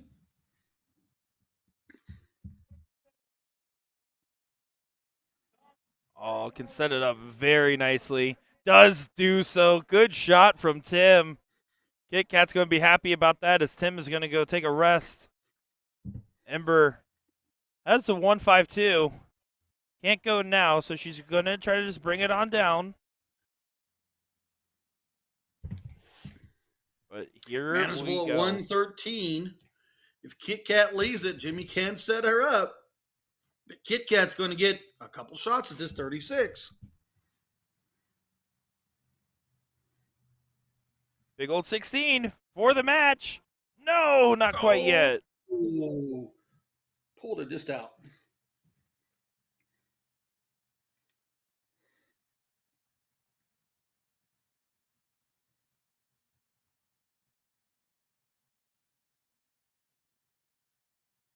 Jimmy not collecting like he was earlier. Some frustrations in this moment. Kit Kat take it here, Ryan. 16 points away from the youth adult title. And folks, we got ourselves a winner. Wow, gets it done there. Kit Kat nails it. You can see Tim giving a big hug, big love. Ember giving a big love, big hug to Jimmy. Oh my goodness, what a great final. Love to see the players, the youth, do what they do on the board, have those moments. Absolutely incredible. I love having the kids on the stream. It's what the game is about.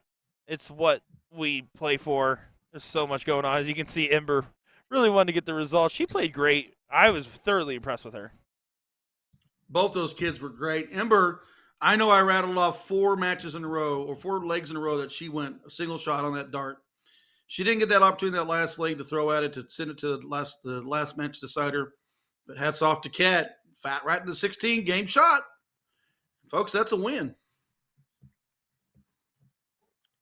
Well, here we go. We got our doubles men's cricket matchup here going on a dartboard. I do believe, if I'm not mistaken, this is still leg number 1. It might be leg number 2. I'd have to double check because I don't know exactly where we're at in this one. But it's going to be Garcia and Tachiro going up against Bradley and Ralston here. That's Ed Garcia thrown at the line right there. So I'm going to double check where they're at in this match. Ryan, I'll leave you to your devices here, and I'll be back in just a second. All right, I'm going to sit back and watch and talk about things. Back to the bull, way back down, 32 playing 57. Long ways to go. Tatro just needs 3 to win. So we find out where we're at in our score section. It says race to 2, but we're not 100% on where we're at just yet. So sit back, relax, and watch the darts.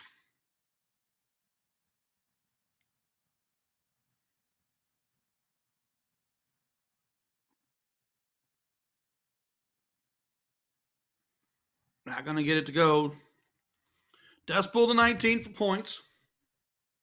Bradley and Ralston well back in this leg. Got a lot of work to work on that bull. This does show a round out of 20. So, but we're still only on round 11, so we got a ways to go.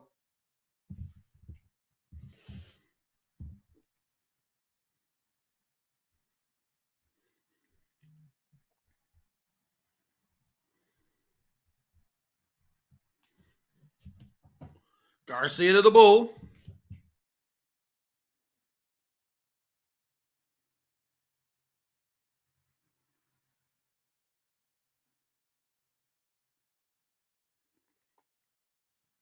And he does get 2.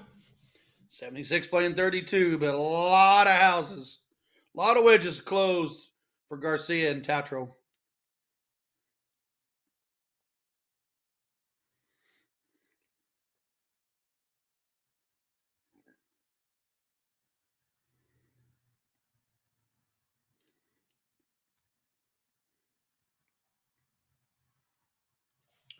Single shot to win.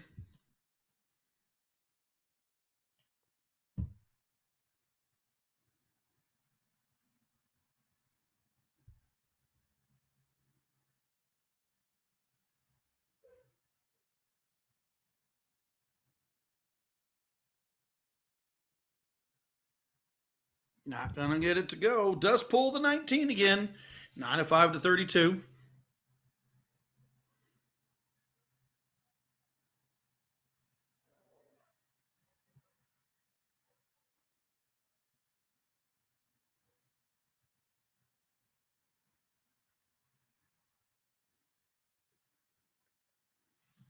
Just a moment to get settled. Round 13 of 20.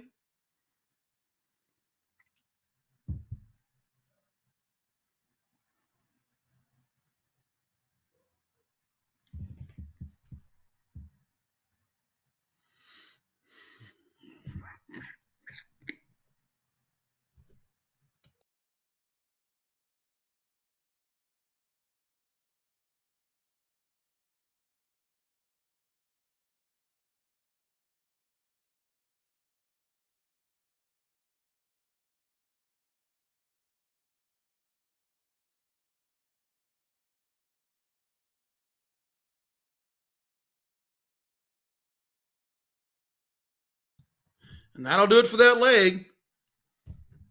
Yeah, Garcia hits the bull. Ed Garcia does hit the bull 1-0, as that was the first leg still.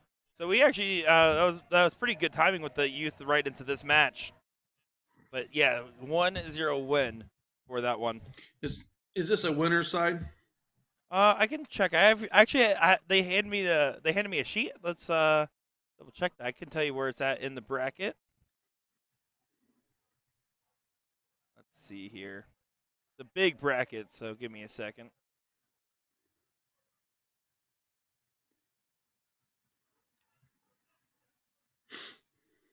This is going to be a loser side, so it's going to be a race to 2 match in this one. Winner of this will move on to play Corey Middleton and Jordan Fox.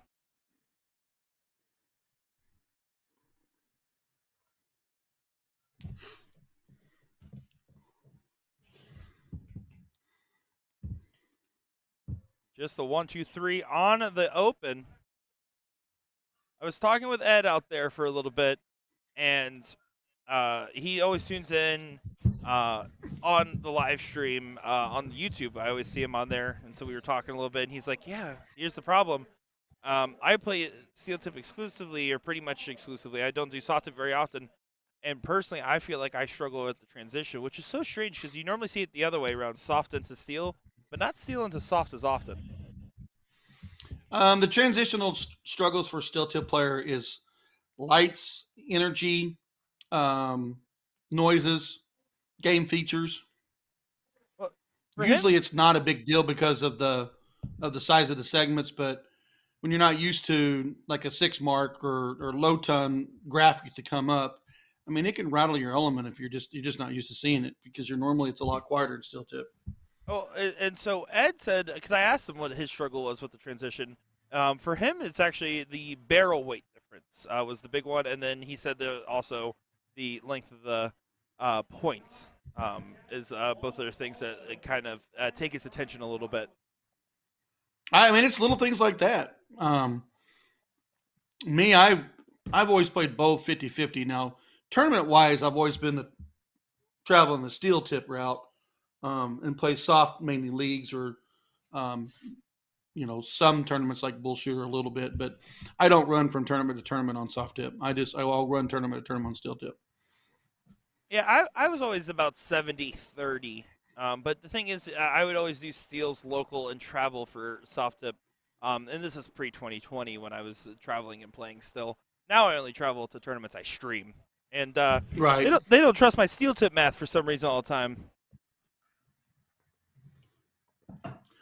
Well, I mean, so like I play 2 matches in soft tip league, and I play 3 leagues in steel tip a week. 2 of those being singles.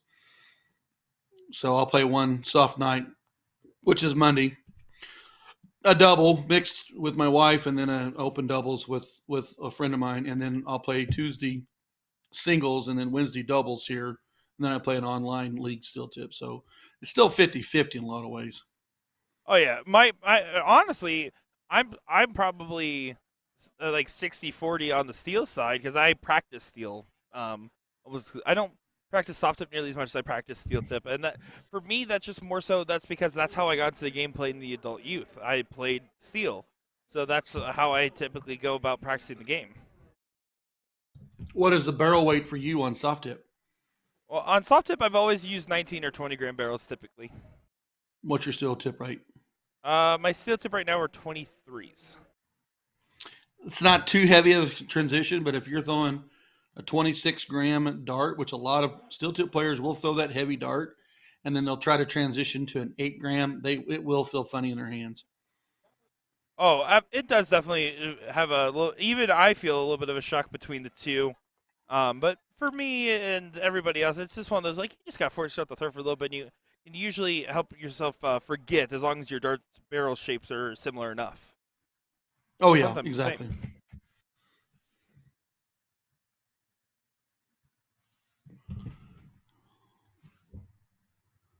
Did not get the close on the 18s as he wanted. Did down in points. Albert Bradley and Ralston can close the 17 here. Tie this thing up 1-1 is the goal. Trying to get there one dart at a time, but the 18s can turn this case around here real quick. Trip on the 18 will add points. Opportunities to move in the 16s or 15s. Lots of opportunity right here in this throw. If I hit even one more 18, I'm definitely going 20. Yeah, I didn't. If I would have tripped that first start on 18s, then I would have made that 20 look. But I probably, if it looked good, I probably would have went triple 18, triple 18. I know that I've talked about dart 2 moving for the close, but it all depends on where the dart lands too sometimes.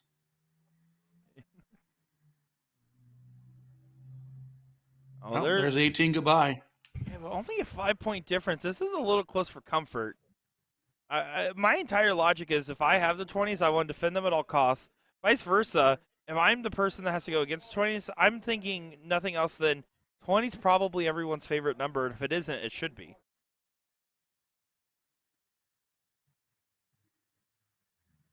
Needs to see if he can get one of those darts to convert into a triple on the 16, and just 2 singles for Ed.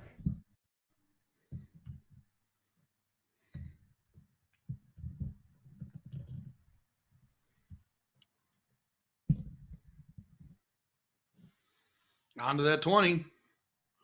Didn't get it to go in dart 1 or dart 2. Committed all 3 and just left it alone. What do you do here? What if you trip that 16 right here, Nick? Here's the thing. I'm going to take a shot at the 20. I still want to hit at least 2 16s. I want to get that close, get that point lead. But no matter what, as long as I hit at least 116, I'm taking a dart at that 20. I think it's too important not to. Corner pockets versus 20 is so hard. You're not going to get many opportunities to be able to try to close that 20 with a single marker less in point difference when you're playing a 16 or a 15. I think it's just too high a reward, even if there is more risk. That's where you start looking at the trick segments. It's 60 points on their triple playing my 48. So I have to hit 4 to beat their 3. That, and I agree with you on trying to get rid of that 20 as best you can early in the game or at a certain point in the game, because otherwise you can just kind of be chipped down because you just, even though you threw 4 on 16s, he just had to throw 1 on the trip 20. Well, and we just saw the opposite there. It was only missed single 20 and then went for the 16. That's not what you need to be doing there because it makes it too easy to get a shot at the 20. Again, unlucky deflection there for Garcia, so it won't happen, it looks like.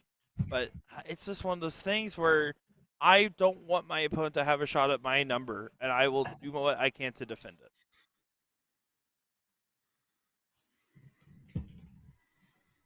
120 playing 111. Wedges of 20 versus 16.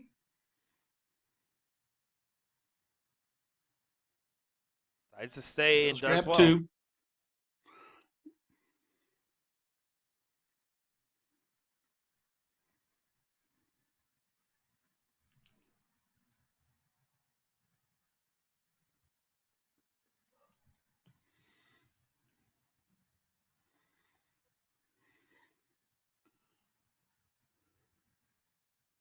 Good dart number 2. And he stays there. Doesn't get it to go, but also doesn't take that shot at the 20. Again, a little bit curious on some of the shots here, just because again, like I don't want to see any crazy switches for the most part. Like I don't like that switch to the 16. Pretty much at all. That one mark does nothing, and if I'm Garcia, I'm going up and I'm going to be shooting those 20s all day long.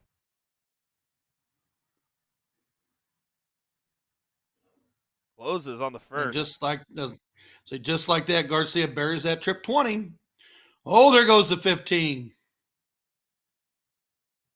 And wanted to add the bull for a 2-game shot, for a 2-dart shot. Garcia Taltro's got the first leg. Bradley and Ralston need to rally right here on the bull, or they're going to be eliminated from the tournament.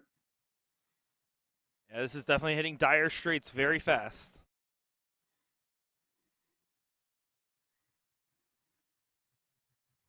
Now, it's also important to go ahead and push the ball off a little bit.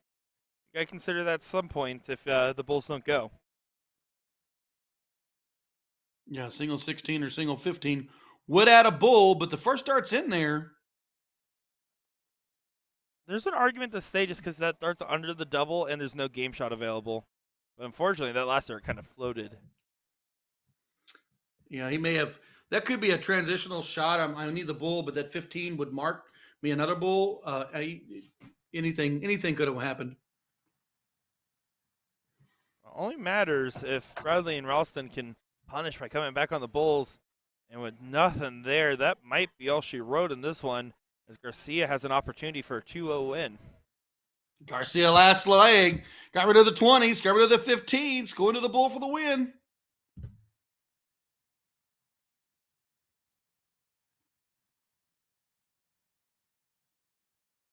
Oh, crossed that line. He thought he had it. We thought he had it. Yeah, it looked good. Does he adjust back? Yes.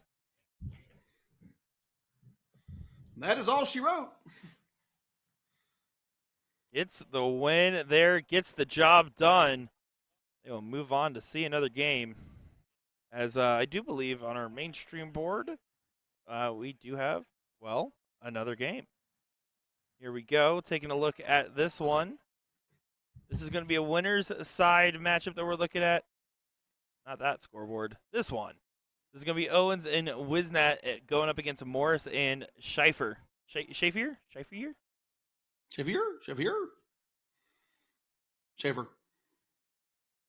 This is Tim. We just saw him not too long ago. Your adult youth part of the team.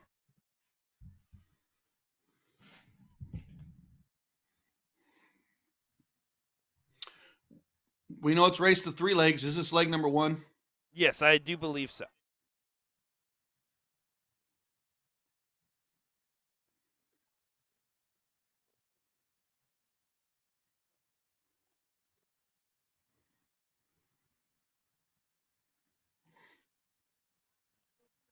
Here we go.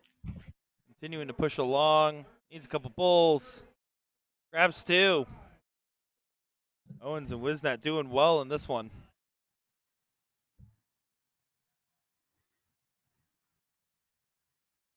$116. Got to work the bull.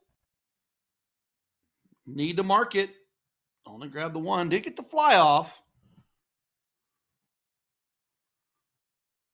However, 10. Single dart to finish.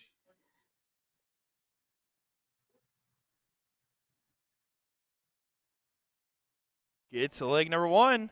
Going their way.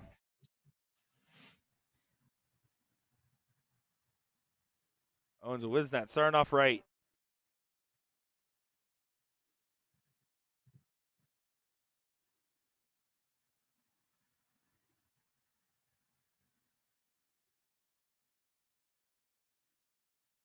I mean, do you like diddling every leg? Not in this format, I don't. It slows the tournament. It's an awful big bracket. It needs to go loser starts or alternate. I've always been a big fan of alternate. Well, especially on because it's elongated to the uh race to 3 on the winter side. I definitely like alternate there. But yeah, no, as a tournament, definitely you can get things moving faster by removing that diddle. But what do you think about like just from a playing point of view? Playing point of view, I don't have a. I like to win the diddle and then get game one, and to have to diddle again, it's great because if I win the diddle and then I come out and get game two, then it doesn't matter um, if I get game three or that's because I have three to work with. However, the loser side of it is if I lost leg one and I'm starting game two, I can tie this thing 1-1. I mean, it depends on your situation. I mean, if you go up and go two straight because you won two diddles, you've got 3 games to work with. It makes sense. The benefit of diddle every leg is it makes it feel a little bit more skillful in that sense, but also gives you the opportunity to potentially go first every single leg. Again, really, it's fairly common in steel, not nearly as common in soft. Well, in double situation for steel, this is what I explain a lot. Most of your double situation or all your double situations are 2 out of 3 regardless. They're single elimination, 2 out of 3. They're the novelty events, even though they are a lot of pride and there's money involved for the singles, and the singles are a little more settled in for the main event on your flyer. Whereas here in this situation, we have a main event tomorrow, so this is the highlight event. So your highlight event having it diddle, that's fine.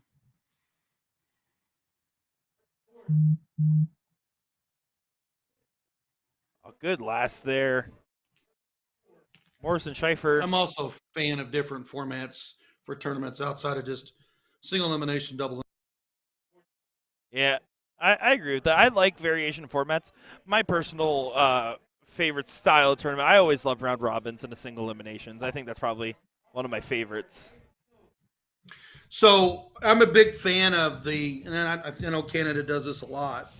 I'm a big fan of groups of 4, all on one board, and the winner of the group moves into the knockout. So if you had 128 teams, you're going to have I believe, let's see, I'm doing my math right. You're going to have 16 in the finals. No, you're going to have less than that or more than. You have 32 teams that's going to go into a straight knockout.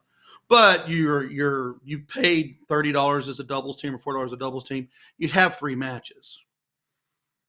Oh yeah, absolutely.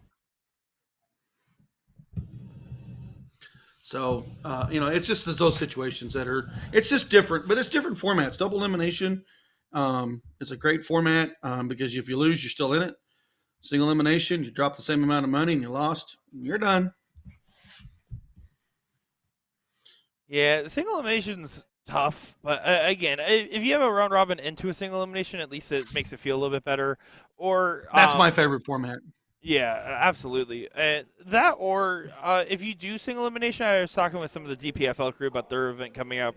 What they're going to do is just make sure that there's always, after every start time of every event, a recycle event for people to be able to join if they want. Yeah, I mean, there's the round robin to single elimination knockout, I believe, is faster if you really developed it right and your players were developed with that mentality than a double elimination, because we do know that for 3 or 4 brackets rounds coming in the either winner side or loser side, you're using a lot of boards, but all of a sudden you eventually get to the bottleneck where it's one leg at a time. After your 5th, 6th match, it's 4th place match, 3rd place match, final. So it bottlenecks. Whereas a single elimination knockout after a round robin, you got out of your round robin, then you make the knockout. Your semifinals is 2 teams on one side, 2 teams on the other, and then your 2 teams meet. You don't have a bottleneck.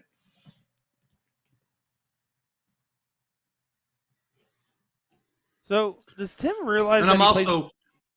Oh, sorry. I was just going to say, does Tim realize he plays better without the hat? Because I thought he played really good. Although as soon as I say that, pops a 7. Yeah. what I was also going to say for the king seat, when you do round robin and into a single elimination knockout, there's no king seat to win and set. Right. But then again, it's everyone's got their favorite. That just happens to be mine. Oh yeah, absolutely. That's the best thing about darts is it comes in many shapes, sizes, and barrels. Love every bit of it.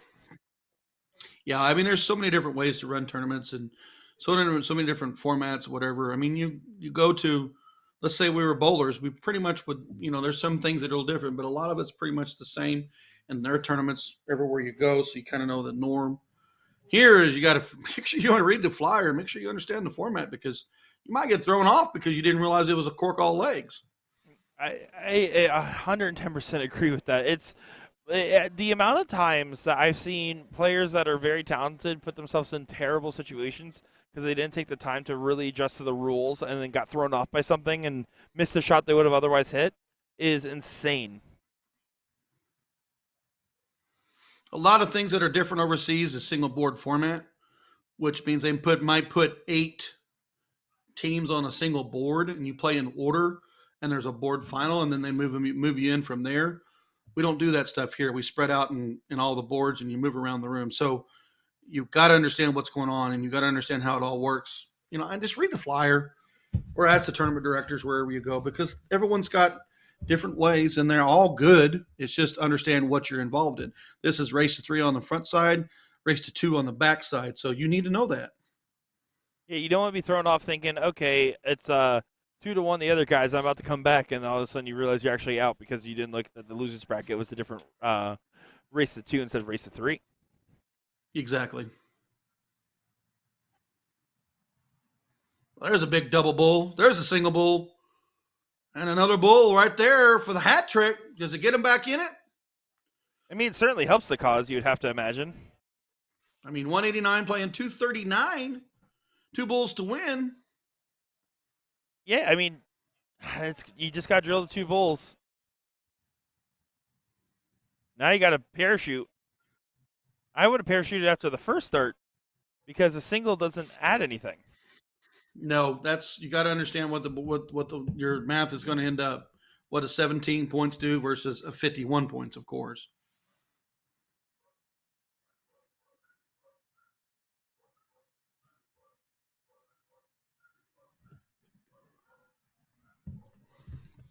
Still in pursuit. 256 playing 239.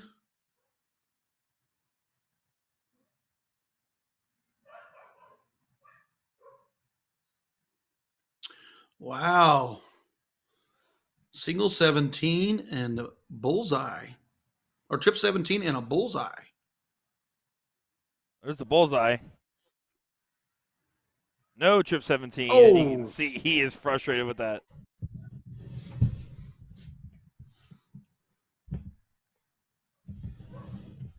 You're going to have to mark them 17s.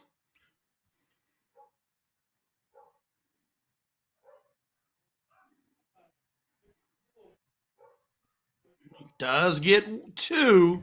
Gives him 1 point, but his opponent just needs a single bull and 2 single 17s. Yeah, very, very doable. Oh, no. Oh, no. Misses the 2 big singles needed. 24-point lead. Got to mark 2 17s. Take a look at the bull.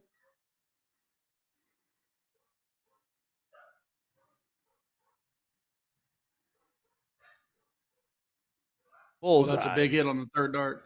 No. Oh, that was a big hit on dart number 2. Yeah, I agree with you there. Yeah, if you got the point lead, you have to take the shot. It's only 1 bull at this point. Anytime you have a point lead, you have to take that look.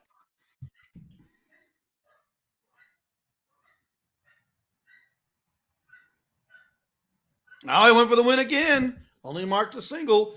Now it's getting interesting. Single shots from each side.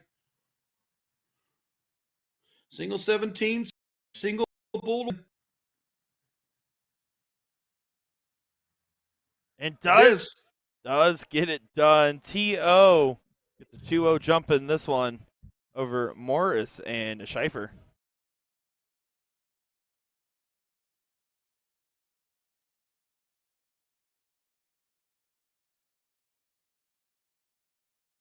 Looks like Gator's going to show first. Just outside.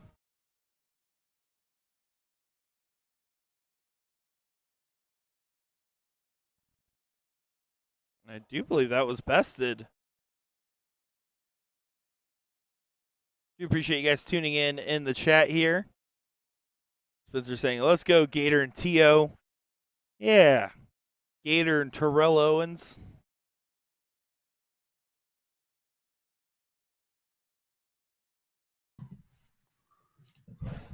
Leg number 3 underway.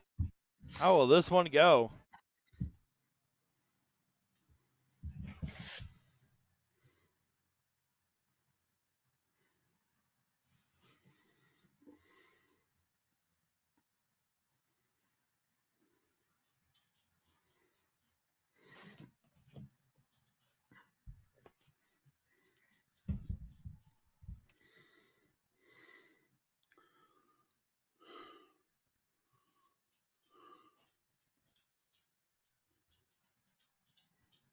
See the little roll of the shoulder there.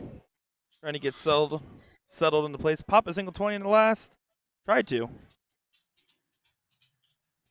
I was just looking at the bracket to see if this was round number 3 or round number 2. It's a big bracket to try to sort through. Yeah, it's almost difficult. It appears that this is a round 3 match. Let me see these up here real quick. See, I'm not moving, and it's a big bracket. Moving along pretty good. Your winning side's on your round into the third round, with a couple that are still in the second round, but most of those are playing through.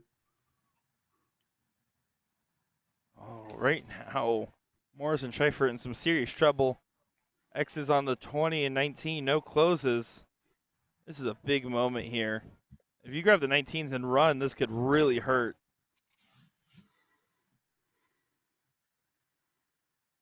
See, I don't like the position of that dart, and he felt like he had to move for it. Grab a couple more points. Maybe look at how that 19 though was hanging down. Maybe he didn't like how that was hanging there too. Yeah, so you go to the 20.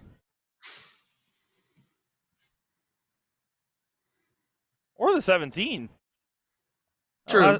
That last start, the 18, just it looked awkward to try to hit that angle.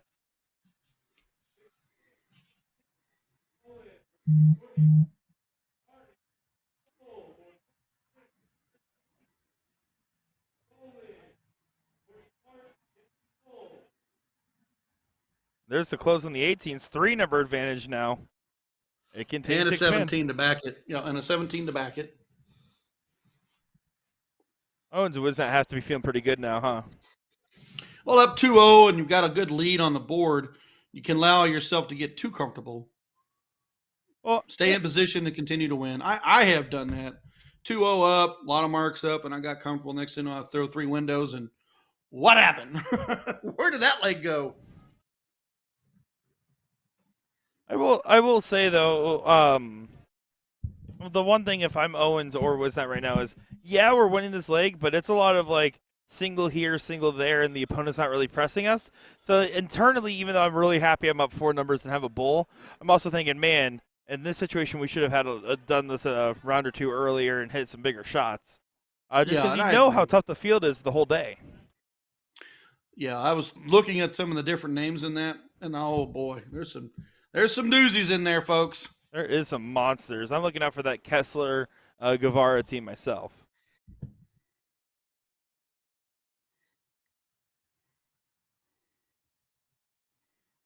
Anytime you put Ram Jr. in the mix, it's tough. Yeah, he's all right. He's definitely played darts once or twice now. Yeah, I remember one of our walk-ins years ago in the CSI when I was rated in front of Ram Jr. I can always say that I was rated in front of him, but I turned on, played him in the second round, and he beat the tar out of me. Yeah, I mean, it was like what the heck? That's I was walking in front of you, and you beat the snot out of me. Normal Ram things, if we're being honest. Oh, he's a gamer, man. He's a gamer. Absolutely, he is. Stay solid through the rounds. And you can get up on him pretty good, but he doesn't get rattled. And that's one thing I like about him. He doesn't rattle easy. Oh, he's honestly, and I didn't know the Ram of old, like pre-COVID is how I'm phrasing that, but I became familiar with my experience when I took over the CSC, and let me tell you, just watching him get his form back and then better than ever has been one of the coolest North American darts storylines. That there is, and the fact that also like him and I have gotten to know each other through interviews and now being at so many different tournaments together. Um, Gotta say, as much as I like to give him a hard time, and I definitely say Spanish curse words to him every time I see him, he is definitely becoming one of my favorites in the dart community, especially in North America. Yeah, every time I run into him, he's like, "What's up, Mooney? Like, how you doing?" And I just want to say, last time I played you, you beat the tar out of me. I'm mad at you, but I don't, So the Ram of old was like that, and then life happens, and he slowed down a little bit, or probably slowed down play. But things can change, and you're right back in it. You talk about like Rams earlier days. I mean, it was like him and Alex Reyes coming up together, and all of a sudden I was like, "Whoa, who are these guys?" That's another monster player. And he's hiding out there somewhere. We know he's around. It could be raising kids, could be living life a little different. Maybe he's got a job that requires a lot. You just don't know. Oh, absolutely. I mean, the thing about it is none of us are doing this as a professional. Well, some of you are, but I'm not. This is my hobby. This is the fun. You know, I enjoy what I do and I enjoy when I play. It's don't get it twisted. This is still my hobby. It just also happens to be my job. Not my job. I would But love for it to be my job, but it's this is the problem that I think I would run into is this is how I get away from the stress of my job is to play darts, is to commentate, is to go to local draws, not being my job. I'm like, I can't get away from it because I want to play the next event. Back to the match. 2-0 Owens and Wisnett. Morrison Schaefer's gonna have to do something. They're well back. yeah, definitely hitting some struggle bus moments here for Morris and Schaefer, who had like that very first leg be so close and had contested early on that second leg, but now this one just kind of gone away from him. Even with them making a stand at the 15s, it seems like it might be too little, too late.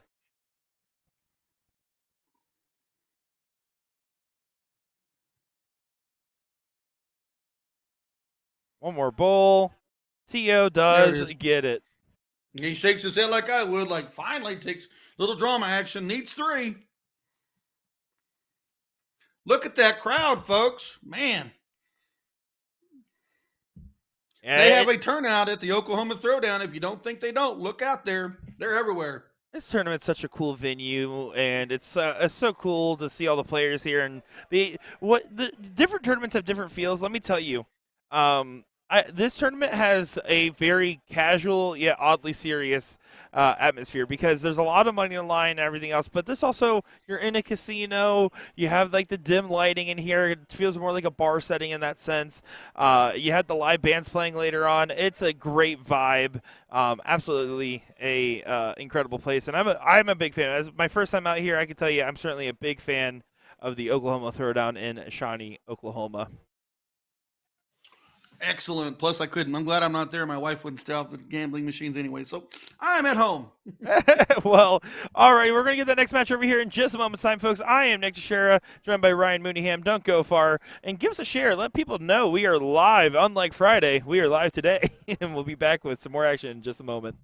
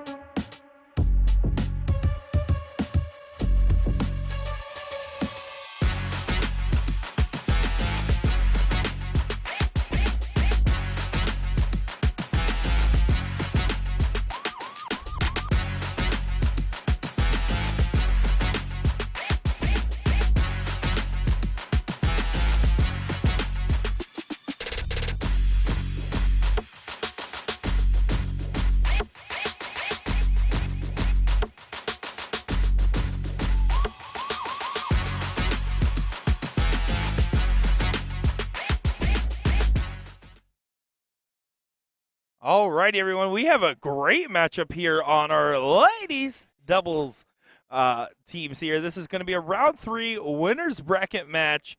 We got Team Lysak and Lysak taking on Ramos and Rodriguez. And I'm familiar with all 4 of these ladies, and I'm familiar in the fact that they're going to give us a great showing here for a great round 3 winner side matchup. I'm Nick Chair, joined by Ryan Mooneyham, covering the Oklahoma Throwdown in Shawnee, Oklahoma.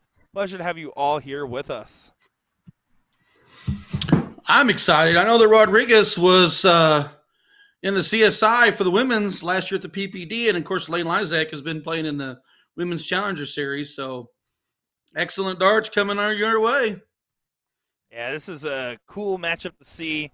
I'm looking forward to it. I love having the ladies. We've had the youth. We've had the men. Getting a great variety of all the different talents. That's one thing I like about this event is we got different views, and the different views are the youth adult, youth singles. Now we're in the doubles cricket for both the men and women. So the action's been all across the board for everybody. Everyone's got their favorites. Everyone's got to see different things. Yeah, great stuff indeed. And it's so cool to see the Mama Lysak and Lane play together, and just how much they all support each other, and Russ as well when he's in the mix. It's super cool to see the family dynasties of darts because it's honestly so impactful. I mean, how many times have we seen these families that go on to dominate playing together? Like, I always think of the Mears family is one of the big ones, but just the generational talents that can develop because everybody in the family plays. Yeah, that's like my daughter is playing right now. My son-in-law overseas is playing. My wife is currently playing, and I am calling matches with you. So my family, all 3 generations, are spread out right now. I like to imagine that you included me in your family there. That makes me feel special. I appreciate it. Aw. Uncle yeah, as a matter of fact, my son-in-law played in the Challenger Series this weekend over today in Germany. My daughter's sitting up at St. Patty's right now, playing in the WDF bronze event. Mm-hmm. The wife played in the PPD Nationals today. Now she's in a DRT, and I'm sitting here with you calling the Oklahoma Throwdown. That's awesome. And let me tell you, my dad's probably I don't know how he's doing in Nationals. He got third or second yesterday in singles, so he's still kicking along. But just him and I, no other dart players in my family. Can't have 3 dominant playing darts. It's crazy on how much my family lives around the game of darts. We don't always play, but we're around it somehow, whether it be support or like the streaming side for me, or, we watch you guys all the time when we're not streaming. Our Monday nights is a big night to watch the CSC Challenger Series, not going to lie. Well, speaking of that, Eric Bobzian, excuse me, and going up against Ram Guevara, top 4 matchup. I mean, that is it's just our life surrounded in some way. Both, of course, we have the PDC stuff too. I mean, good Lord, I watched the Euro Tour last weekend, the Belgium Open. So, I mean, it's just part of life. This might be the most controversial thing considering my job is darts, but I actually usually don't watch darts till the last 6 months of the year. Like, I watch the last 6 months. The first 6 months stuff, like I read the updates. I'll look at Dart Connect for like the Players Championships and stuff like that. But for the most part, I'm a highlights Andy for the first 6 months, and then I pretty much watch everything for the last 6 months. I just feel like I have trouble splitting my focus. About match plays whenever Nick gets involved in the PDC is what you're saying. Yeah, it's basically exactly what Premier League right now at all. Yeah, Premier League is not my favorite to watch consistently. I like watching every now and again, but it's not my go-to. So it looks like some struggles with a scoring segment on the board, potentially. They're on struggles with the board itself.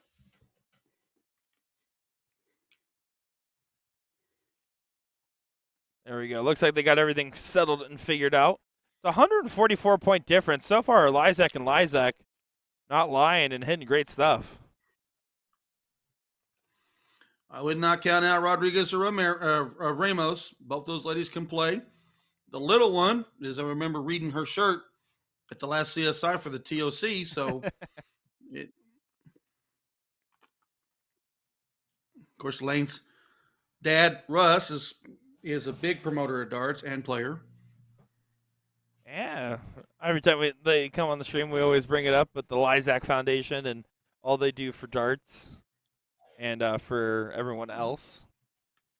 Yeah, wherever they go, the darts are going to be promoted well in their area and grown.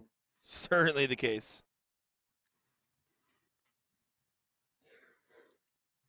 Nice 6 mark on the 17s. Gets him right back into the leg after Lane struggled to get the close. Looks like we got a fallen dart. It's always those patterned carpets that make him hide. The Lane runs. Nothing like having black carpet. Nothing like having black carpet with black flights. And you're like, oh Lord, I ain't gonna find that thing. Yeah, I might as well buy a new dart at this point. I'll tell you a funny story after this throw. All right, I'm gonna be waiting in anticipation now. Oh, it's a funny story. I'll be the judge of that. It's a funny story. Closes on the 17. Marks up the 18s for the point lead. So you know how on the arachnid boards you have the little spot where you can hit the button to turn the board? Yeah. We had a blind draw at a tournament location. Girl threw a dart, disappeared. We never could find that dart. Pulled the board, looked up everything. Well, that location it was remodeling, so we had to pull the darts boards. This is back when I worked for Kenny. We took the dart board back to the shop too. We tear them down, fix sevens, whatever.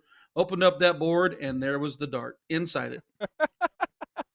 That's awesome and incredibly hard. And it was like 8 months later. It wasn't like it was like the very next week. It was like all of a sudden I called the player, like, I found your dart. And she was like, what? It was in the dartboard. It fell into that slot and then fell down where we didn't know it was there. That's a trick shot if I've ever heard one.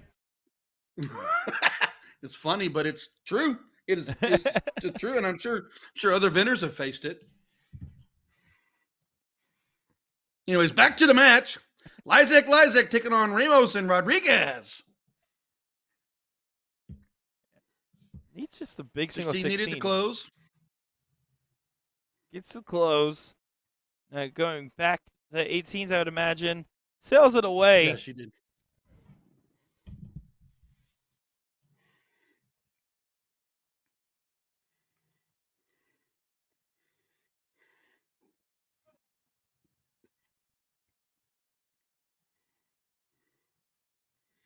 Rodriguez onto the 15s. Got the first one to fall. Couldn't get the next two to follow up. Lane Lysac to the line.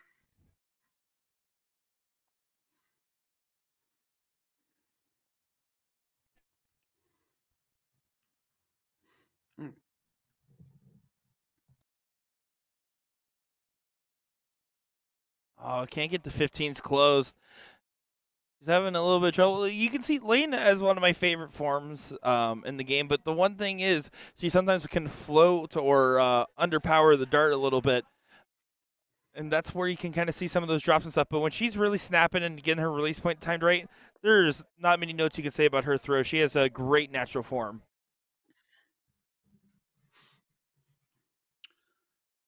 '18s taking on 15s. 284 playing 280.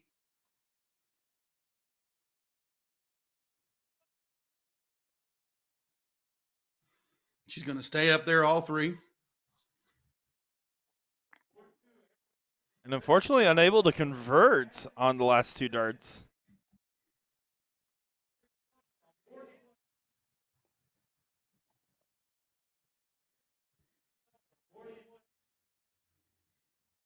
Opportunity here for Ramos.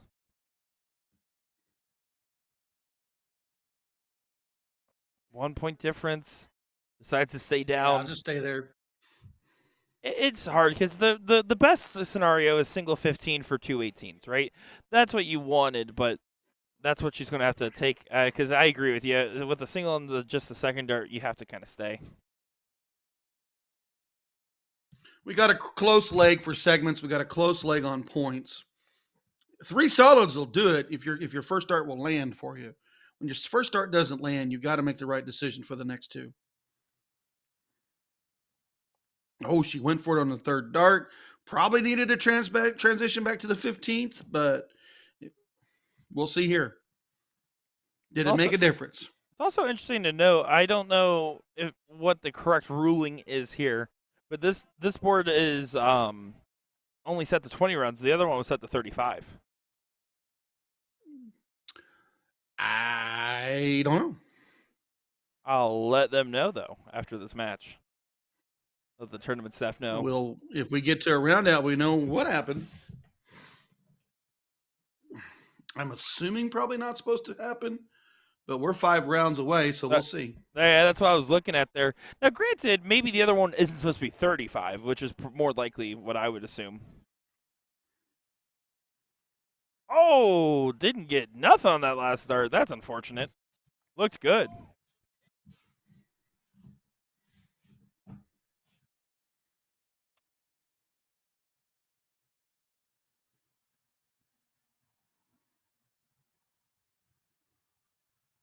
Yeah, I do agree with you. I do like Lane's form there. Real solid. Yeah, it's just no real notes, minimal body movement. The only thing is it does have a bit of a high arc, right? So that's why again you can kind of see some of those floats and drops occasionally. Yeah, I get you on that. Better than my form, that's for sure. I don't know. You got a good form. You got a good shot. You play well. I'm all right. I ain't no Lane Lysak. I'm no Will Stewart. Back to the match. Lysak taking on Ramos and Rodriguez. Trying to get that first leg on the board for each team. Oh, there's your opening. Oh, Lysak not able to re-secure the point lead, and all of a sudden, this is about to turn on its head. Big single 18, and because of the 20 round limit, I'm tripping 15 for the rest of the game. Had to throw the single 18. There you go. Do the 15s. Oh! Looks like it could have been good on that last.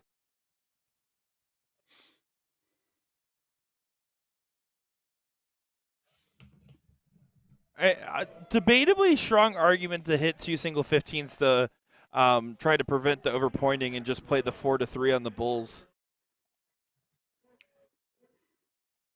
But not going for it. I don't love this.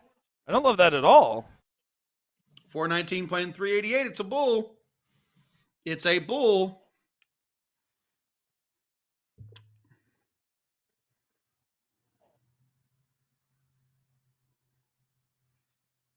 She's reading the score. She's adding it up. Now that's why she pulled back. What's this going to do here? That's a veteran player right there. Yeah, 31 points.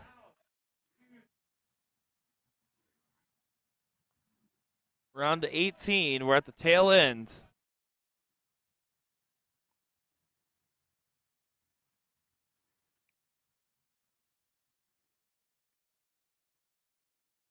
No, not going to get it to go.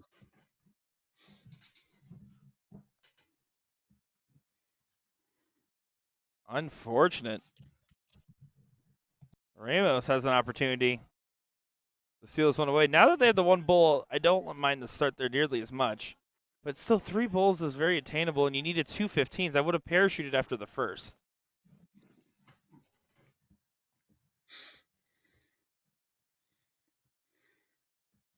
Lane's last shot of this game. Single bull. Single bull. Single bull finds a hat trick.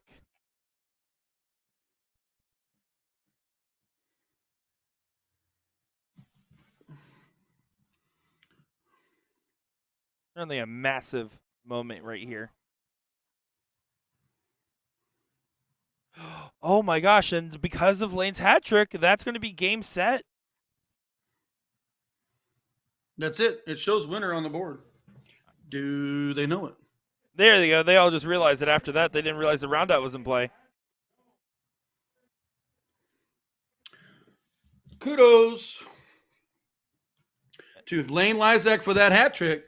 Well, what's going on now? I think they're having some confusions about the roundout itself, but it's important to always watch the game state. That's one of the things you gotta remember to check that every now and again, and it happens to the best of us one way or another. But you gotta remember to check it every now and again. I did see it in the TLC finals for the ladies. Like one of the legs, the woman needed just to throw one dart, and they would have won it on round out, and she didn't even realize it. She didn't read it, she didn't realize it, and then that's what happened. Oh, Lane grabs the bull. Best Rodriguez on the diddle.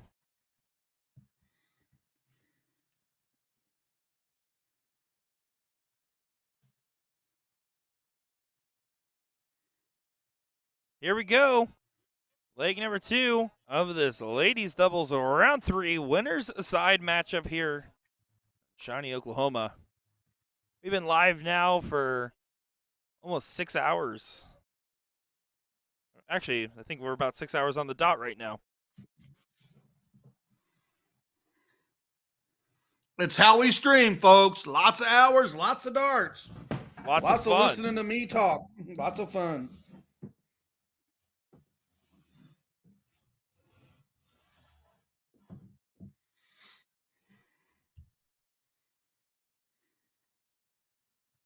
Just a 2 on the open there for Rodriguez. Lysak looks to attack the 19s here. They have the 20s and the point lead. Big 1-2-3 does so many favors for Team Lysak at the moment.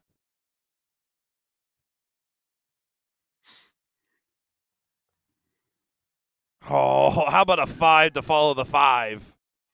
Yeah, that's a start. That's 40 points after the close. Grab the segment. That's 57 on the points after the segment. I mean, it's a good run. And Ramos unable to and collect. I was going to say, there's a window. You can go get the 18s. You can go after their 17s. It seemed to be that might be their honey hole. Who knows?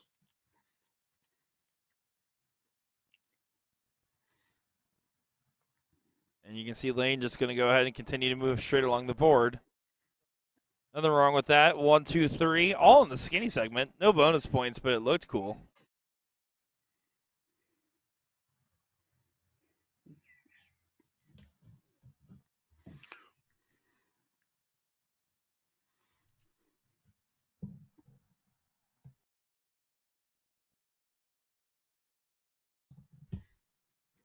Four on the 17s.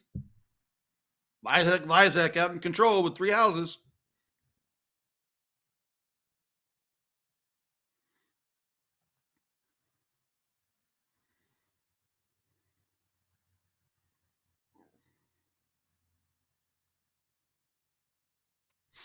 She looked up. Did you see her look up to read that board? Yeah, she definitely did. Which is so funny. If you're curious why they're looking up, there is a screen on top. But more importantly, other than the 2 stream boards, they all are only top screen only for the rest of the dart hall. Which is why normally you'd see players just glance down real quick, but the glance up is going to be more common this weekend.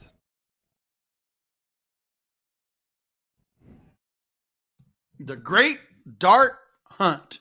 We got a winner. It disappeared once again. Nothing like hotel carpet all looking the same in every dart venue you go to. Oh, absolutely. It's part of the vibe. It's part of the theme, you know? It's especially when you're a world traveler like you. We had a dart on the board. So just going to back it up and count those 2 darts in.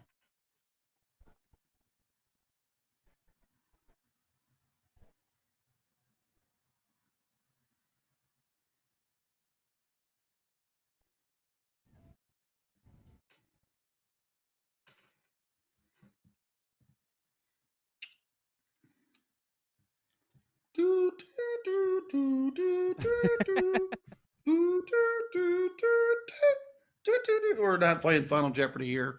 We're getting back to a match soon. Just kind of hang out with us.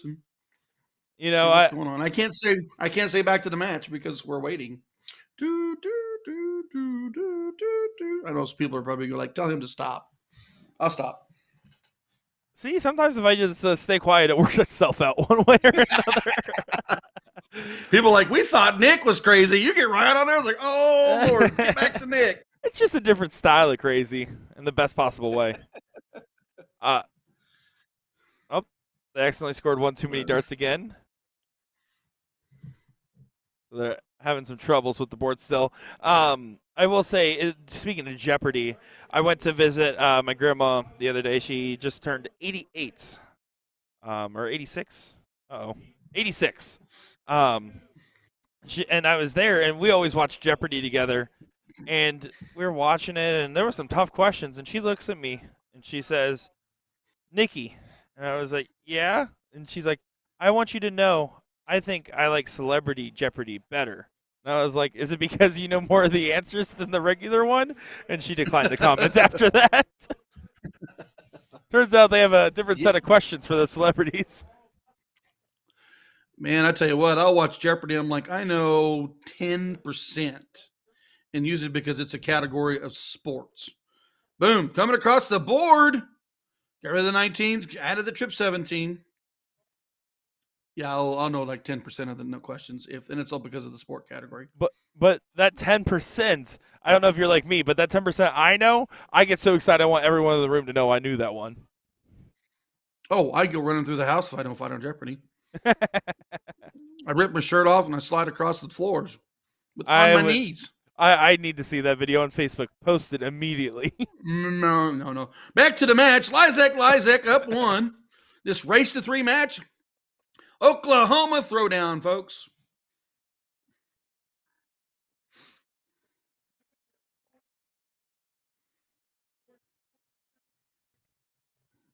'17's coming. There's 3. Yeah, very solid scoring rounds. Gets it back within 9 points ahead. Excuse me.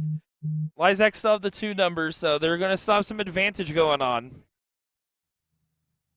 But it's a little bit close for comfort. It was kind of like how we saw the tail end of that last leg, where it came down to, a couple bowls at the very end, and you want to give yourself a little bit more of a cushion than that at times.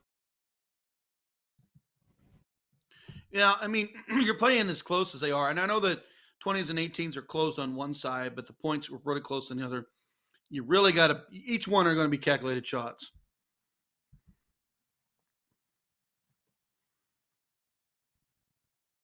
They always say, especially when you're playing close, you got to make sure that each one, you get the biggest value for each one you throw. Where does it make sense? Like in this case here, they got the point lead, and they probably need to close the 17. Probably stay there. Oh, she did pull it. She did. It's the right dart, even though it didn't hit, because they have 2 wedges in the point lead.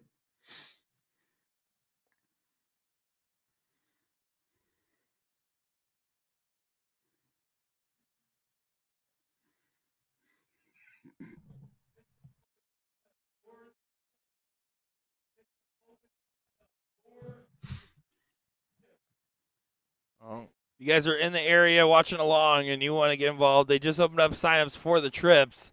So make sure to get into that bad boy, as it's going to be a fun, long night of darts. And I believe that's a mixed. It's a mixed trips, isn't it? That is correct. And to anybody listening along, I just want to give you a heads up for our run show. We are fully covering these doubles events to completion.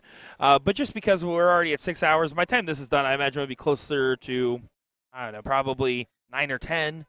We'll probably do no commentary for the trips. That way we can get ready, make sure everything's good. And frankly, after 10 hours of talking, I don't even know what I'm saying anymore. I barely know what I'm saying before the 10 hours. And I'm sure you'll be bored with me. That's not true. I actually like your company quite a lot. I don't know if you know that. Well, I'm glad. I like to do this. It's been a minute. I've had 6 months off. You are one of my top 10 favorite co-commentators. And there's only 9 in the group. That means I'm 10. Depends if I count myself. Guys, there's 9 commentators, and I'm number 10 on the list. That tells you, it's like, well, all right, we'll use Ryan, I guess. No, back to the match. Porky would be number 10. I'm just kidding. Poor Porky. Bull crap. Porky's better than. Oh, he's just hungrier. Oh man, I tell you what, that man can eat. Woo. Lane taking an attack at the 15s. I'd like to cover back at the 20. Again, I want to see a little bit, just a smidge more of a conservative approach for the Lizak, because that was a 7-point lead that they had when she started that shot in the 15. Now, granted, she hit that trip 20, so all is forgiven. But you just don't want the 15s to ever have a shot to be able to hit your numbers if you're playing 15s versus 20s, let alone 15s versus 20s and 18s. 3 more on the 15s. Lysak still got the point lead, but Ramos and Rodriguez are battling. And you see there's team dynamics right there. What do we want to throw? What do we want to do? Let's be smart.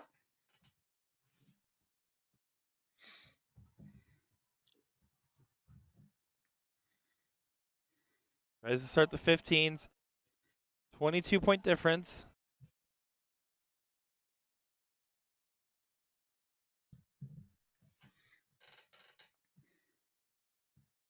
Still trying to get one going. Finds a trip AT in the last. Good shot from Lysak.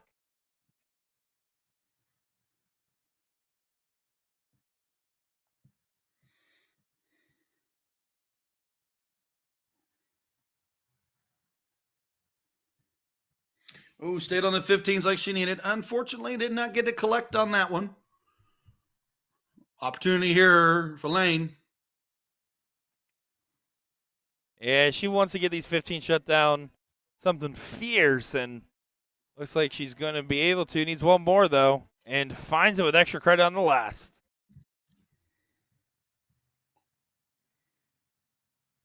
Solid stuff from Lane Lysak. Rodriguez looking for a bailout 16 shot.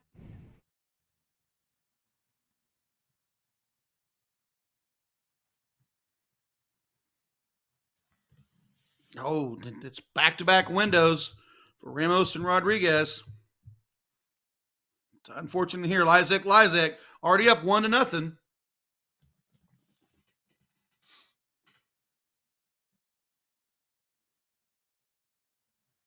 Yeah, they're doing pretty solid. Again, that first leg was so close. Came down to the round out at the very end of it.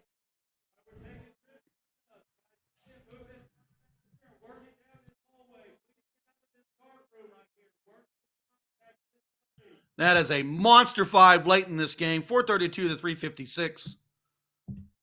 Yeah, putting themselves Only in pole the bull position. only the bull left for Ramos and Rodriguez to try to get back out in front, but it's a lot of ask, a lot of darts.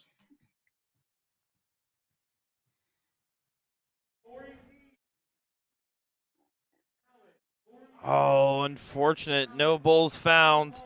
So this is pretty much set to be a 2-0 advantage in this race to 3 format. Lane Lysak across that line.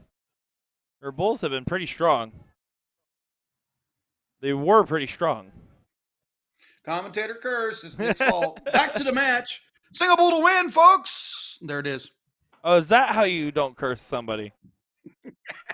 I'm learning. 2-0. Rodriguez is show first on the diddle. Not bad, but doesn't really put a block up and doesn't have at least a bull. But it should be enough.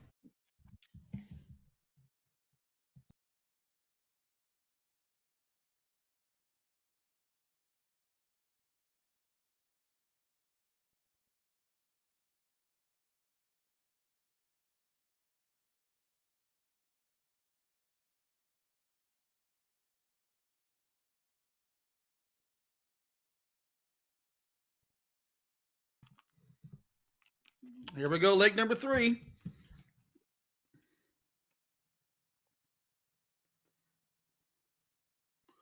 Oh, didn't get it to happen with those 3 darts. So, Ryan, Go ahead. Since you're a young man yourself, I have a question for you. So, Yes, I'm Gen X. so when you're at a long dart tournament day like this, right? I mean, Lane played in the youth events earlier as the adult, and like you have this event going on, and you know that these girls are probably all playing in the mixed trips that's going to be starting here in a little bit. I mean, how do you keep yourself going through that long of a day? Get off your feet. That's the first word of advice I tell everybody. When you are not competing or warming up, find a place to sit down. what happens is we love darts. We love, and people look at me and say, well, maybe sometimes you're a little antisocial. I love my dart family. I love to talk, but I mean, it's a long day. I usually, when I'm not playing or competing, I'm usually trying to find a nice comfy chair or a table, and I'm sitting there, and I'll talk to people as they come in or sit down with me. But I want to stay off my feet as long as possible until it's time for me to get ready or play, because it's not uncommon for you to be just worn out, tired at 9 o'clock at the night, and you were throwing great all day, and then lose all that steam and energy. And it's kick number 6. Oh, it's well past 6 at this point. We just stopped keeping 6 count. that I know of. I just tell folks to get off your feet. And then, a lot of groups will go sit down at tables, and that's one of the venues offering tables for everyone to sit down. Sit down with your family, your friends, and chat it up until it's your time to turn or time to warm up. Stay off your feet. For me, I always tell people, as much as we love our aiming fluid, the other key to longevity is hydration. Staying hydrated throughout Well, that day, preventing cramps, preventing getting sore. And frankly, I know for a fact after a long day of trying to focus on anything, especially darts, that eventually my head starts to kill me and I get the worst headaches, especially if I haven't been drinking enough water. So always hydrate as well. Properly hydrate, not alcohol hydrate. well, and also the other thing it is, and I know this happens, is you don't eat well. Right. And concession food is great and it's tasty and it's everything, but you're not really eating well. So you got a mental focus. You got a you just got a lot of those different things that go into play. Now, I'm not going to lie to you. You're there having fun and you're having a great time and you have a lot of aiming fluid. Yeah, you might not think about those things. Well, and a friendly reminder to people that don't travel to tournaments nearly as often: if you're driving, just pack some food, some sandwiches, some snacks, whatever it may be, meal prep even, because that's a big factor in not only saving yourself some money, but also just giving yourself the right energy and keeping yourself um, well and fed. If you're flying in, invest in having a temporary subscription to like Walmart grocery delivery, or get an Uber Eats membership for the weekend. Do something like that and treat yourself a little bit, because I can tell you, eating concession food after having too many shots of tequila does not always feel like the most fun experience. Yeah, I also tell everyone to make sure you got good shoes. Buy good True. shoes to play darts in.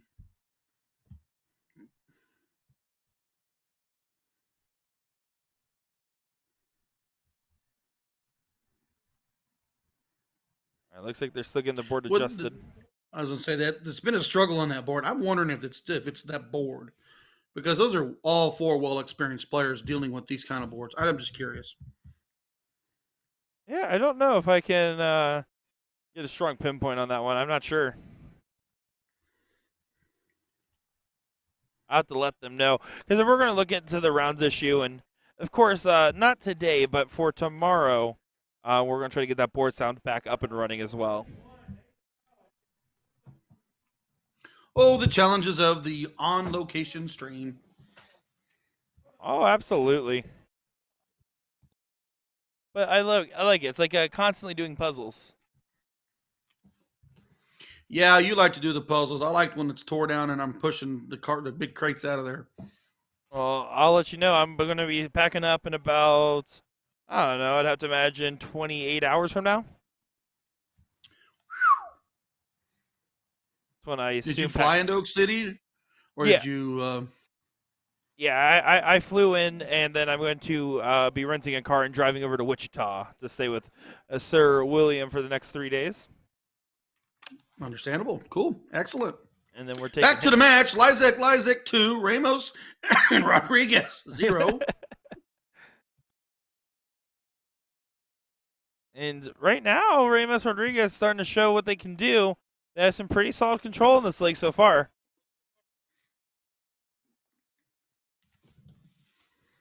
117 playing 55, 20s and 17s. 18s are now gone. Moving forward on the 15s, adding more segments.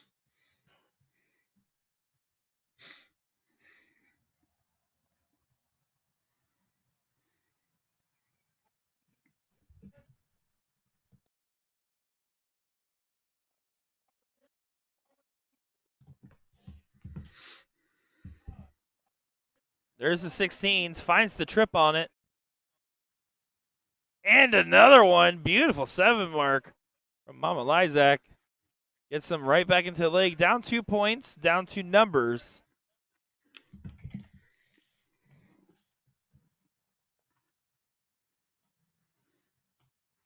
Lots of discussion going on. I wonder if there's Still some confusion. I don't know. Back to the match. All of us, including the players.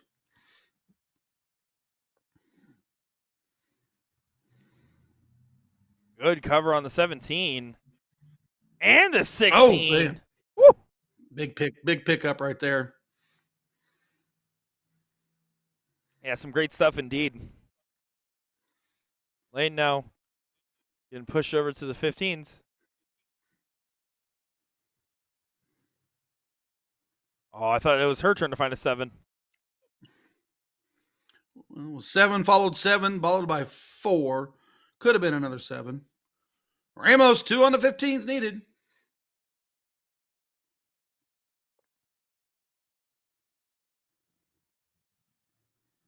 Oh, one of them will score the more on 20s, unable to. However, the damage is done to the Bulls.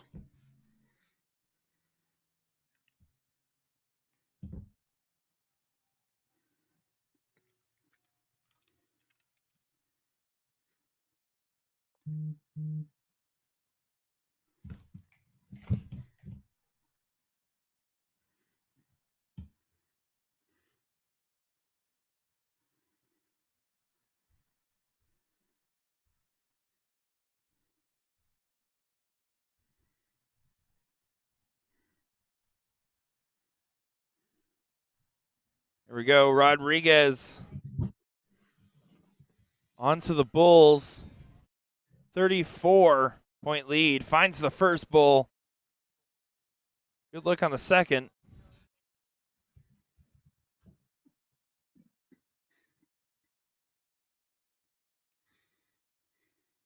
She was one to cover on that 17. Didn't pick it, but they're still well out in front.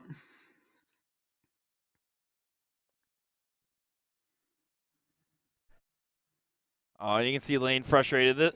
This league's definitely going in the direction of Ramos and Rodriguez at this rate. But if you're Lizak and Lizak, you got that 2-0 advantage. You're going to be feeling like, okay, well, now I just have to win this diddle, get the start, and run with it from there. There you go.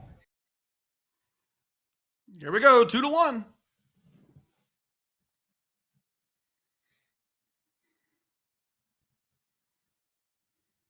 Rodriguez to show first. And gets away from her. That could be costly. Yeah, that was a press. I call that a press. Pressing to get that bullseye, and you just let it sail. You don't even have the focus because you want, like, okay, I gotta have this. I want that start, and you press it and you push it. That's we all do that. That's also why I always love to see rather than show. I will show, and occasionally there's times where I feel different and like just go up and show. But typically I want to see because it helps me focus in a little bit more. It doesn't feel like I'm throwing at a wide open board, especially if it's a leave-in type scenario, and I know what I have to accomplish. I have a mixed opinion. I'd rather show in soft tip and see in steel. The reason why I want to show in soft tip because I'm going to bury it one outside of the pea hole, and you can't pull my dart. But in steel tip, I can pull your dart and have an open board. No, it totally makes sense. I feel like placing blocker darts is very, very important in soft tip as well. But at the same time, I don't know. I don't mind throwing into a blocker dart and kind of rolling the dice, so to speak. Well, you get the right angle and you hit the dart and it slides right into the spot. That's better. I mean, you can look at it several different ways. As I used your dart to win that court. Also, if you get a shank out of your opponent, then it's like, you got to keep in your head, okay, I still got to look at this cork, even though it's wide open. Because I don't know how many times I've watched my opponent throw a bad cork and I threw a worse cork.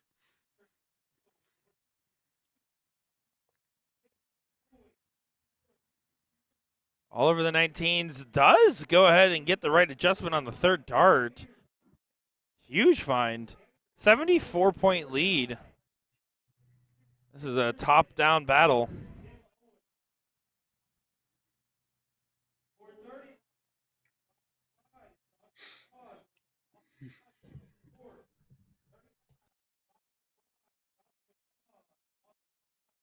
Now Rodriguez wants to get that opportunity. I'm telling myself I need to hit 419s before I shoot that 20 in this scenario.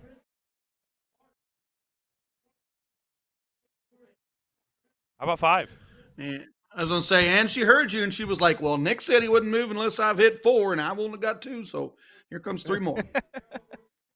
Nick Yeah, said. I did say that. I'm sure she heard you too. Back to the match. Lizak, 2. Ramos Rodriguez, 1. This must-win situation for Ramos and Rodriguez.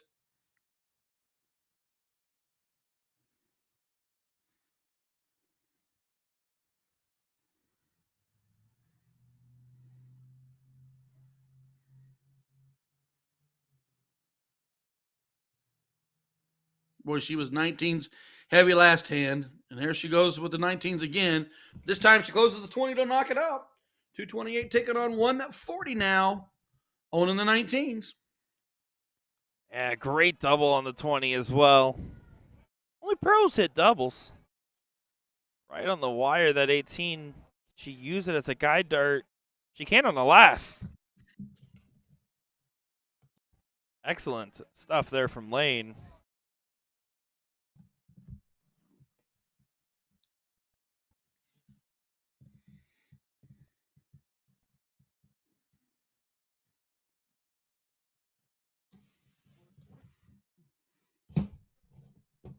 Grab the 19, went for the 18, back to the 19s.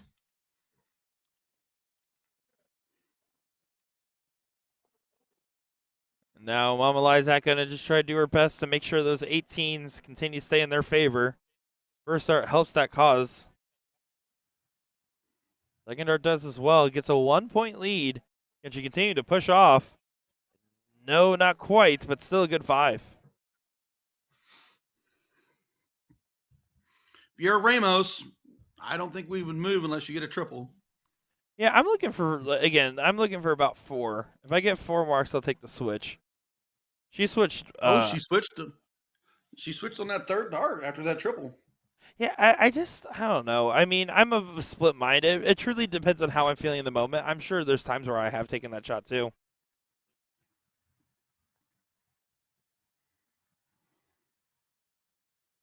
Like, 5 more on the 18s from Lane.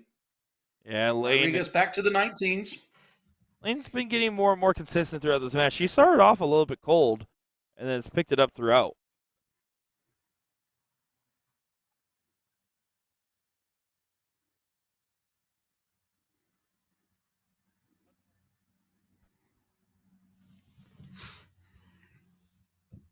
Not going to be happy with that turn. Only managed to grab 1. Lizak back to the 18s.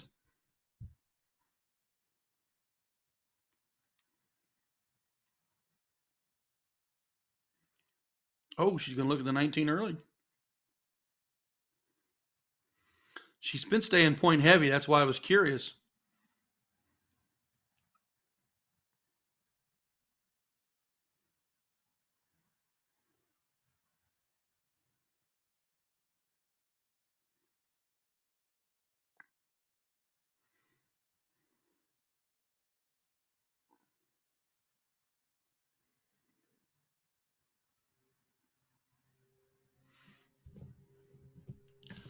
Ramos, 219s, grabs another 18. Lizak to the 18s. Great dart hunt on the final third time around. We're looking for flights. We're looking for darts. Good old carpet look.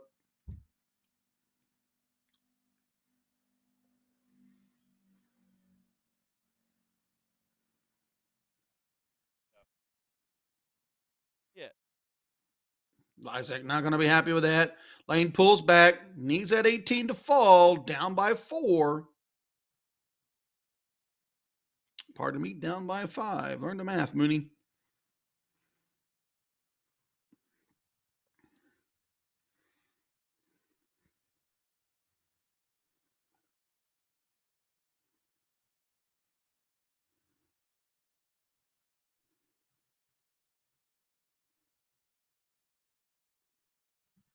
Rodriguez back at 219s. 399 playing 356. Access with the 18s. Got to go to work on it.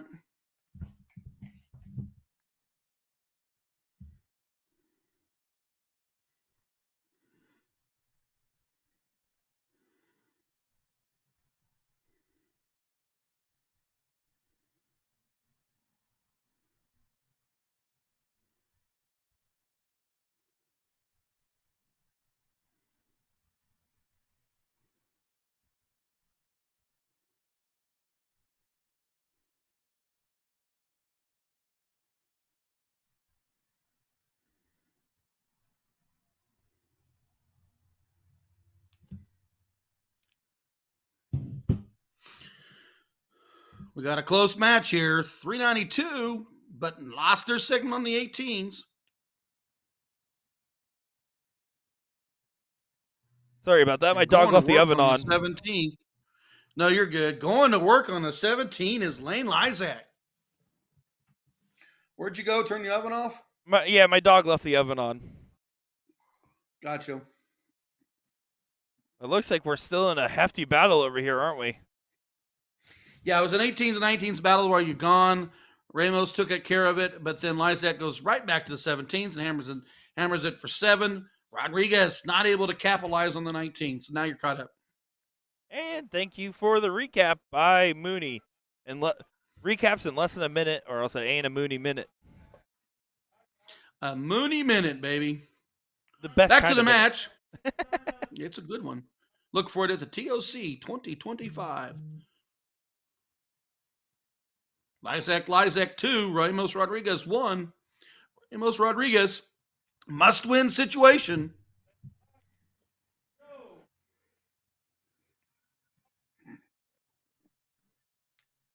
Yeah, it's still an intense bout between these teams. It's already around 12:20. They're running out of runway.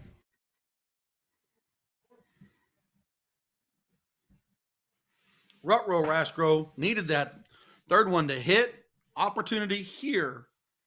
2-point lead. We've had 9 kicks on the board. At least. It definitely is exasperated. No, exacerbated. The issue when we started using both of the boards there, it's just again a little bit of a cozy setup because you can tell with those curtains and everything, there's not much space, so it's kind of hard to put the camera out there. And then they have a spectators area, so we tried our best to finagle a solution to be able to have our cameras, be able to have the spectators see, and be able to have the players have enough space.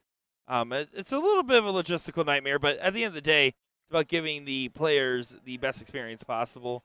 And then giving the viewers and viewers and people watching online the best possible experience as well. You guys can tell the lack of sleep from the last couple of days is catching up to me here already. I didn't know you slept. I thought you stayed up all night and all day. It was pretty close. The way you travel and play to stream darts, I don't know how you do it. By accepting the fact that I am being hard on my body. And we got another bounce on the back camera. Yeah, that 17 close was huge. 5-5-1 now on 4-9-4. Lizak in trouble on leg number 4. Lane's got to work that 16. How about that? Oh, finds an there's 8 a 9. Big 8. It's not a 9. No 9 yet today, which is actually kind of crazy that we're this far and I haven't seen one yet. But I like a lot of back and forth battles. Yeah, and I love that shot. Oh, look at this answer though. Potentially, can she get it? Not quite. Oh, she cross-bordered it.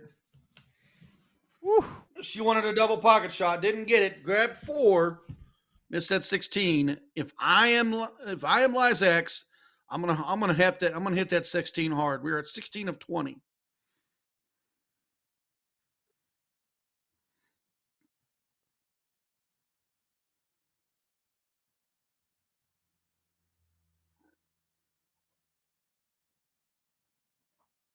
Oh, not gonna go on dart 2 or 3.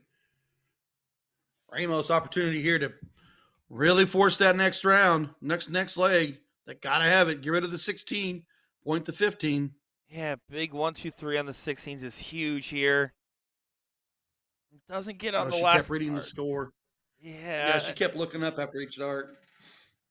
it's so hard to in that situation because right now it's around 17-20. There's a good chance that you could potentially put the game out of reach if you collect all those darts. And look at that, Lane finds 6, makes that single miss on the last really hurt, twists the knife, if you will. You got 9 darts per team.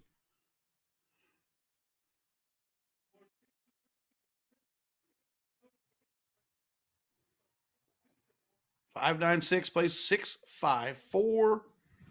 Do you stay on the 16 with 9 darts per team? I absolutely would. I don't think I consider much. Now, here's the thing, right? Like, if I hit 2 trips, I might as well throw 1 at the 15 at that point because I'm getting myself close to, a pretty statistically significant lead. But I really don't consider shooting the 15, especially because I have the X. They can pop my 16 and make me play catch up. I don't want to play catch up. I like mustard. Can understand that. Trying to get that bull to close and then trying to get back on that bull, stay out in front with that 48-point triple.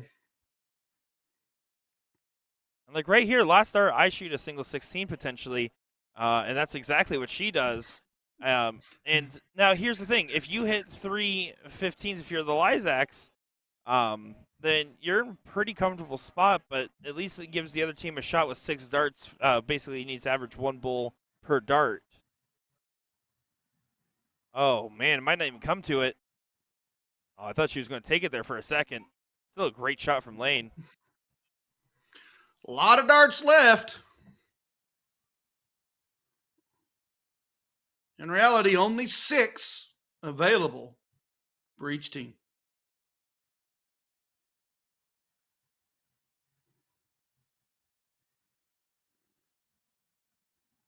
There's 3 bulls right there. Interesting. But 2 bulls still gets the win regardless.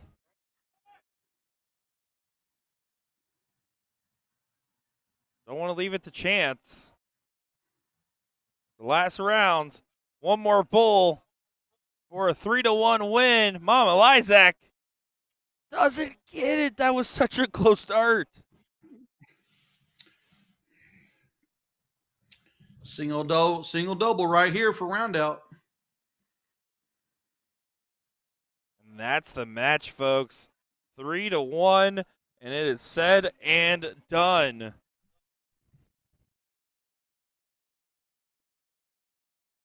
Team Lysac gets the win.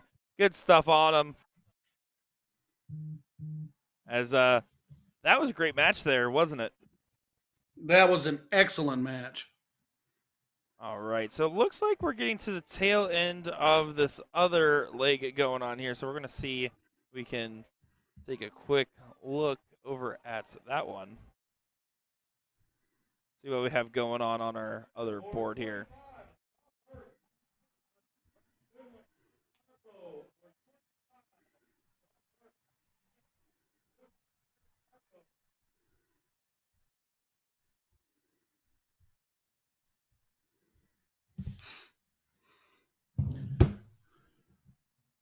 All right. Looks like we're at the tail end of this leg. I know that they've completed at least one. Well, that game's over. Oh, and that's the match too, looking for handshakes. All right, well, I tried, but unfortunately they just got finished. That was Boone and Mundell versus Laxton and Perez. Looks like Boone and Mundell did get that win. So, folks, we're going to be back in just a moment's time. We're going to go ahead and take a quick break here, hydrate, have some cough drops. Be back in just a moment for some more great action. I'm Nick Trey, joined by Ryan Mooneyham. Give us a share right now. Let everyone know the Oklahoma Throwdown's going on. And we'll be back in just a moment, folks.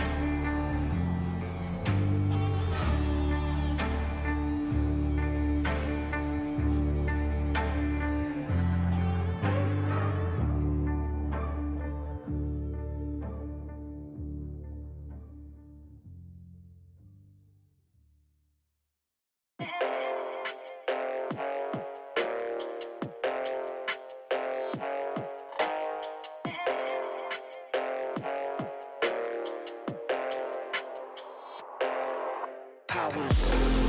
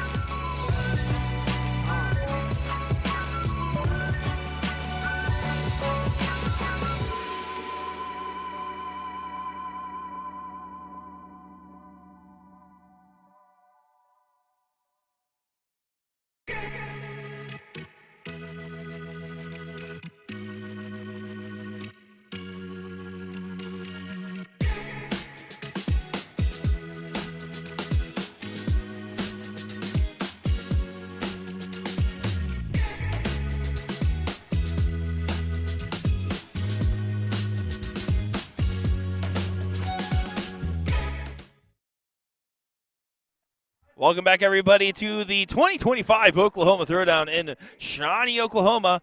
My name is Nick Teixeira, joined by the one, the only, the Mooneyham on the mic for another great matchup in our men's doubles cricket bracket. We had to take a quick technical pause there. We were trying to get the board worked on and whatnot, do a couple quick adjustments. So appreciate your guys' patience during that break. But, Ryan, we've been having some fun here, buddy, haven't we? It's been a good day. It's been some good darts. We've got to see the kiddos. We've seen the ladies. Now we're into the men's. This is our second round of the men's.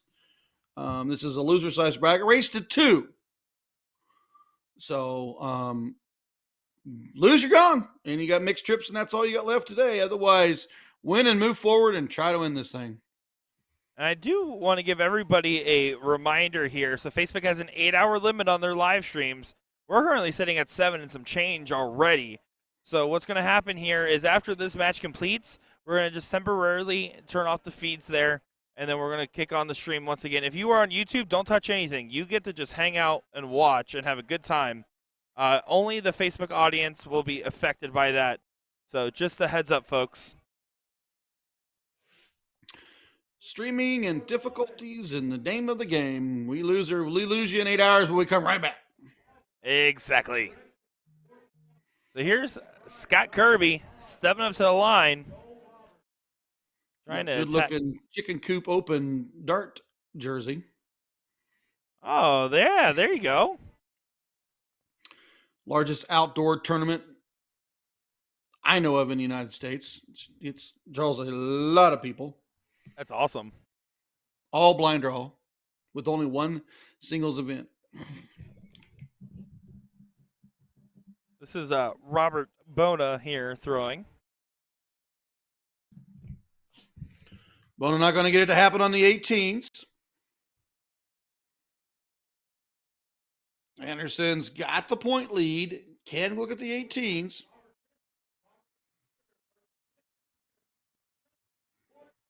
Let me tell you, it's starting to get loud out there, and I believe, if I'm not mistaken, at 7 o'clock is when the band goes on, so we're about to be bumping in here, Ryan. I'll be bumping a lot on my couch. Throwing down with the throwdown. Back to the match. Glover and Bona got the 18s. Down in points. We're just not getting it to happen right now. I think we're going to be getting Super Freak is the band. Time Machine was on yesterday, and I believe we're getting Super Freak tonight as our band. It should be starting. It looks like they're actually going to be starting at 8, so a little bit more time before the band gets going. Wonder if they play the song Super Freak. I'm a super freak. You have Back to, to right? the match. Back to the match. Here we go. We need that 15 and that 16s to mark. Oh, not going to get it happen with one at a time. Yeah, single 16, move on to the 15s, wham, bam, and thank you, ma'am.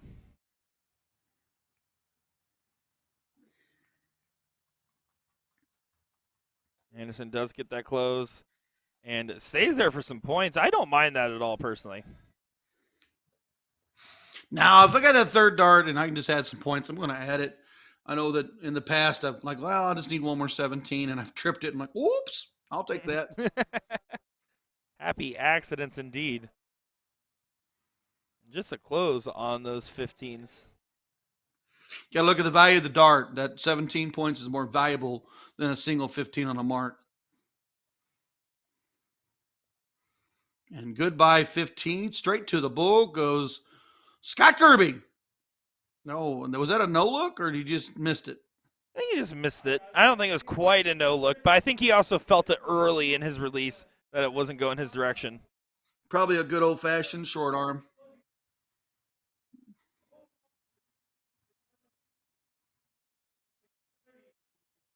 Single bull, double bull.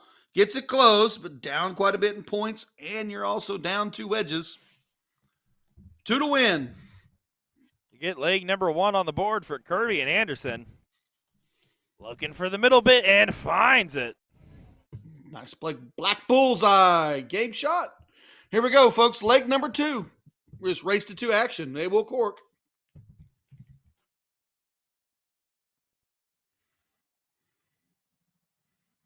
Anderson to show first.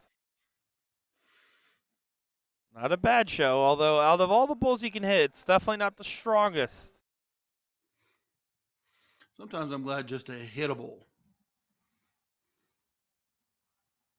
Oh, I think he's right stacked. above it. Yep, I think it's right above it. And that's the risk, right? I mean, instead of putting a blocker, he actually put a placement dart that worked out in the favor for his opponent. But if I hit a bull in the diddle, I'm not mad, even if it's not the ideal bull.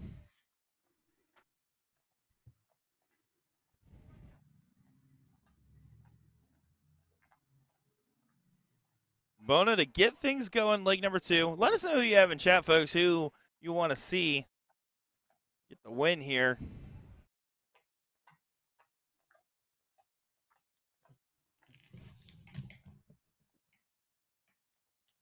Good to find on the last start.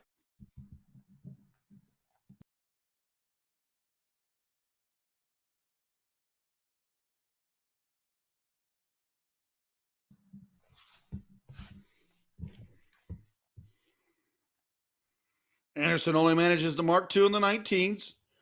Opportunity here for Glover. Can look at the 19s, can port the 20.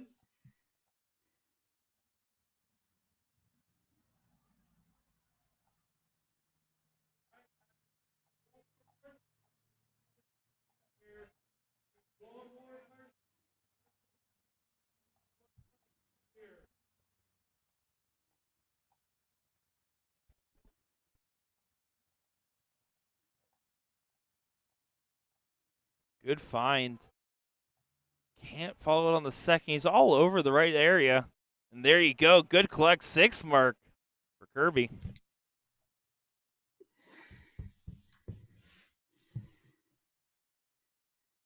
Got the 20s, needs to mark 2 triples.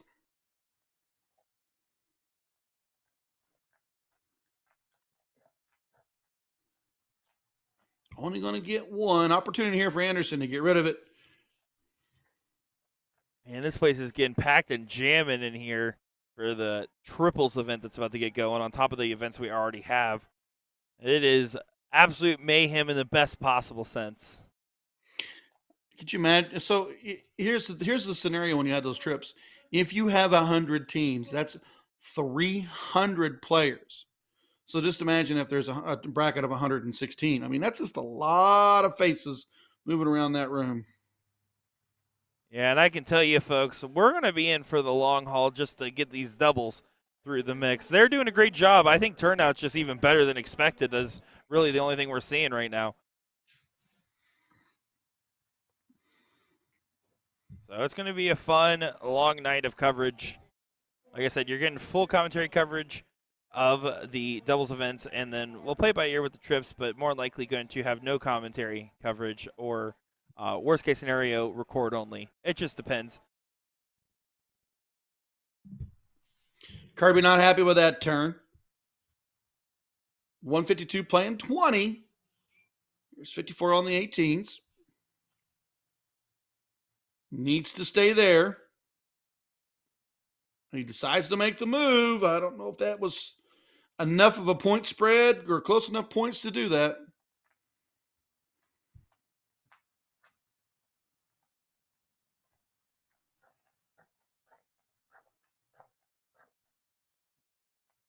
Not going to get it to go on the 18th. So now back for another reset.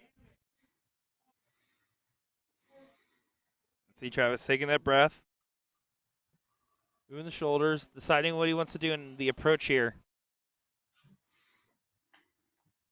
Drops that first dart.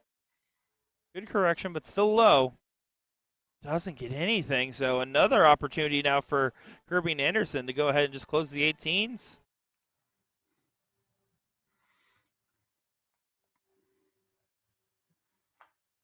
Maybe the 1, 2, 3, as Nick always says.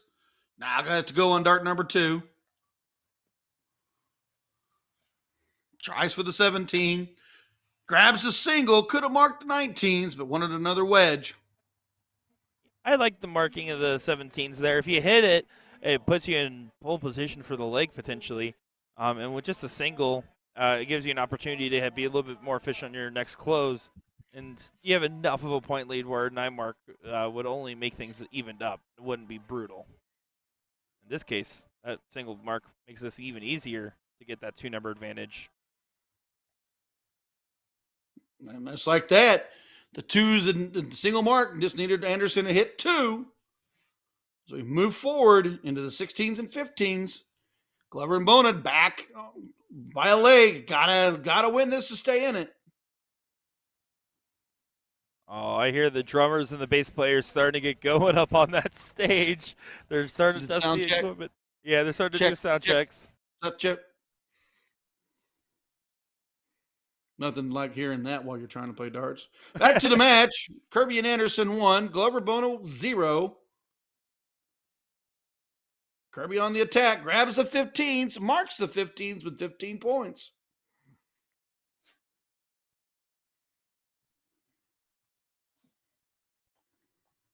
Yeah, this is looking heavy in favor of Kirby and Anderson at this point. Fortunately, Glover and Bona just haven't been able to get it going. Now, too many single marks, not enough times on the when they needed. Whenever, like one turn on the 18s, they were all in the 4 and trip 4s. It's just the timing wasn't there and just some unlucky shots. But this game ain't over. The 16s got to go with 3 bulls.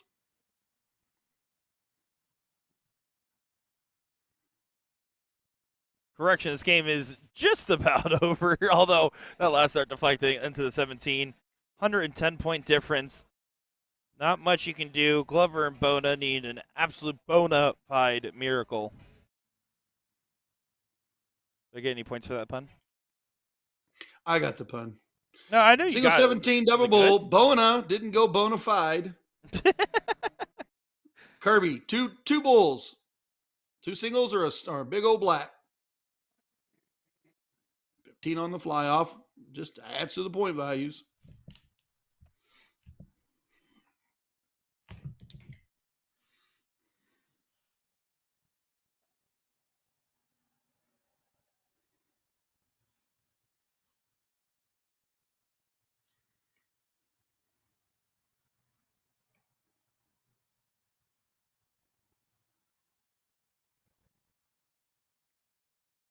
And making a final stand on the bulls, but it's all for naught. 100-point difference, couple numbers, and 1 bull incoming here from Anderson for the win. There it is, game shot. And you can see giving handshakes and some respect to the opponents. Absolutely some great stuff going on here, and I love the sportsmanship and camaraderie between all the different opponents, all the different teams, and all the different players. It's been super fun to watch so far, hasn't it?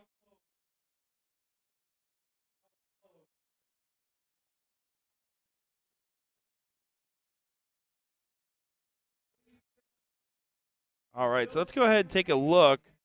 Let's see if I got the camera angle here. So this is a better look at the whole room that we can see for the Oklahoma Throwdown. They're just now closed the signs for the trips. They're getting everything going out here. The band's on stage starting to do some sound checks. The hall is full, and there's I believe 60 boards here, so there's a lot of boards, a lot of darts, a lot of action. If you were watching on Eagle Eye Facebook right now, you are going to see the stream end. The stream is not over.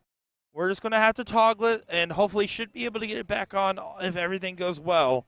So that way we can go live again for you guys over there on Eagle Eye and continue joining. And right now, if you're watching on Facebook, just go over to the USA Darts on YouTube or Eagle Eye Sports on YouTube, and you can continue watching from there as well. But my name is Nick Chera, joined by Ryan Mooneyham. We'll be back in just a moment's time.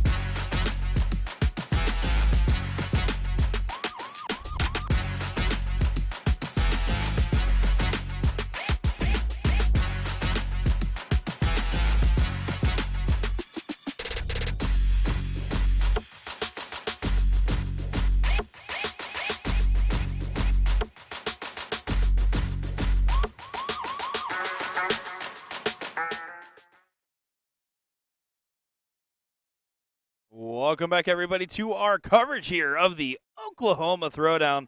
My name is Nick Scher, bringing you coverage of this one, joined by Ryan Mooneyham in the background. Looking forward to having some great time covering some great darts as we are on to another great matchup. This is actually Kirby and Anderson once again up to the stream board as we are just taking what we get and running with it. They did put on a pretty good show just that previous match.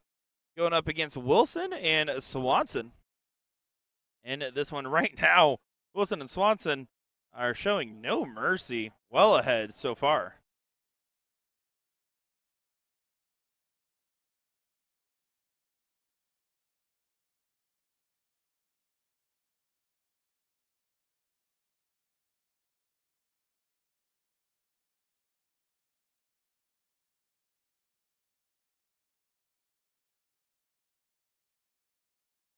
Guys, I hope you've been enjoying the coverage here, hanging out with us, having a fun time watching some great darts on the stream.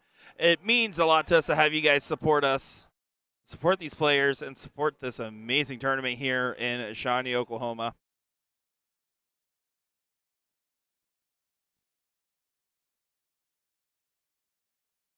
The band continues to practice. They continue to get warmed up. It continues to be a great time in this amazing atmosphere. It is phenomenal to be in this room.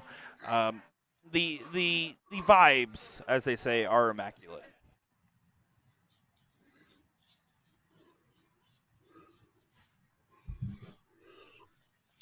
There's a player of old. Tell me about him. Ken Swanson. Mm-hmm. He's been around for a long time. 90s, heavy 90s, early 2000s. International player. Has played for Team USA.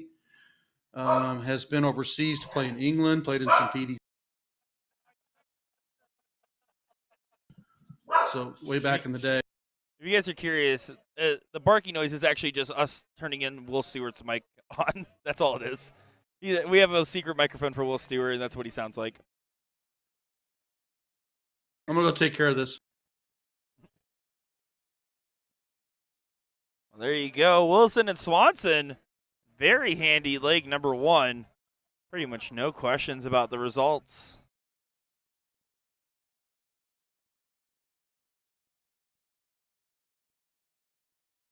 So here we go, on to leg number two. They're going to get the diddle going.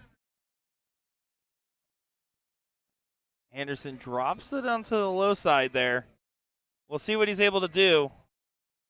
Oh, you can see Ken not happy with that one. So Kirby and Anderson will get the start in leg number two. Oh, it's starting to get bumping in here, folks. It's starting to get loud. It was loud in my house. I took care of that situation. They had to go defend the yard. The dogs had seen there was somebody walking near, so they had to go defend. Almost made puppy stew. Jeez. You almost got kicked in the nose. No, I don't say that because I love my puppies, but good Lord, dogs.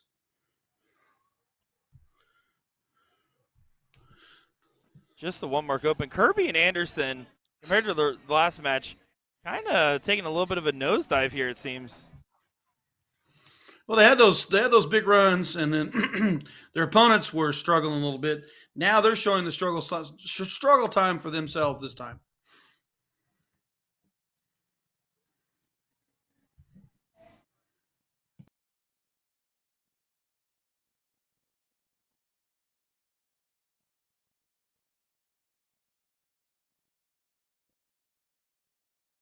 They're an absolute bagel on the 20s.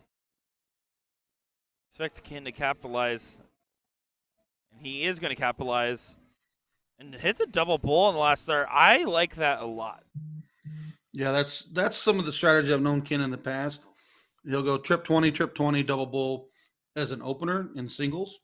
So throwing that double bull early is not uncommon for his style of play. Well, if the opponents are struggling to get things going, you have the advantage of being up 1-0 in this race to 2. Grabbing those bulls from behind, again, changes the math, but not just changes the math, it changes the psychology of the game. To the 19s, just 1, 2, 3 from Nick. Yeah. Pushing Scott into the 18s or 17s. Yeah, that was Down high to 2 risk, high reward.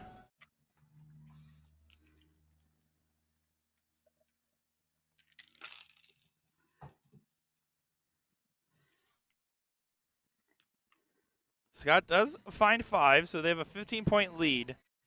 But they're down a number and 2 marks on the bowl, so frankly, this game is basically chalk. I don't know if I like this shot as much. Yeah, 218s to a single 20. Not my preferred shot order there. Higher risk, high reward. What if he tripped 18, tripped 18? That's true, but he didn't. It only matters if it matters, right? So right now, trying like after that first 17, I would consider blocking those 2 marks in the 18. Try to make a play if you're feeling it. Do something like that. In this case, it did not get punished for that shot selection because now if you're coming up here, you can say, hey, I'm just going to go ahead and get the point lead back and maybe close to the 18 as well. So it ended up working out kind of, although that was a very mistimed bagel, unfortunately. Yeah, Wilson not happy with that turn. Kirby can take a look at the 20s.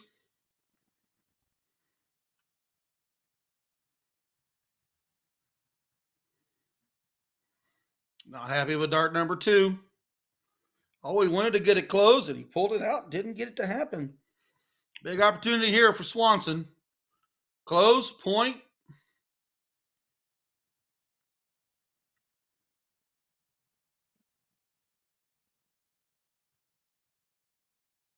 Big run down the board. Only marks 1 on the 17s, but manages to get close to the points and grab 2 houses. Reagan Windsor in the chat, the best of the Windsors. I heard you had a little bit of a car accident. Glad to hear you're okay, though. Hopefully, wasn't too jarring. I know they can be quite the scare, and happy to see you here tuning in.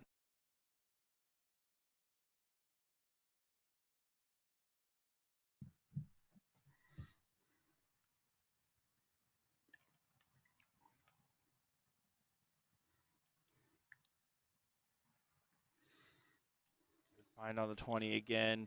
And then hits a double 17. Who shoots a double 17? Double 17, double 19. Get him out of here. Maloney. There's a kick. On to the 15s. Kirby moves. Not happy with dart number 2. Pulls back to reset.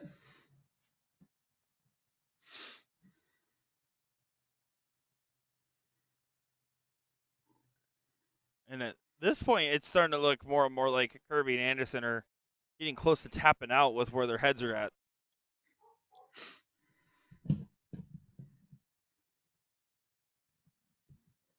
Good close on the 16. Gets a single 15 on that last start as well. Reagan saying, watching darts from the hospital bed. Hey, if someone can get in a car crash and watch darts from the hospital bed, what's your guys' excuse for not tuning in, all right? Clip that. Send this to anybody that's not watching. 216 playing 123. 3 darts needed to win this leg and the match.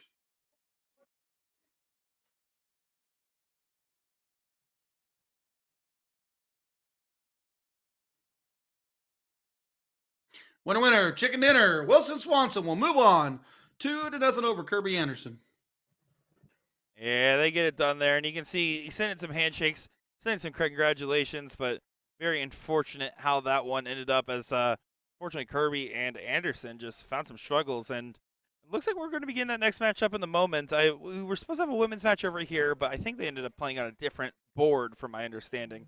So we're going to go ahead and take a moment, get that next match over here. We appreciate everyone's patience. I know it's been a long day of coverage. Well, I hope you guys have been having a long day of enjoying the darts, because that's what we've been doing over here. I'll tell you that much. So don't go far, folks. I'm Nick Scherr, joined by Ryan Mooneyham. We'll be back in just a moment's time.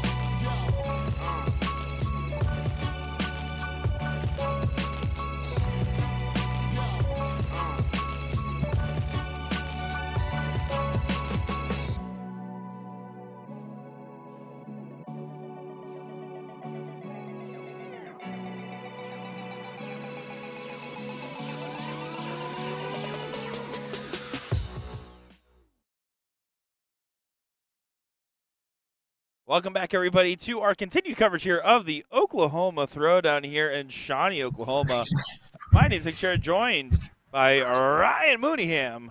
And this is our second look now at Galloway and Harder. We saw them earlier in the day. And then Farquhar and Sealy, it's going to be our first look at them. This is a loser side matchup. And Ryan, do you want to know the most interesting thing about this matchup? It's in Oklahoma. No, the winner of this, even though it's a loser side matchup, plays Brandon Kessler and Ram Guevara. Ooh, somebody got by him. Yeah, someone got the win, and that's pretty substantial. I'm actually curious. I want to take a look now to see who did that to him. Oh, there you go. So, oh wait, no, hold on. Looking at the wrong spot here. Let me see. I'm going to find out this information. We're investigating here at Eagle Eye Sports.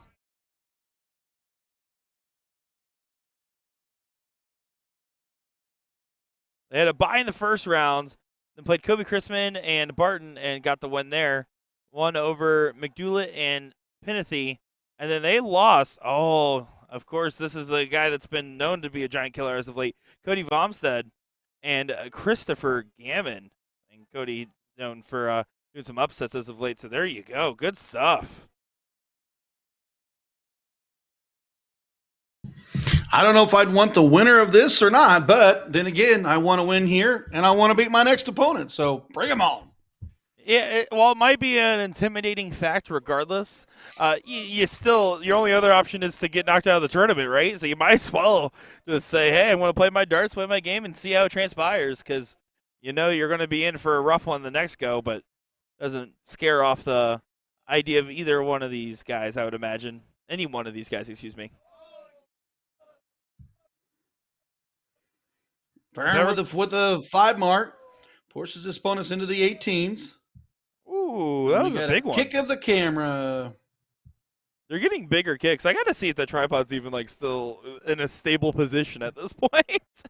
He's probably sitting in the damn middle for all you know, huh? Who knows? I'm worried that someone's going to kick it one more time and bye-bye goes tripod. And bye-bye goes my job because Will would kill me. Yeah, it wasn't my fault. I'll have to give that a little checkup after this. 18s are gone by Catfish, 2 17s. Joey Lee is going to have to work the 16s or 15s. And Joey Lee Harder needs to get something going in the situation. That's a good marker dart. He's all over it. Can he convert to a trip? Yes, he can on the last, but not enough to swing the needle the other direction.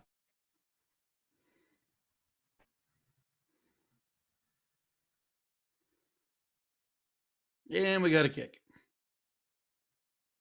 Yeah, we got some partying, some action. Everyone's getting ready. The band starts here in 30 minutes. It's got to be in the way now. I'll have to double check because here's the thing. It is a for the area. It's not that it's necessarily a tight space. It's just with the cameras there and then having the spectators tables behind is what causes that to be a little bit of a congestion area. Normally we have a little bit more space, but just with the way this venue's laid out, and then also on top of that, admittedly, I was having some issues yesterday and didn't have enough time to play with optimal camera position, so I'm not going to put the entire blame on anybody. But sometimes it's just the hand you're dealt.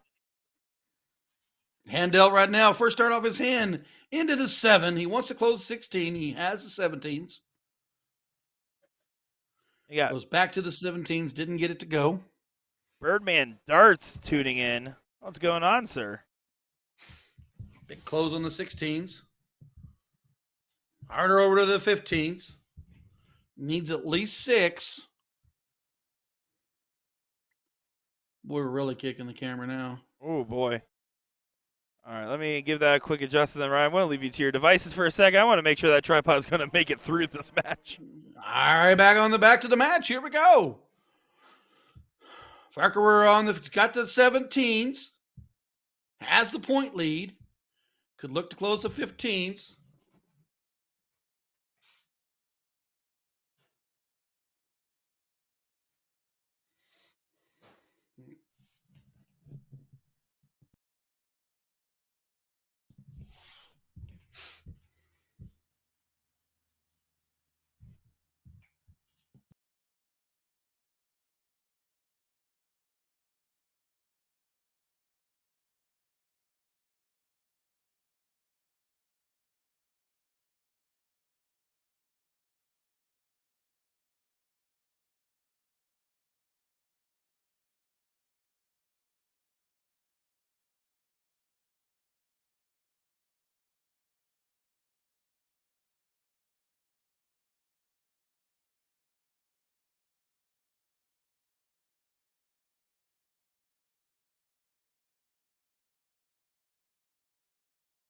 2 on the 17s. Monster close on the 15s. Cage Galloway to the bull as Nick's going to go out there and try to get us all fixed up here. Going to have to mark the bulls. Going to have to get it closed. Not going to get it to happen on the first two. Does grab one on the third. And Seeley, 3 bulls to win. Take this first leg.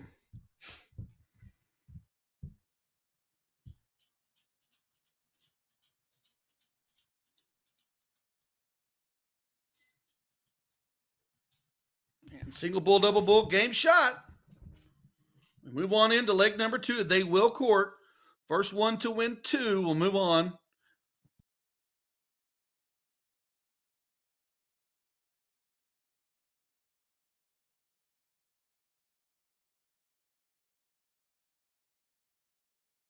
All righty. Yeah, that tripod was seeing some better days as it was getting kicked quite a lot. And so far from its original position, I was like, I'm just going to go ahead and do a little reset here and hopefully keep it stable. But we're trying our best to work with the space. They have the spectator stables behind, and they're trying to maybe scoot those back a little bit, get the players more room. Because, frankly, sometimes I'm like, man, these players are just not even paying attention. But with the setup we have here, it's not really their fault. Did I miss anything crazy? Yeah, it's a venue that probably needs to be bigger, which was big in year 1 and needs to be bigger in the next few years. Who knows? And at the same time, the turnout was huge. Yeah, it's a good problem to have when your tournament keeps getting bigger and bigger turnouts, and on top of that, the tournament gets bigger and bigger turnout, and your biggest problem is, okay, we might need more space. That's fine. That means that you're going the right direction. Yeah, the speed of the tournament and the size of the venue sometimes it just can't be helped with. Your turnout was so much bigger than you expected. 5 on the open for Harder, 5 on the follow up from Farquhar. Galloway's got the 20s. He'll look to point, grab the 19s.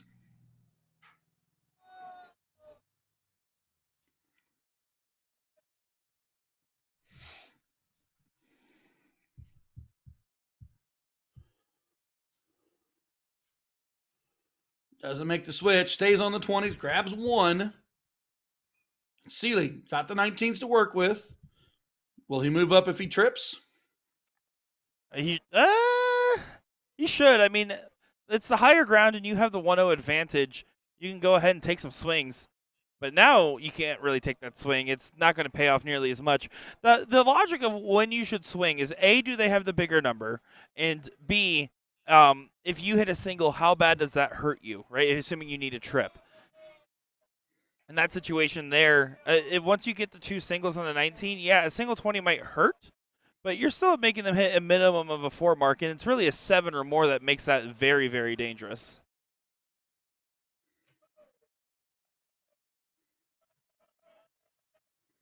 And honestly, right now, Harder, and we saw this earlier in this match, he's put on some stellar performances. He has not channeled that energy yet today on the stream board, at least. And is probably feeling some frustrations because of that. And what especially would be frustrating is just because Harder has some great high ceiling, and Galloway, he not only is not a shabby player himself, but typically is great in the supporting role. So having some troubles, Galloway and Harder are. Well, have the 20s, and they swung over and grabbed the 18s. Seeley still got the 19s. He needs to trip it twice. Does he grab a couple triples? Does he look to close? Or is he going to stay all down below? I think figure now he'll stay all down below because the first one didn't mark.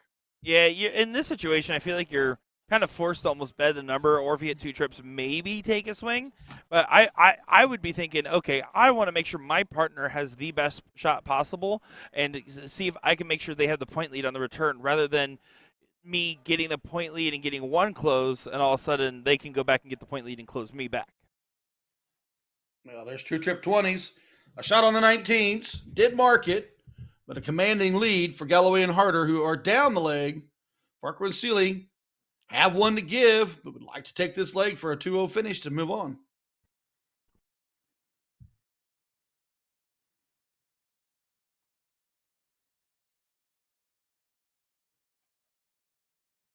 See, trying to settle himself into place.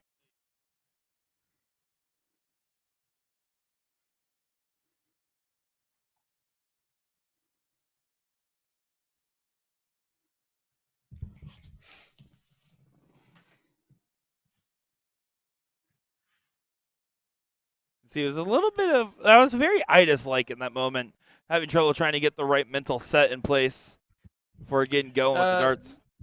Yeah, I've known Vern for many, many years. As he's gotten older, he takes a little more time to get settled. But as soon as he's settled, it's usually a rocket fire. So Yeah, and that's what we saw it's not there. it's not a quick start, but once he gets it, it's usually a rocket fire, and he's been back to back on the 5 marks. So It's just so hard when you start feeling like that because the first dart's always the hardest to throw. You could say the third dart, second dart, whatever dart you may say, but that first dart, just getting that rhythm going on your throw, I think is so crucial. There's a reason why first dart triples typically lead to success. Is not only does it give you a lot more options for the rest of your throw, but on top of that, it just gives you that confidence. It gives you that arm feel like, okay, I can just throw it the exact same and it'll get results. I have a tendency to want to try to throw the first 2 dart too fast. So let's say I'm throwing trip 20 and it's a heavy 5 shot, because I didn't even give myself a chance to settle on the line to throw.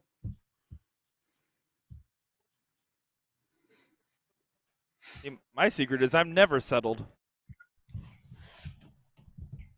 See, like on that one there, he was settled, and he feels it's ready now. He's ready to go. 1, 2, 3. It'll come off quick. It's just sometimes he takes a little bit longer to get settled, and we got a kick of the camera. Oh, nice. We should have had the tally marker going, because Lord knows it'd be like a billions and billions and billions. It would be rivaling the Porky food talk counter to this moment.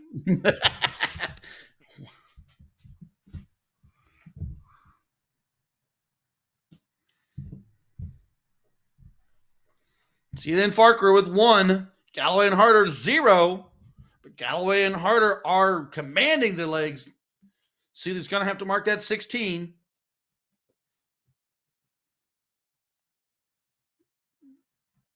Only manages, I can't tell, did he only manages 1. Didn't get it to fall. So Joy Lee, opportunity here to close the corners. Head to the bull. Opportunity he wants to take, I assure you. Yeah, they move to the 15s now. Is it a pocket shot? Does grab single.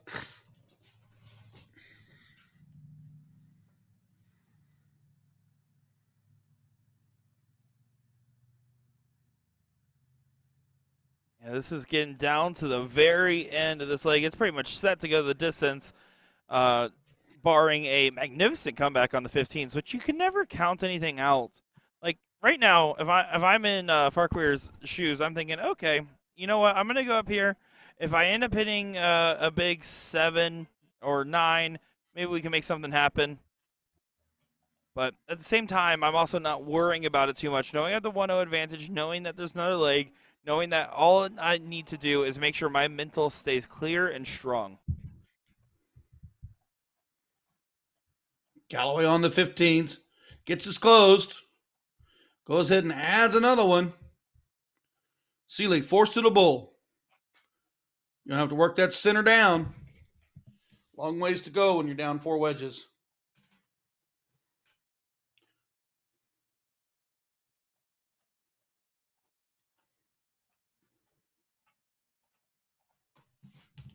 You can see that was almost a look of disgust there from Seeley.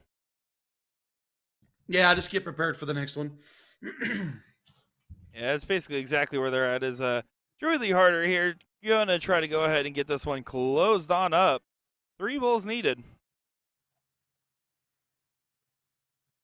Added 15s. Oh, he was reading the score wrong.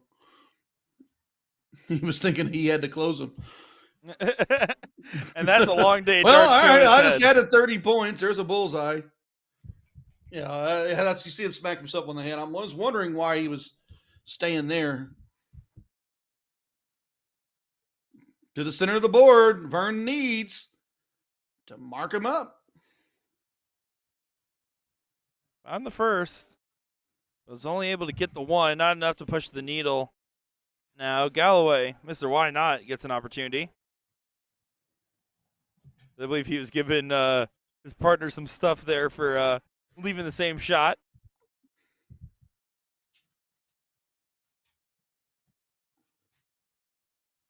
And the hammer on the middle, followed by the single. Game shot. We are 1-1. Here we go. Winner will move on. Loser, thanks for playing. Let's see how this one will transpire. Everyone watching along, let us know. Who do you got, Galloway and Harder or Farquhar and Seeley?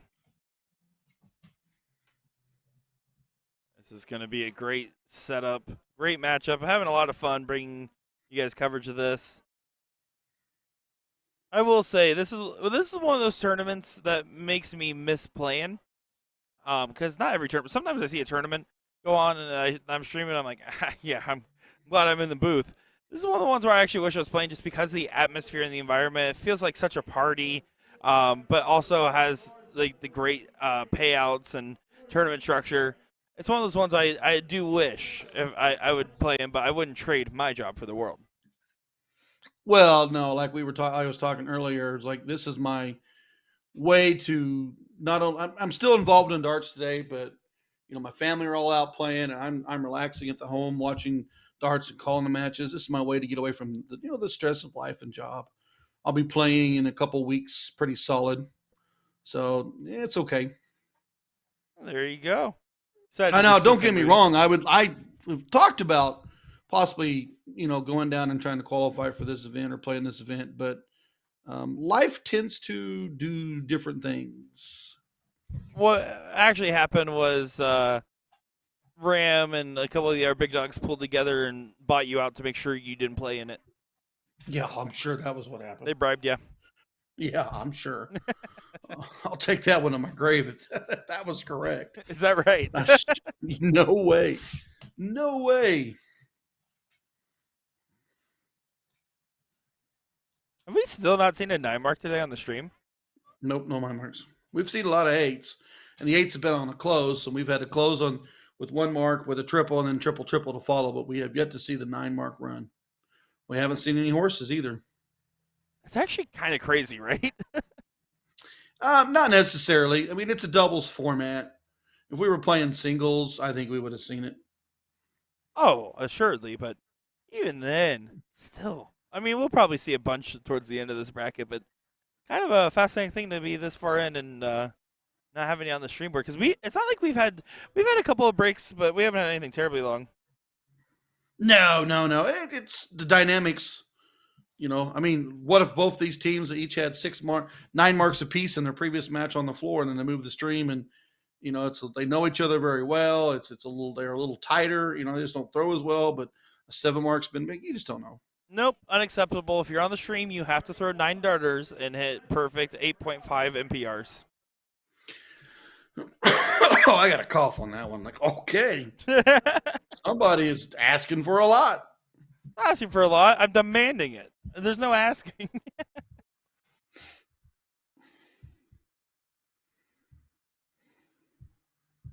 A little bit closer contested, but so far Galloway and Hart are doing a good job continuing their momentum. And Harder grabs the 18s immediately, then over to the 16s, onto the 15s, and no, we're not going to get the first 9 yet. I thought that was going to happen right there. I was shutting up because I wanted you to go crazy. Start kicking over tables and throwing things with the first 9 darter. Or the first 9 mark. I was hoping you might scream, I can't spake, I can't spake. I can't spake! I still love the Italian version of that commentary so much. Oh, yeah. We're not going to get it done on the 15s. Does only manage 2. But Galloway and Harder are taking off. I guess got to get rid of the 15s. I need to shoot that bull. Opportunity here as we have no camera. What? Where did it even Single go? 15, and there's a triple 15, and back to the center. There we go. Apologies, folks. It's getting crazy out there.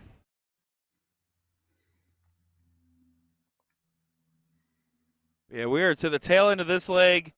It looks like coming up next on our other board that we have going on here, Brown and Sutton going up against Newcomer and Hunter. That's Curtis Newcomer and Zach Hunter, which is a pretty strong team there. Round 7 loser side matchup is what they called up next. As Joey Lee Harder hits the hat trick, and Galloway and Harder send Farquhar and Asili packing.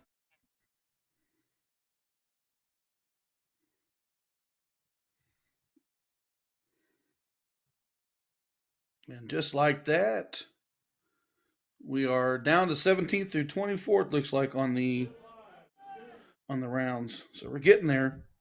Yeah, it's definitely sneaking up one match at a time here.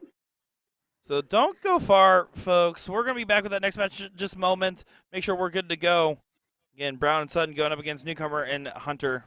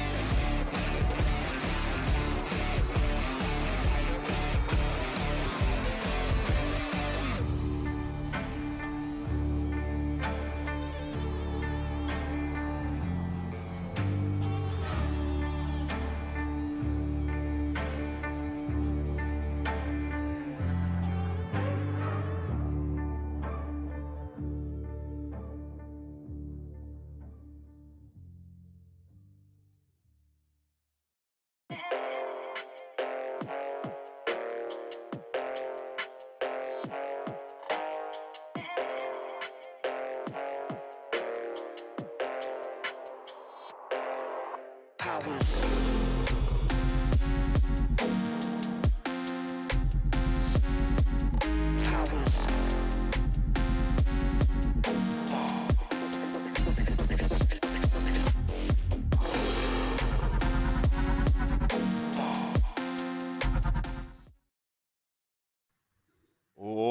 back, everybody, to another great matchup here in Oklahoma. My name is Nick Teixeira, joined by Ryan Mooneyham. This is going to be another men's doubles cricket match. This one's going to be Brown and Sutton going up against Newcomer and Hunter, which should be a great matchup. Looking forward to seeing this one, as it is going to be a lot of fun, a very high-octane matchup on paper, at least. So let's see what results we get on the board. What do you think about this one, Ryan? We should start really tightening up these matches, and the opportunities and stuff are going to close up, because it's getting down to the end of the day. They're going to get tired, and it's also getting lower in the bracket. So now money's going to start being won. So we should start seeing some crazy darts come back and forth, and some dynamic finishes. I have to agree with that, especially like throughout the day. The more you play, the more everything gets refined with your own feel and throw and everything else. So you kind of expect them to show some of their best stuff in this one. At least that's what we always hope to see. We always hope for that as it continues to grow throughout the day. We get into the big money matches. You know, that's just they're just playing dart for dart, and they're playing with their hearts on their sleeve.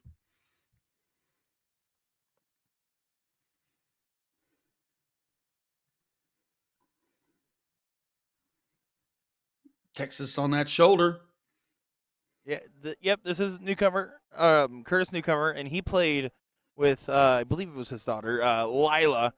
They played on the stream earlier. Lila rocking the same jersey, except hers on one of the sleeves has an avocado. It's an American flag, I believe. And they were like, they asked her why. She's like, because I like avocados. I like avocado toast. I like guacamole. Oh, look at you. So fancy with your avocado dishes. Guacamole, yeah. Nothing like a good old bowl of guacamole and some on-the-border chips. Back to the match. Here we go. To the 18s. Needs to mark more than 3. Only gets 3. Put it on the food talk counter. Yeah, Porky's not here. But you know what, Porky? I will tell you that the pulled pork that I smoked and pulled has been excellent to eat on all day. 2 on the 19s, shot on the 18s.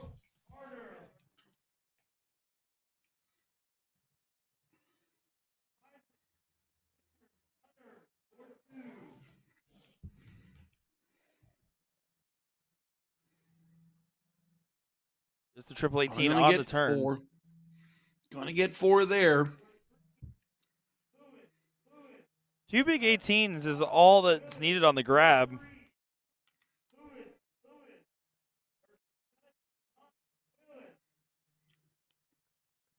Is that band fired up yet?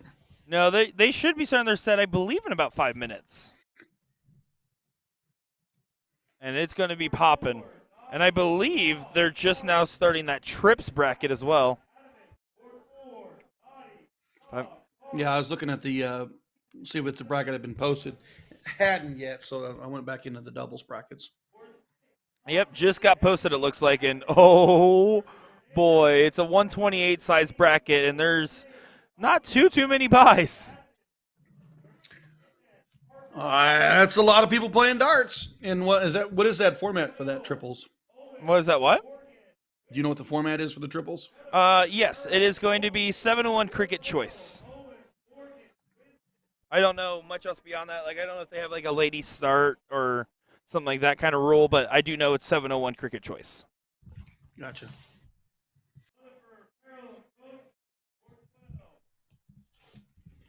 So I can continue to take control of this. Gets another chip 17 on there. Doesn't do any more after that. Yeah, good scoring round. I like the parachute to the 19 and then go back. Zach Hunter, he's such a tall human being, and he's one of those examples of like someone that kind of uses their stature pretty well in the game of darts, with their body position and language, to be able to have a consistent follow through. I do think darts is a game that knows no bias. Except, I mean, there's certain things that do help out. Like if you have natural high hand coordination, it's great. If you have a little bit of extra wingspan in your arms and a little bit extra height, that honestly does typically help. But I mean, Phil Taylor wasn't tall. Neither is Luke Littler. And Exactly. that kid's amazing. I don't know how many times I've watched that kid play. And I just sit back in my chair and I'm like, how does he not miss? But he has such a smooth delivery. There's no jerks, there's no motions. It's just 1, 2, 3, 1, 2, 3. Yeah, when I think of like tall dart players, in the grand scale, I think of like Boris Boris Kirschmar. Crow. I was gonna Uh, say Boris is one of my first ones that come to my head. yeah, Boris Minzer Soljovic is another one that's pretty tall. Those guys are the ones that kind of come to my head first. On Oh, the 17. On the chip 17. And we got 7. where's our 9 mark, everybody? Oh. Where is it? We've been live for 8.5, almost 9 hours. Give us a 9. Oh, where is the 9 mark today? We get all kinds of 7s and 5s and 6s. I just want everyone to know, watching along, I just got a notification on my Apple Watch of a ear decibel warning because of the noise in the environment. And boy, is it going to give me another one in a few minutes when that band gets going. Yeah, I got a warning to go shut the windows because it's getting cold, and I turn on the heat, and it's quiet. I don't know if I've ever turned on the heat while living in Florida. Well, I live where it's 80 in 1 minute and 25 in the next. You should move north sometime and kind of remember that. Oh, the weather up here ain't Florida weather. Well, sooner rather than later, I'll be making that move up north. You wait for the official announcement for anybody watching at home. 4 on the 17s. Wants to close the 19, grabs a single, doesn't get it to go.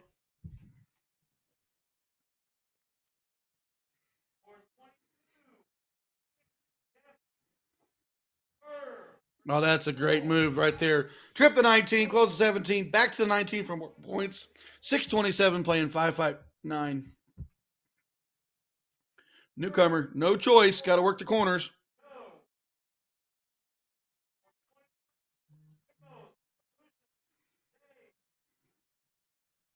Are they going to be able to do board announcements during Yeah. the band?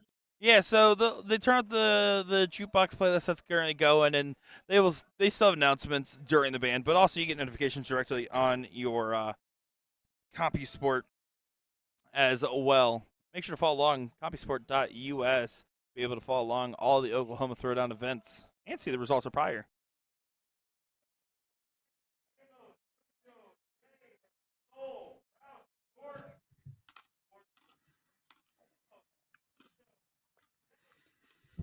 Hunter not getting done on that turn.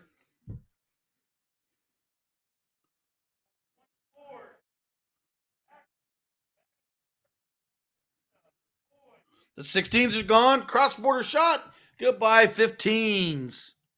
Newcomer and Hunter now got to go to the bull. They don't want to go a leg down. They got to work their way back. Yeah, definitely facing some troubles at the moment. Brown Sun doing a good job of holding their own.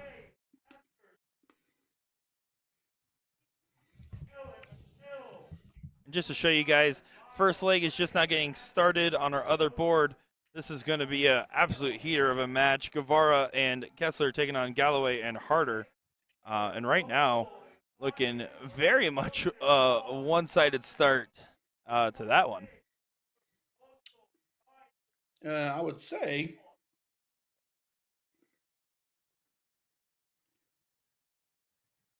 I believe that's mostly one-way traffic coming from Ram and Brandon, if I am reading this correctly.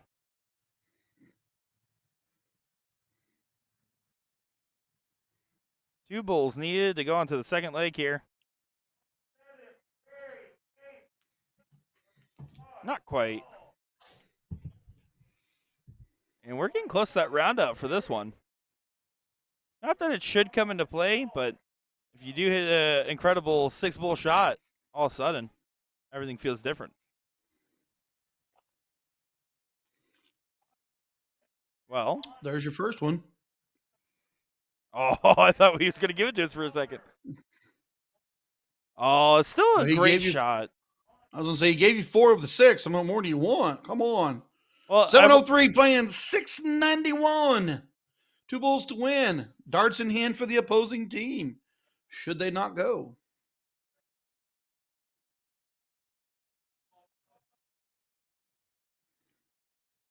one more bull to cross that line. Does get it there. That's a 1-0 lead in this race to 2.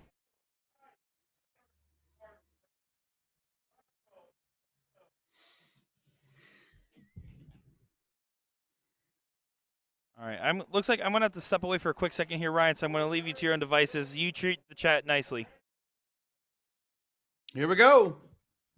Brown and Sutton's 1, newcomer, and Hunter 0. As we get into leg number 2, it's a race to 2. Hunter and newcomer won the bull. Got to make it happen on this leg.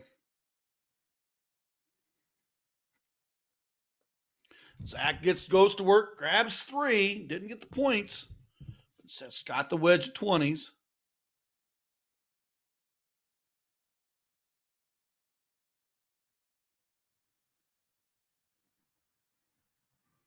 Five on the back.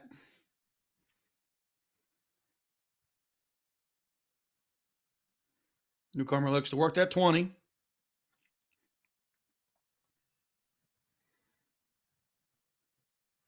No hesitation, stays there, marks for 80 to force his opponent to mark at least 3 on the 19s.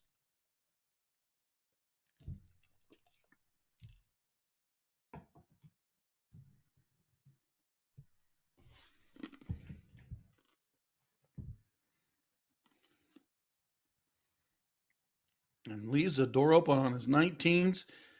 Down 4 points. Does Hunter take a look now?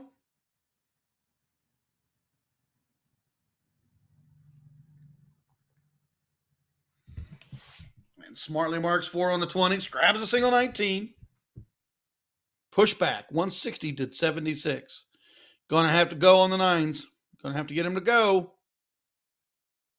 Oh, and just outside on the third dart. Leave the door open with 8 points down.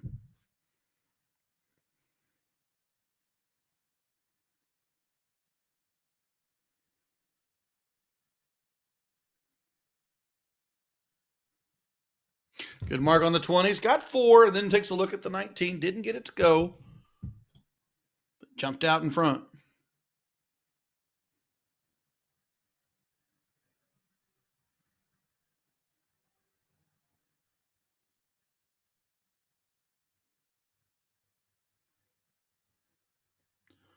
Oh, and the door is left wide open. Zach Hunter wants to move. Get rid of the 19s.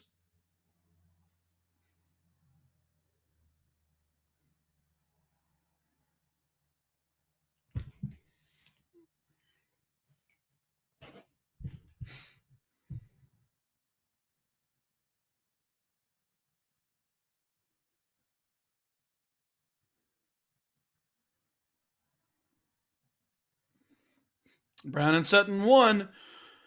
Newcomer and Hunter 0. Newcomer and Hunter is out in front right here. Opportunity to get rid of the 18s. Starts with the 20s.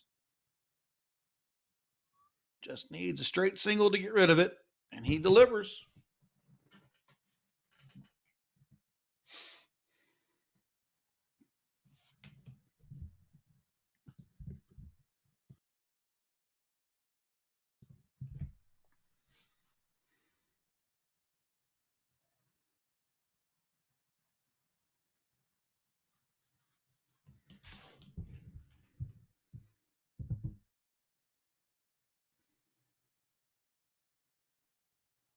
Staying true to his teammate.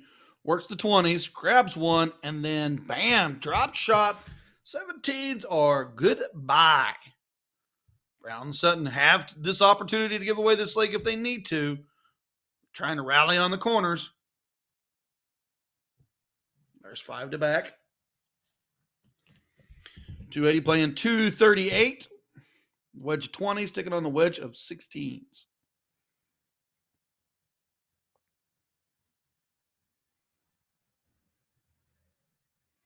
Is he going to cross over? And just like that, trip 15, trip 16, bullseye to start for Brown and Sutton.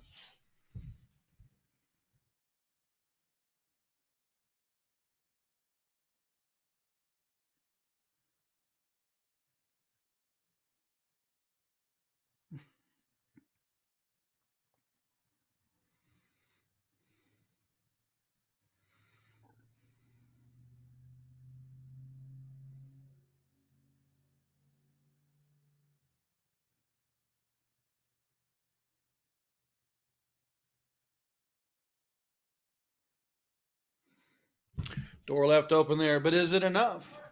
Is it enough to mark the bull?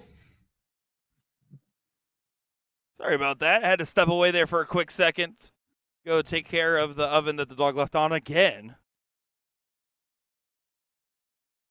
Man, you and you're putting out fires. Newcomer and Hutton out front. 280 taking on 238. Single bull right now out of Newcomer. Pulls on the second one. Grabs the third.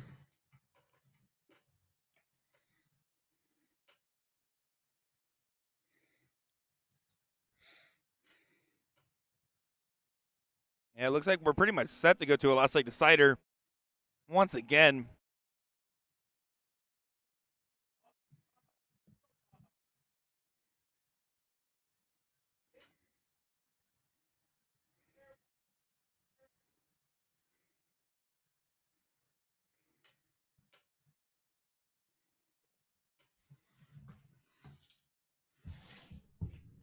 Doesn't say he should throw that third dart at that bull.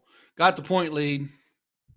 Just needs one to close. But, darts are in hand here.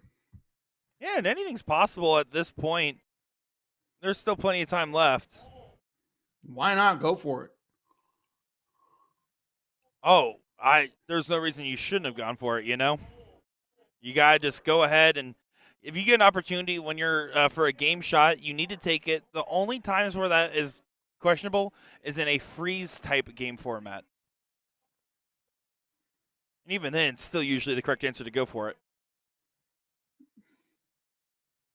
And right there, trip 20, single bullseye, game shot. We are 1-1, folks.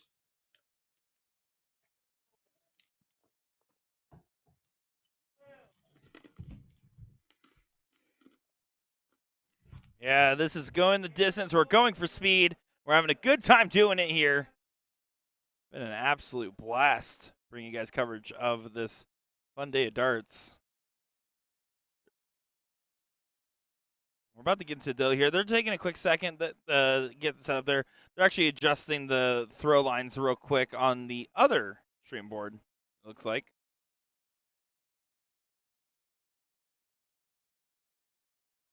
Making sure the distance is about right. Never a bad idea to do a spot check on something like that.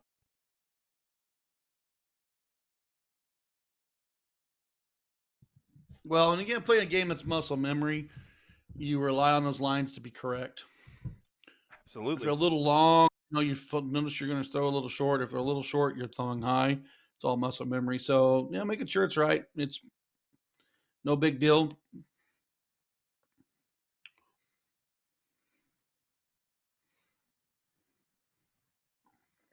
Brown and Sutton won. Hunter and Newcomer won. Brown and Sutton won the cork, and they're going to open with 5 on the 20s. Kind of have to get that 19 going.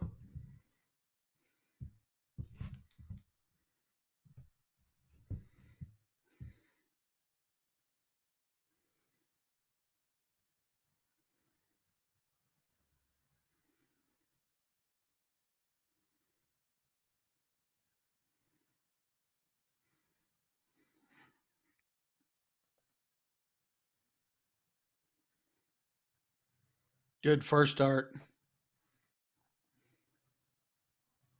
And didn't get the second one to mark, but did trip that third one. Yeah, that's still a great turn. A visit to the board you're going to be happy about, especially given the situation where we're at in this match and everything else. I'm forcing my opponent to the 18s. They did close it, but we got a point lead. We got 81 on our side.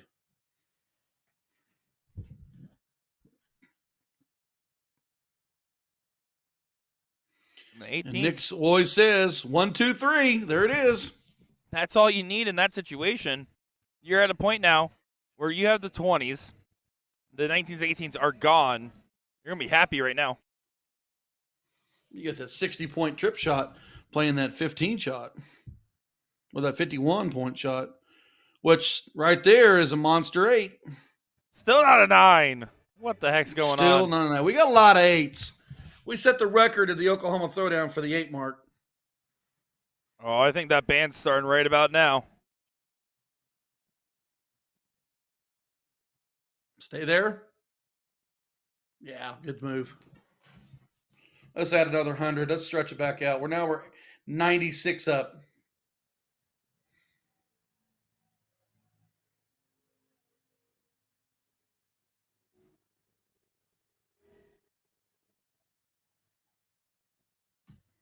Oh, we're jamming. We're having a good time. The vibes are immaculate here in Oklahoma. The matches are heating up. The players are fired up. Having a great time doing what you love to do, throwing the game of darts. Tough shot here. Newcomer needs to find something special to try to get them some stable footing. And even then, right now, Brown and Sutton have full control and are dictating the darts of Newcomer and Hunter. 320 playing 2-2-3, 97 on your side.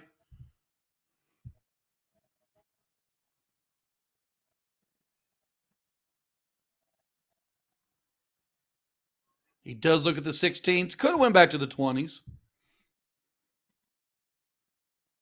Now it's 60 points for their triple. Taking on 16, which is a 48-point triple. And Hunter is not going to mark, but just 1.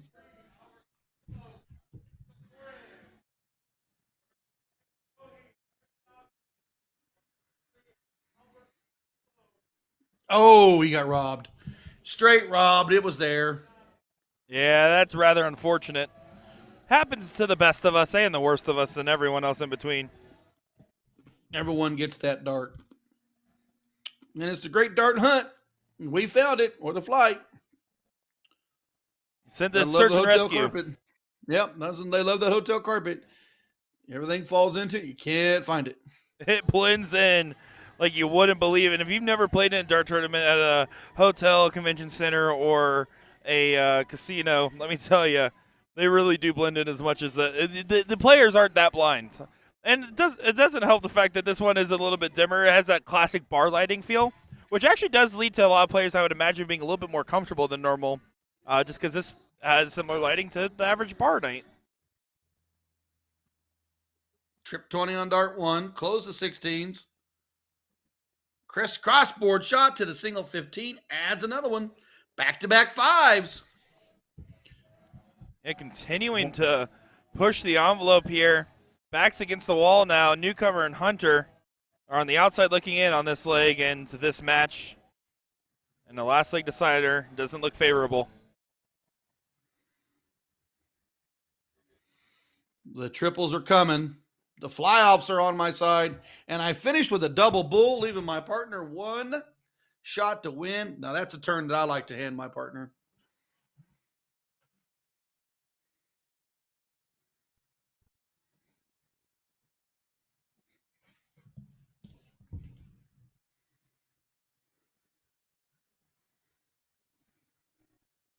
And it might be for nothing on those last couple bulls. Brown and Sutton, 1 bull away from moving on, and they're getting really deep into this bracket.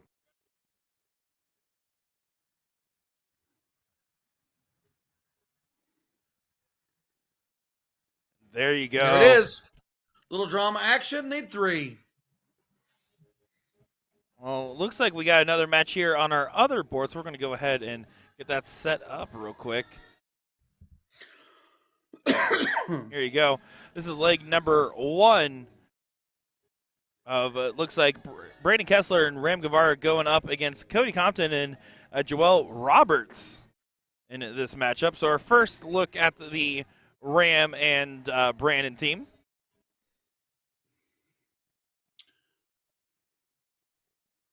Let's say we're getting down there in the bracket. This will be a loser 13th through 16th. And I don't. There was there over 100 to start? I don't know. Oh yeah, well over. Oh yeah, so there was over 100 teams, and now you're starting to see into the final 16.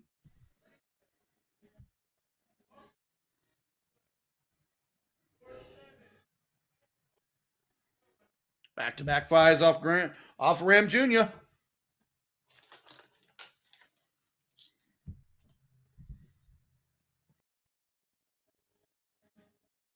We want to give a shout out, Brandon Kessler doing a little bit of double duty as he has the X1 booth out here as well. Kenny Windsor helping run that with him, so that way he's able to go play.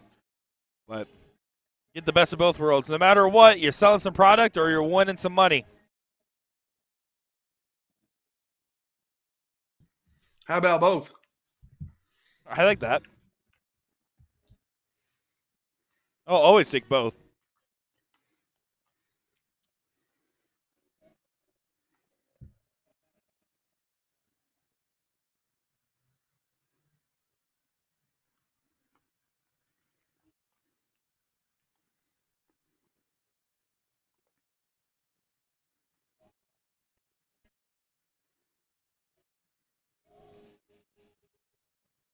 Ram to take out the game. Smooth operator there. 1, 2, 3, goodbye. And they get the 1-0 jump. So now it's going to be up to the team of Roberts and Compton to get the ship righted and try to get this leg going.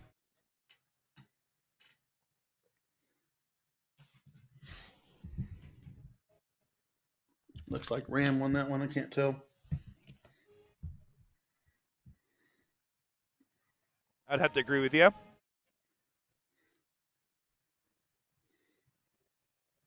So we don't have our king seat match yet.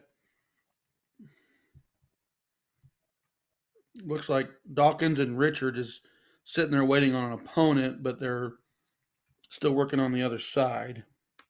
It's starting to get there. It's starting to really get some steam because the other thing, too, is when you have this big of a bracket, it's kind of about trimming the fat, right? There's certain teams that will struggle, and if you're one of the stronger teams, you're going to roll through, right?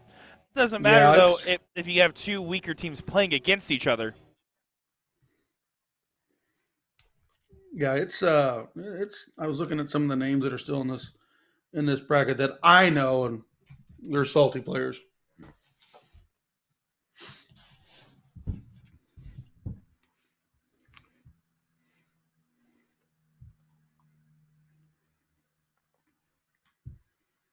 Well, Ram only started off with a 1 mark.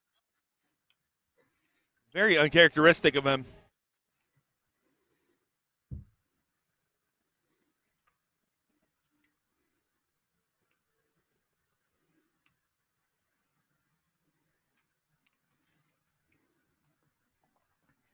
Brandon backs him in 4 on the 19s.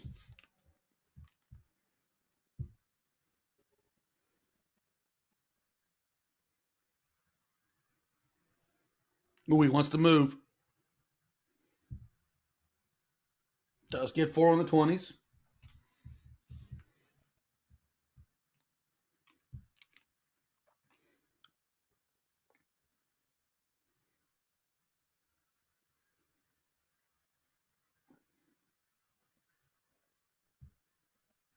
And just like that, 4 on the 19th, strip 20, goodbye. 114 playing 100. On to the 18s. Here we go. Or 17s, depending on the player's preference.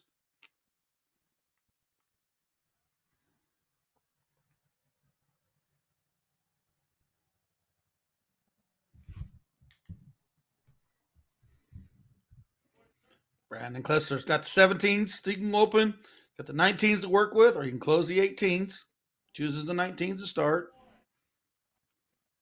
Yeah, I kind of felt that when just playing Brandon in the past. He likes to have two wedges. Who doesn't? I mean, having two wedges gives you so many more options, gives you ability to have cover shots, gives you more pressure to opponents, and frankly, they're invisible points. I'm a big fan of it, but it depends on how you apply having multiple houses, because it's easy to try to play for multiple houses, and what you're accidentally doing is downgrading your number every time. Yeah, that's why he stayed up on the points on the 19s, cross over to the 17s, and then did take a swing at the 8s.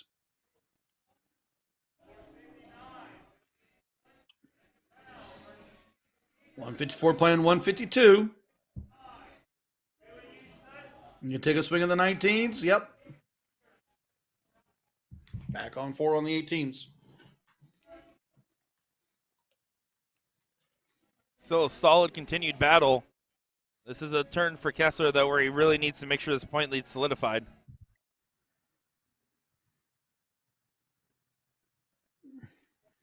And that swing was huge and took out the 18s.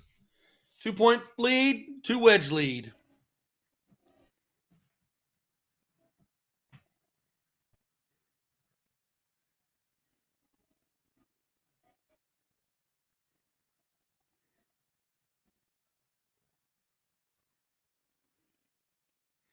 Not going to get it to go that turn.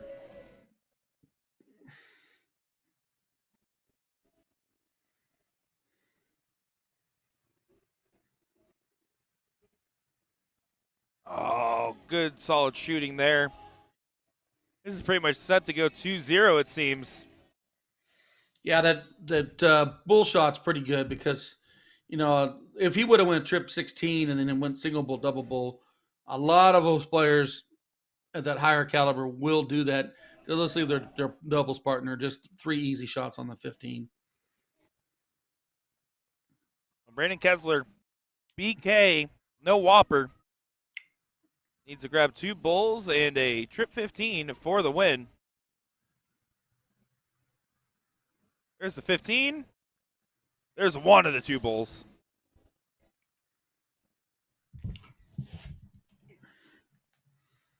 Well, the loser will finish 13th through 16th. And with as large as this field is, I'd be happy with that. Oh, certainly the case. Although at this point, if you're in this deep, you really want to go the distance.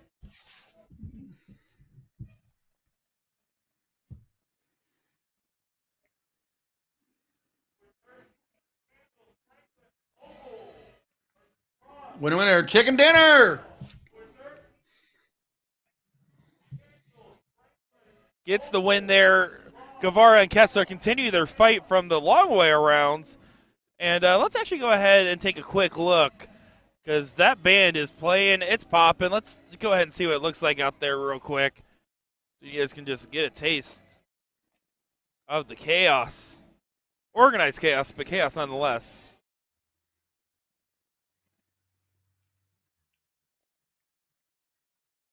All right, let's see. I think we got a good angle. Here we go. Yeah, we got the band right up here on the main stage. They're waiting for those board announcements, and then they're about to continue on. This is going to be Freak Show playing on the main stage. And Ryan, let's go ahead and take a moment. We'll put on some tunes of ourselves, watch the band play, get that next matchup here in just a moment's time. What do you say? Yeah, I'm going to go comb my hair like theirs, so give me a minute. All right, sounds good with me, buddy. We'll be right back. See you in a minute.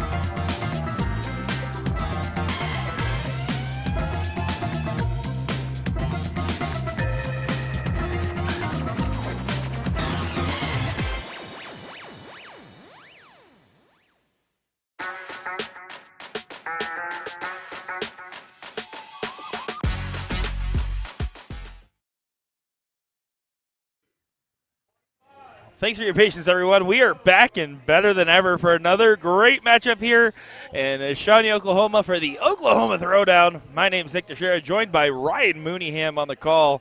We got Ramos and Rodriguez once again on our board, taking on Davis and Yinger, and what should be a great deep bracket match here for our ladies.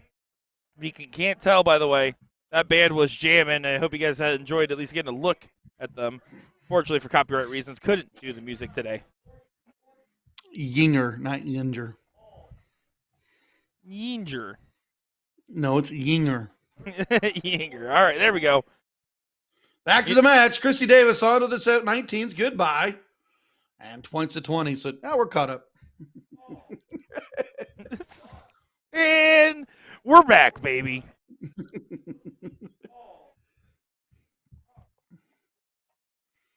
Rodriguez right to the 17s. Going to waste no time. And the kick of the camera. Although they somehow kicked it almost back to place, too. That was kind of impressive. There we go.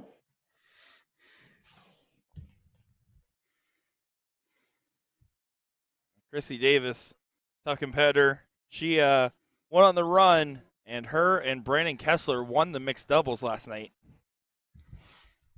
And let me tell you, it was a Chrissy Davis showcase in that mixed doubles final. Well, she showcased so far to start this match.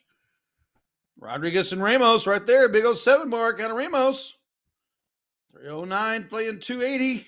Davis has got the 20s.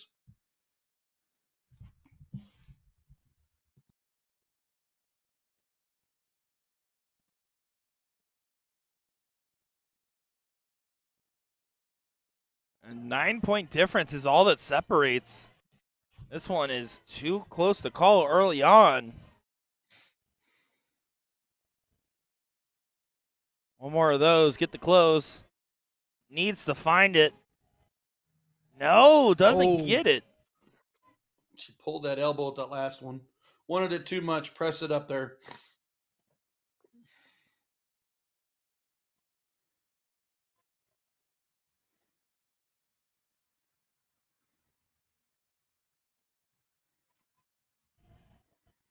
Triple 20. Did go triple 1, but grabbed the single 18 on the third dart.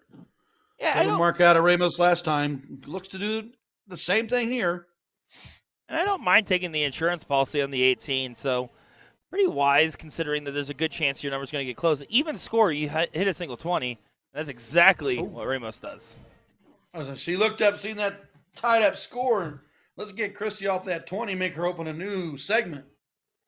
Not a bad idea, I'll tell you that much. 20 is everyone's favorite number. Heard us say that before. We'll say it till we run out of breath. It's important to go out of your way for it every now and again.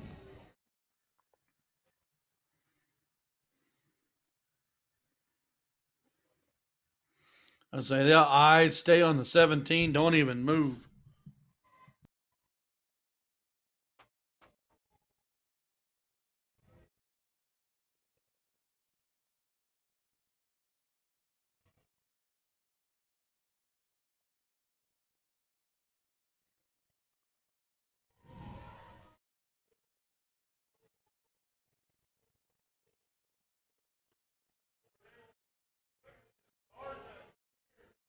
And Ramos now fighting the 17s to the 18s.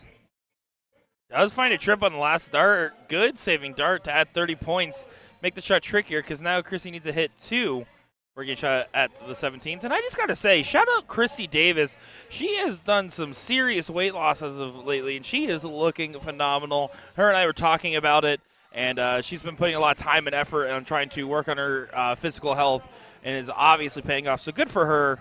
Maybe a note for all of us dart players to maybe watch what we eat and get some exercise in every now and again. I say as I just shoved my face with food.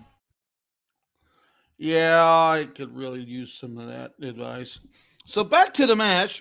Rodriguez on the 17s. 5 mark. Going to push Yinger to the 18s. 504 paying 547.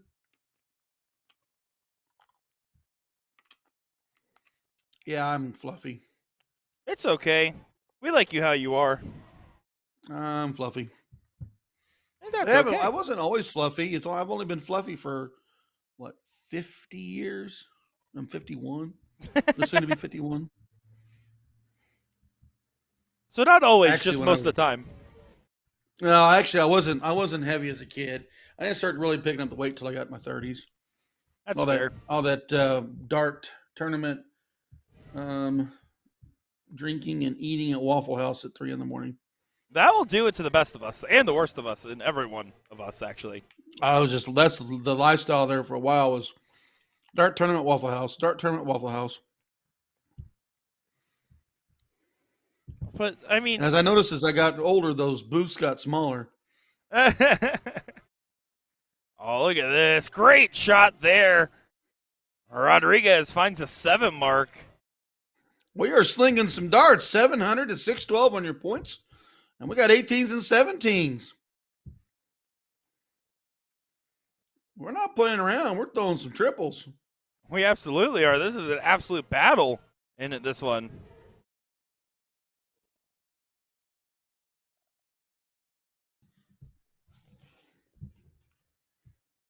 Ramos tried to take the swing. Come up a little short. She did mark the single 17. Opportunity here for Davis to get rid of that 17. She needs that 18 to mark it up, though. Not going to happen. Only managed to single. And left the 666. I think they were joking around with her a little bit about the number she left. You saw her pause on her walk back. Good number.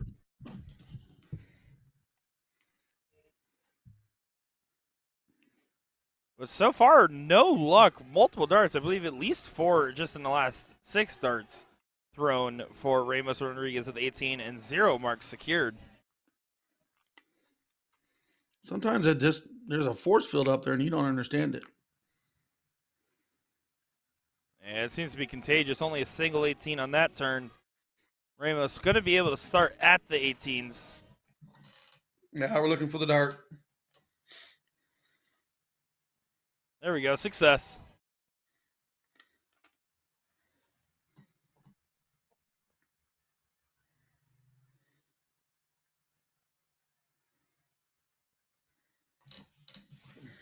Two single 18s, but no close. Chrissy Davis, this is one of those moments where you typically see her do some cool shots. Just the seasoned veteran that she is, she typically can compose herself and get out of a situation like this, but it's going to require perfection to do so. Not going to bail out this time, only gets a 2 mark. Rodriguez, single 18 to close, 31 points up. She can mark the 17. She can open a new wedge. And she's going to be smart. She's going to mark that 17 again. Holy moly. Did you see the news from PPD that just came out about 40 minutes ago? No. Mike Segal, Philly, is the solo winner of the 15K bonus pool. Holy cow. That's a huge payday. Holy. It looks like the doubles is all the bonus pool winners are getting announced and everything. But that's the big one right there. Holy cow, that's some money now. I can't believe it. We saw 2 7.5K winners in the last PPD Nationals because there was 2 winners of the 15K. And it was the first time where we were seeing it go to the highest finishing place, which wasn't first. It was 2 second-place finishers. I have never won any bonus money in the PPD. I lost the final where I had to get triple dipped and missed 12-plus match darts to win the bonus pool with my partner back years ago. Now, I've won other moments at the TOC, but those PPD Nationals, I've never won one. Not on those doubles. Neither have I, unfortunately, and it still lives rent-free in my head as a darting nightmare of mine. My hand was shaking. I could not throw that dart. Now, the big supercharger that's at the TOC, I've gotten portions of that pie, Oh, me too, buddy. but Me too. but I have not won that PPD national doubles, not once. Yeah, And knowing my luck, I would win it, and I didn't have any bonus money. I had bonus money on my name this time around, but did not play. Well, we didn't round out. We're 21 to 35. Chrissy actually looked up there expecting a round out, and then saw the board did not change over, shrugged her shoulders, and said, "Okay." Very unfortunate with the setup there. We're gonna work on a solution for tomorrow. See if there's anything Phoenix can do to adjust the round setting. If not, we're gonna just do the good old fashioned, put up a sign.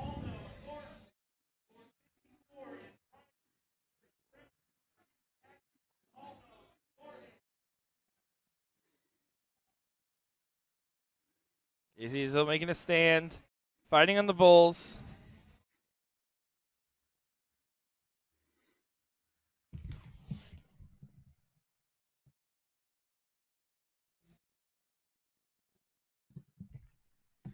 $8.19 paying $7.45. 3 bulls needed. Oh, Romas does get the double bull.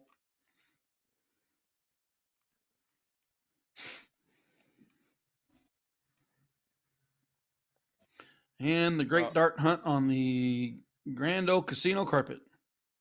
Oh, boy. Well. Oh, unlucky on the last. Currently mounting up quite the attack. They're still looking for the dart.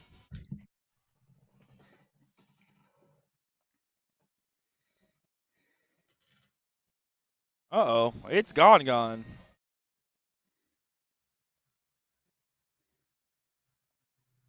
Well.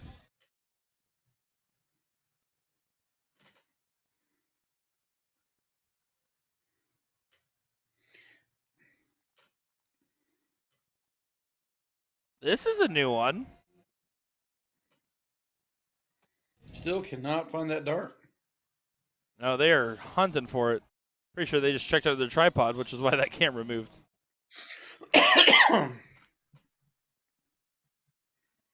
Unfortunately, I didn't see where it flew on the camera, else I'd help them out, but they got enough cooks in the kitchen.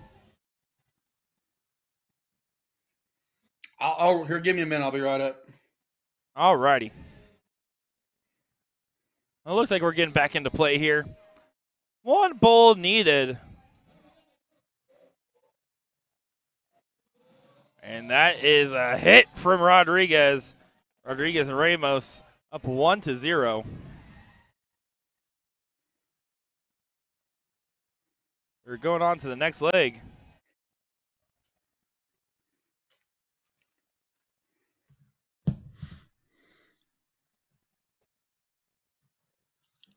Gonna jump right in, wasting no time.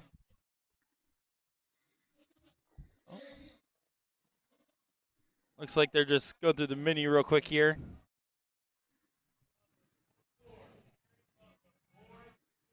And now we're into the diddle.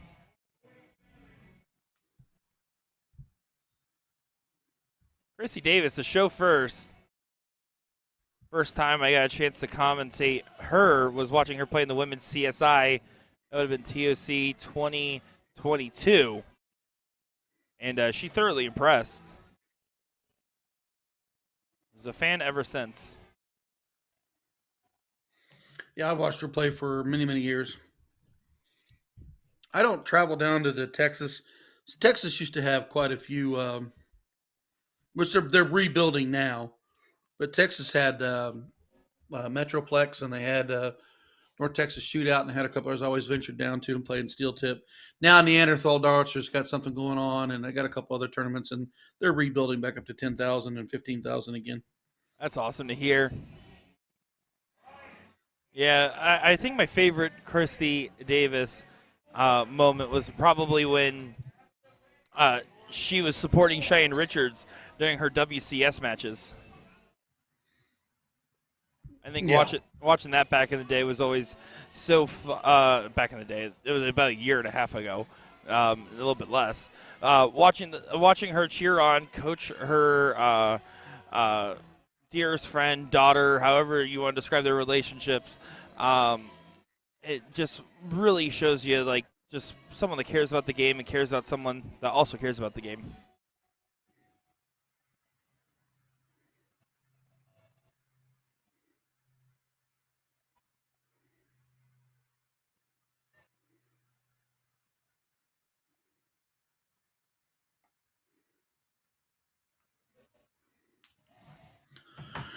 Big day in the country for darts. I was just sitting there looking at results from other tournaments and what's going on with the big ones of the Throwdown and the Booyah Cup. What an incredible day for darts. It's St. Patrick's Day, Monday. Wear your green. Oh, I'm glad you reminded me because you know Will is going to try to mess with me on Monday when I'm at his house. So just paint your hair green. You'll be good. That's true. Although last time I did that at NDA last year, I got made fun of quite a lot for that hair color choice in particular. Well, you've had pink and purple. I think I pull off those colors better. There you go. I would like to have hair. I just got the horseshoe. Well, I'll get a haircut soon. You and Sean Green can borrow some of mine. Sean's got a lot more hair than I do, so. I mean, proportionally, I would have to agree. But compared to average, not as much. Still don't matter. He got more. He got more coverage than I do. Yeah, and he's a beard ambassador now for some beard oils and whatnot from Angry Viking, Mad Viking, something like that. I'd have to look it up. Wow.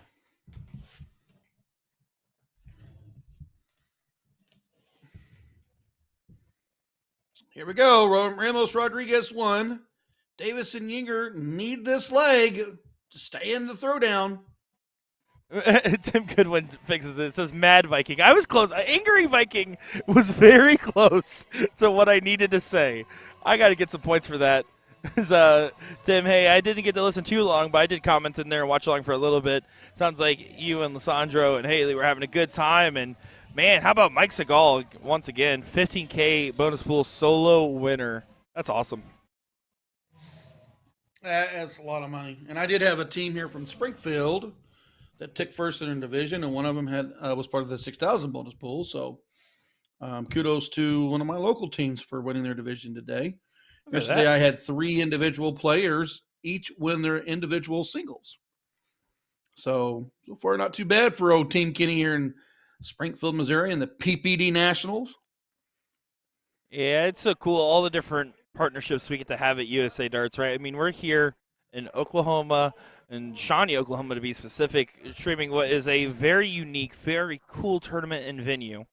We also have the Booyah Cup going on in Sturtevant, Wisconsin, where you have Sean and Will with some of the best in North America. If they're not here, they're there. And if they're not there, they're everywhere across the U.S. because we also had the PPD Nationals on, and we had all these available to watch on USA Darts' YouTube. Super crazy how far things have come. And it went from occasional streams and trying to figure out how to play in the year to, oh my gosh, how do we have so many streams? Can we continue to play in this? Well, and each event, I know that the Booyah Cup numbers, I was looking at the numbers for they were strong. And look at the numbers we've seen at Oklahoma Throwdown. Look how many teams entered the PPD Nationals. And I'll give a big shout out to St. Patty's today at Lake of the Ozarks. They had a big turnout. Several players from Texas and Oklahoma that were not in the Throwdown are actually up there right now. Louisiana, we had some that came in from the East Coast to play in that tournament. So good weekend for darts in the United States. And I know there was a lot of others. Indianapolis had a St. Patty's Day tournament. So then we are out playing darts, folks. The Ozarks tournament was going on, right? Is that what you said? Yeah, Missouri St. Patty's. Yep, that's awesome. It's so cool. It shows, and I will say this time and time again, how healthy the darting scene really is right now in North America, how big it has continued to get. It's truly phenomenal. It's amazing to see. Well, there's a lot of factors that have opened the door for a lot of players. This would be considered a large regional with qualifying factors to get here. PPD Nationals, you play your leagues, you're playing from home, you're competing in your nationals. WDF Bronze sitting in the center of Missouri. People driving in from all over the United States are flying in to play in that for points to go play overseas. You got the Booyah Cup, which is a whole year qualifying to come and crown a champion. So it's different mixes for everybody, and it's putting a lot of people on the boards.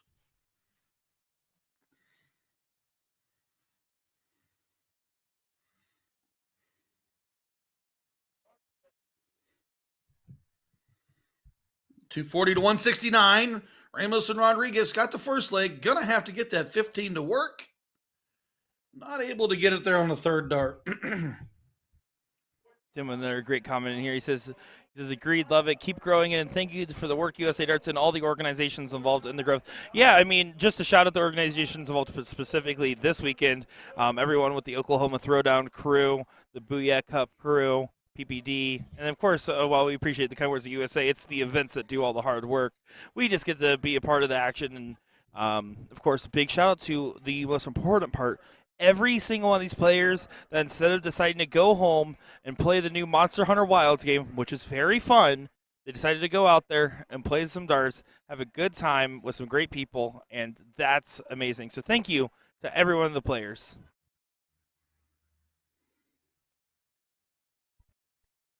Oh, Yinger. Not happy with that turn. Davis and Yinger got to have this leg. They have an opportunity. They are commanding right now, but it can slip right here. Ramos can mark up some more bulls.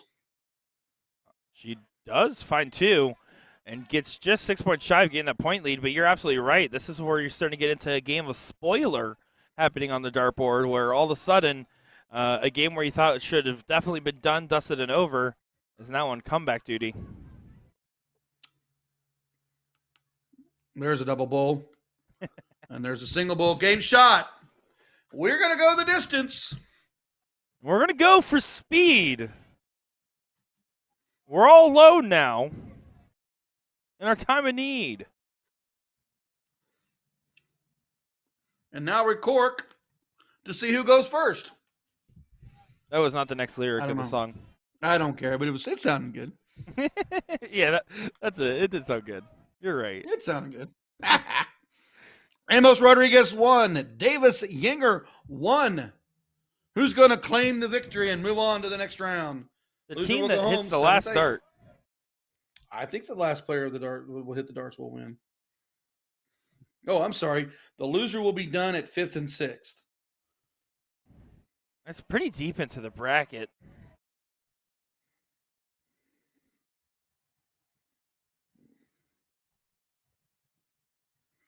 Yeah, we should line up into the bottleneck of the final 4 teams after this match, because the other 5th, 6th place team is on the boards.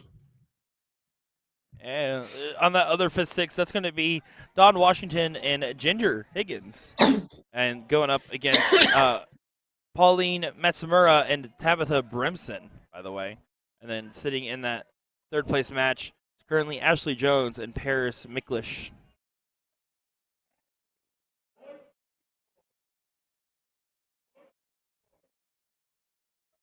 We're starting to get to those, it looks like, mostly top 12 matches. We got one match playing into the top 12, but mostly top 12 matches. So we're starting to get through these brackets to the tail end.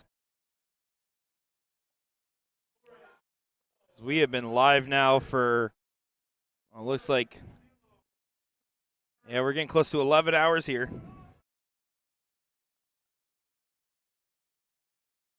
Or excuse me, that can't be right.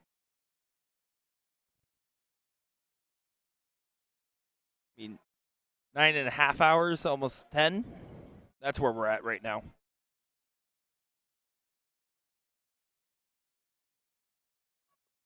So quite some long streaming action today. We're making up for lost time from yesterday.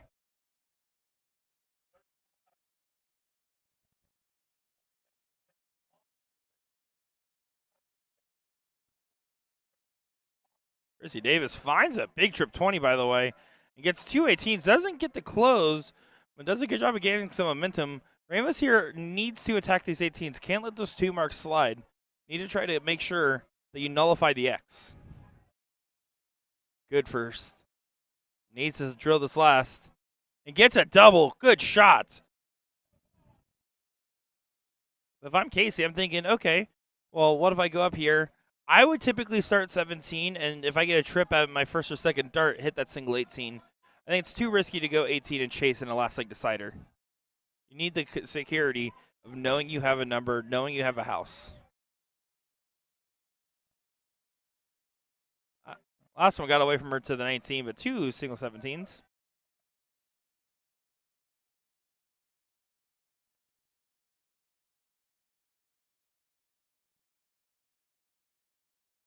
There goes the 17s. She's staying for more. I like the stay. You already found it once. You're trying to push off that point because you have two numbers with both with an X on them. Currently, Casey and Christy are looking like they are running into the deep end, starting to tread some water. And they swim their way out. That 5 mark certainly helps. Yeah, I'm just sitting back watching the match. Davis and Ying are back on that 16s, but Ramos, boom, to the 17 to be smart. Oh, she did try for that 15 on that third one. Now, here's the other question, right? Is how do you get the situation maintained? Like, if you go trip 15, do you go single 18, single 17, and play a 4-3 on the Bulls? You can't now, but would you? I like to play. Sometimes I like to gamble and play that short game, especially if I'm the one that's been trailing you the entire leg. I might force it into a 4-3, get you caught up with two marks on the bull and miss, and then I open with a double bull and then can finish it. Sometimes I've tried that and they've just buried me. So it all depends on where you're at in the leg. If I'm behind, I'm going to try to figure out a way to shorten it, try a way to win it. And especially, here's the other thing, too, is the percentage likelihood of being able to hit a trip 15 and 2 closes goes up way higher when everything's X's, right? That changes that shot a lot. Yeah. Yeah, single shot, single shot, single shot. I mean, Ramos has got a little bit of a lead. Your opponents do not have darts in hand, so I would throw at the bull because I can get 3 fly-offs and add points. Like there's a fly-off on the 15. Oh, that's a huge last start because if she missed it, this is definitely a moment where, again, I would consider single, single, single. Instead of that trip, you're stuck at the bull again. Yeah, Davis and Junior, unfortunately, can I have to stay all for the bull. Well, And she's gotten 2 fly-offs for closes. You're going to have to hit him eventually, and having fallouts at least makes the miss of the bull feel better.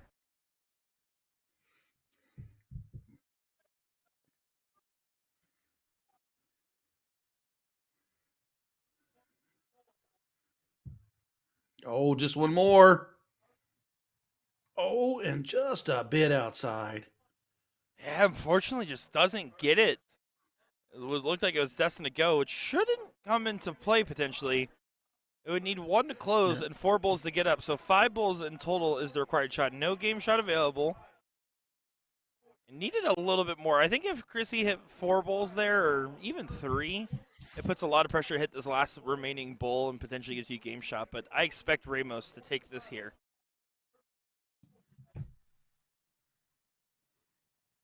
Well, she doesn't. Very interesting. 3 bulls, 18 in a dream.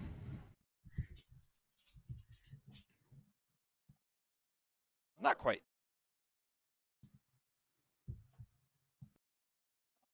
Oh, still a great recovery.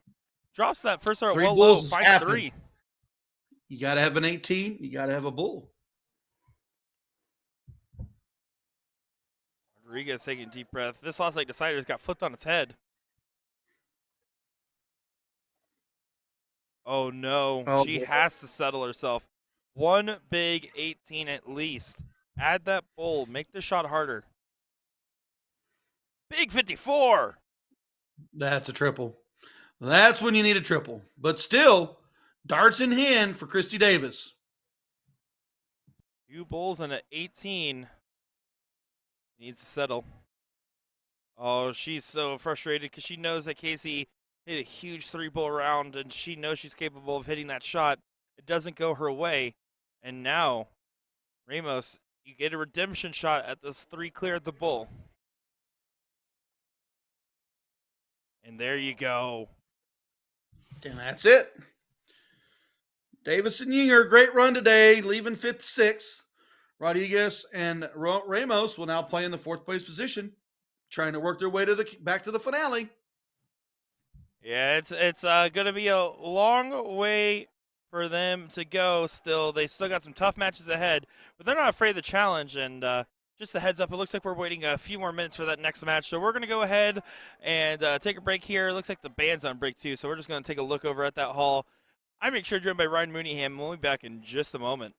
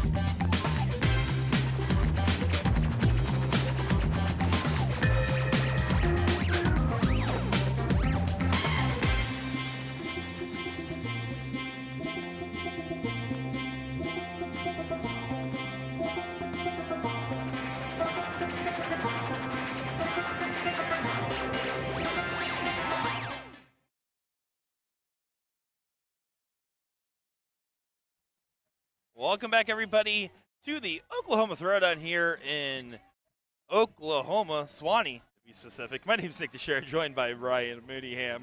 It is starting to get into the nighttime nightlife. We got Ramos and Rodriguez, Matsumura and Brimson on the other team, and right now it currently looks like a total masterclass from Ramos and Rodriguez in leg number 1 here.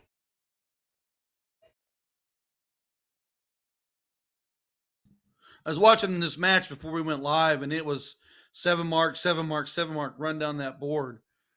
Brimson and Matsura wasn't able to capitalize, so now Ramos, 2 bulls to take the leg.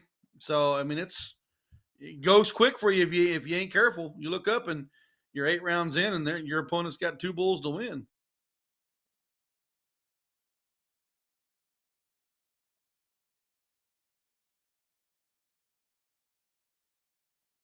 Looking at the situation here,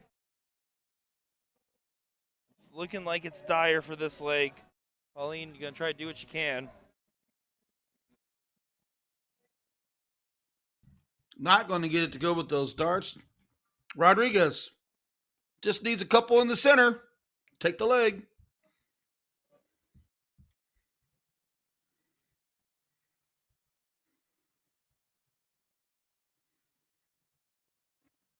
Not quite. Got one halfway there. But just about ready. It's going to be going right on to leg number 2. We're pretty deep into bracket. I believe this is 4th place, if I'm not mistaken. Yeah, 4th place match. Just looking at that. I know Lizak is in the queen seat, and it's P. McClish and A. Jones, which must be properly talked to. They are. Ashley Jones and Paris McClish is waiting on the winner of this. Well, from my understanding, we should be getting this 4th place and the 3rd place in finals for the ladies on this board. And on the other board, they'll still fill in some of the men's matches. But because it's at 3rd place in finals, we're going to be prioritizing those matches. The men's still are playing catch up here. Of course, the men are dragging behind those stinking guys. Currently playing is 9th through 12th, it looks like. And yeah, it looks like currently mostly in the 9th through 12th, or if not a little bit past it.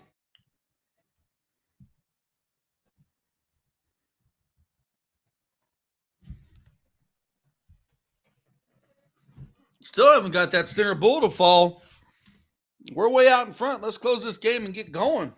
Yeah, it's you and I both know how hard it is to cross the finish line when you're not getting pushed the way you'd expect. It's one of those things where it's obviously just not the normal leg here for Pauline or Tabitha. Instead, what it really is just, okay, they came in a little bit cold to this one. Needed a couple more warm-up darts, and we're going to see the true version of themselves in the next leg. There we go. Janie hits it. That's a 1-0 advantage. Going to go to a diddle, and then we're going to get another leg of darts here. Will Ramos and Rodriguez get it 2 straight, or will we get a last leg decider? That is the question to be asked.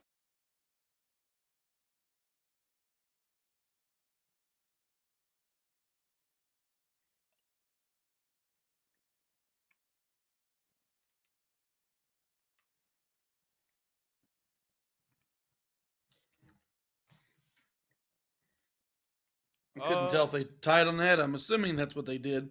Yeah, it looks really close.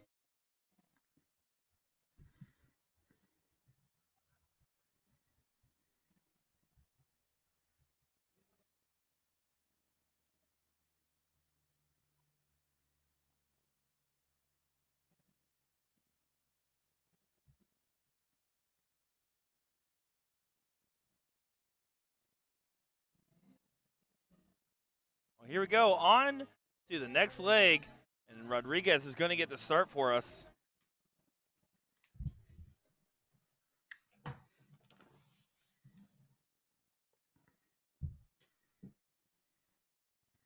She gets 3, straight up mark. I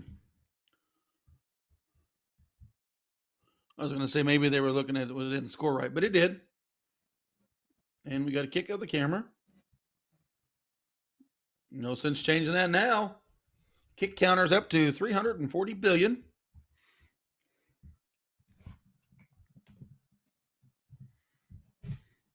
Ramos has had so many moments on the stream today where we've really seen her start to light it up and hit these big runaway shots. And when she's on, she is lethal. Well, so she's been a big proponent of that 17. She closed that 20 and she dropped down and grabbed that wedge in 17. She likes that shot down there. So now her opponents have got to work that 19 because they're 2 wedges down.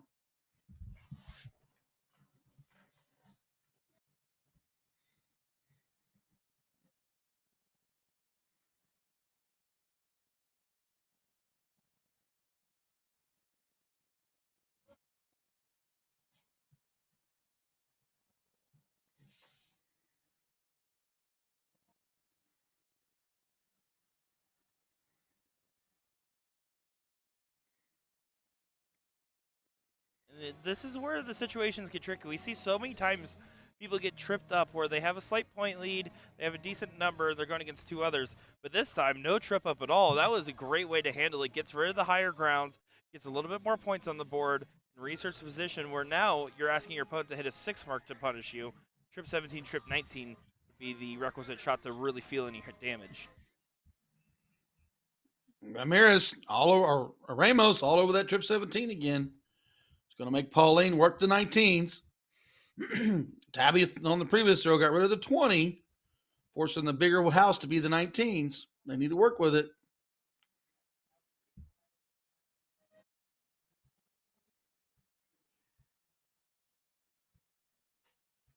Yeah, it's a big shot on the trip 19. Did not work the 17s as well as she wanted. Ramos and Rodriguez up 1-0.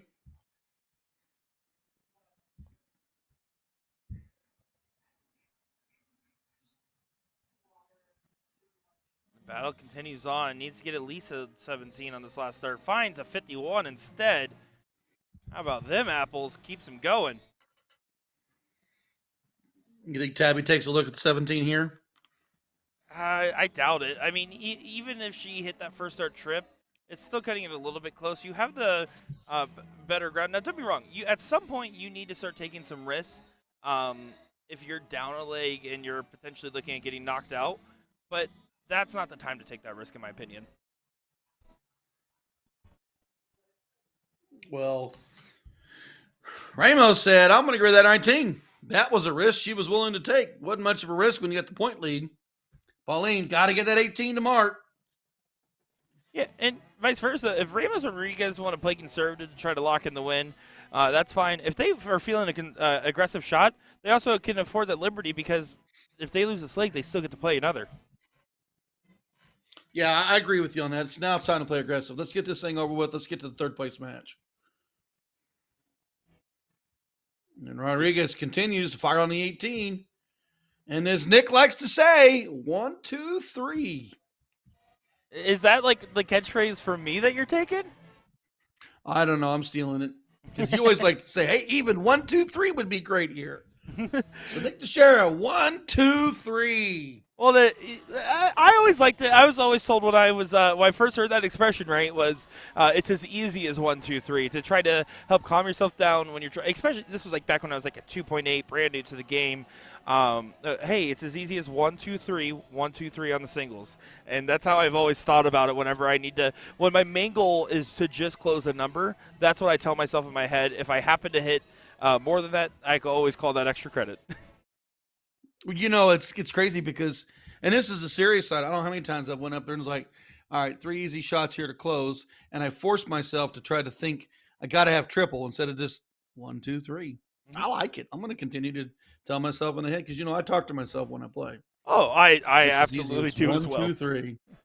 It's as easy as 1, 2, 3. I'll think about Nick Teixeira and I say to myself, it's as easy as 1, 2, 3. You know, every time I see a stew, I think of you. Oh, you know what? That was the beef stew day, wasn't it? That was the beef stew day. I forgot about that. It's always a good habit. If you are watching this and you're wondering, well, what's a way I can improve my strategy in the middle of a match? Because the correct answer is don't overthink it in the middle of a match. The time to work on strategy is before and after. But if you're in the middle of a match, ask yourself when you're about to walk up to Aki, before you start walking there, just like when your opponent's throwing, you're about to go up. What do I want to accomplish with my turn? If all I need for my turn to really hurt my opponent is a close, that's what I'm thinking 1, 2, 3. Of course, if not, I'm thinking, okay, realistically to do the damage, I might need a trip 18 and I need to go back to points, blah, blah. And then that's when you start considering all the alternative scenarios. But make sure you have a game plan coming to the board and ask yourself, what do you really want to accomplish with your turn?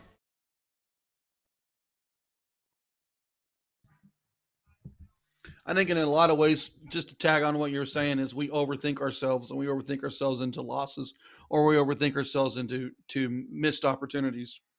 Got to keep the mind quiet, and sometimes the simplest things are the best things. Like a nice glass of lemonade sitting on a porch on a cool spring morning. Or that, or it's as easy as 1, 2, 3. That also is a good one. It's just as easy as 1, 2, 3, folks. Speaking of 1, speaking of 2, where is 3 going to go?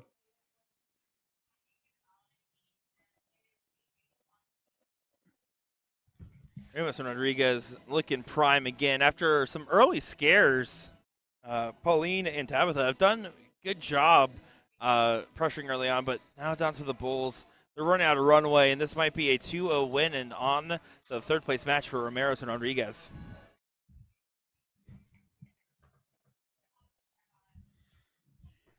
Still looking for darts, and we got the light again.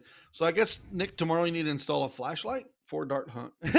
Well, you can actually see with the view of the players. I don't know if anybody's been able to tell, but it's a little grainier than normal. It is so dark in here, I had to add a bunch of artificial lighting in my computer to be able to help see better. When I say this is like a classic bar lighting scenario, that's kind of what we're at, which, again, I think is for the best. A lot of these players seem extra relaxed, a little bit more comfortable than normal at the board.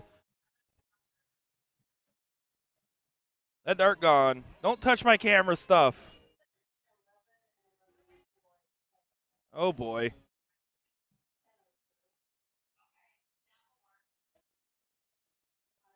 Got the whole crew looking.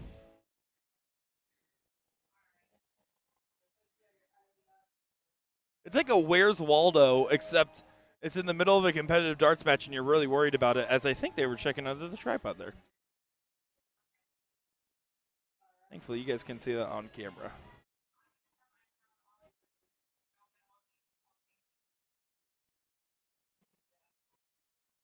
Now we see why Porky carries 4 darts. Is that right? That's we finally figured out why Porky's sets comes with an extra dart.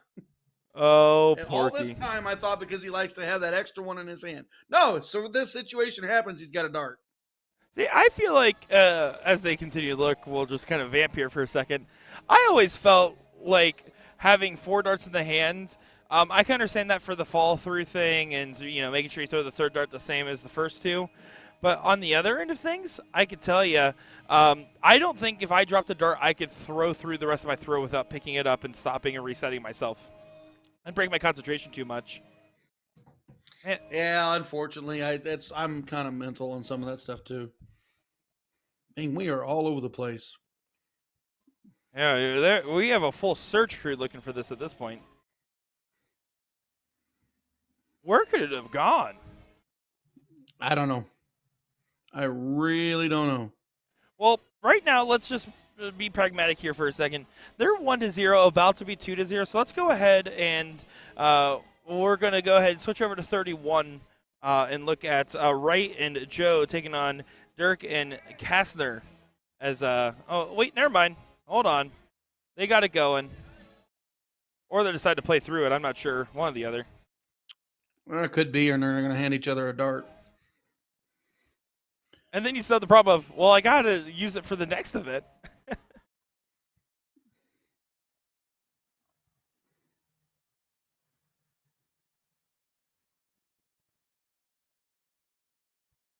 Rodriguez grabbing the bullseye. Tabby needs a bunch. They got rid of the 17 in the last call. And are we hunting another dart because we just had a bounce out? Don't worry, I think they've tracked that one. Maybe? No way.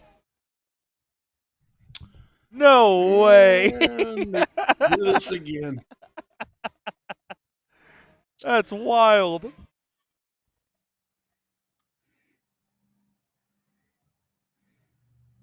Downed it. All right, we're good. We're good. At this point, if you're any of these players, you're just having a laugh about this. It happens sometimes.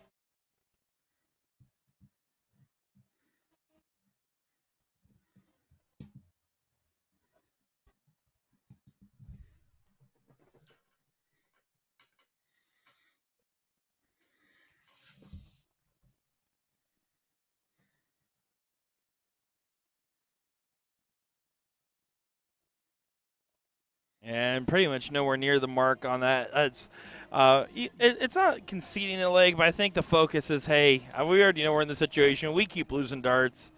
It's been a good run, and fourth place, nothing to be ashamed of. No, hell of a field, hell of a day, and looks like that. Christina Rodriguez delivers, and her and Janie Ramos will move into the third place match.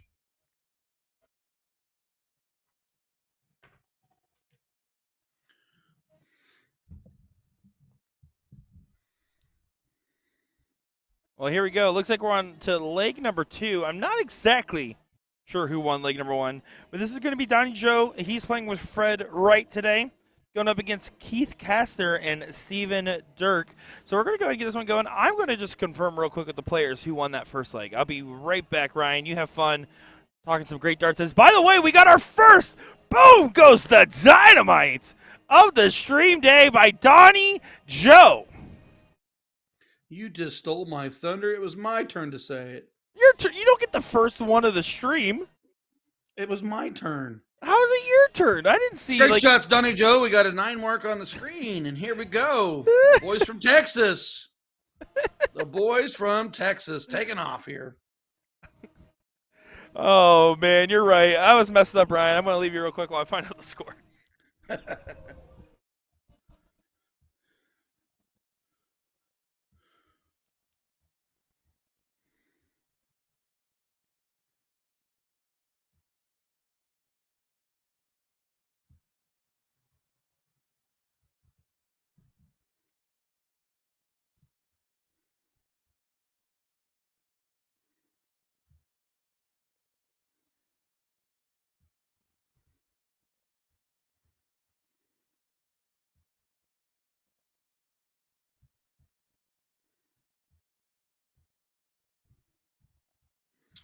Sorry about that. Just trying to get everybody going here. Donnie Joe and Fred Wright taking on Keith Kastner, Stephen Durkee, trying to get all this lined out and ready to go for you guys. Get back out of here and tell you where this is a 5th, 6th place match, it looks like. No, I'm sorry. 9th through 12th is the loser. So still got a little ways to go. Start lining up for the winners. And our ladies are down to the 3rd place match with the Lysacs sitting in the king's or the queen seat. So got some darts and actions coming your way as we continue to roll down this huge double elimination bracket. And I found out this is actually a last leg decider. This is 1-1. Yeah, the loser goes out 9th through 12th. So I was just reading that. And we're going to get down into the nitty gritty here real soon. Yeah, we're starting to get towards the end of the run here. It's been a fun day of coverage, though. I really have been enjoying seeing all the different players and talents on the board.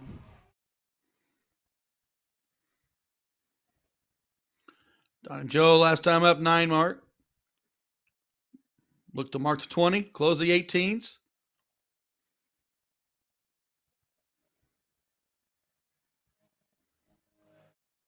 Donnie Joe doing Donnie Joe things. Such a likable player.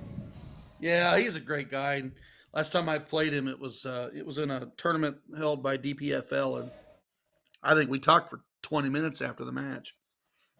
Oh yeah, he'll sit down there, he'll chit chat with you, and he's actually the one that has been working with Joey Lee Harder on his soft tip introduction. As before that, Harder only ever played steel until about a year and a half ago, at least for tournaments.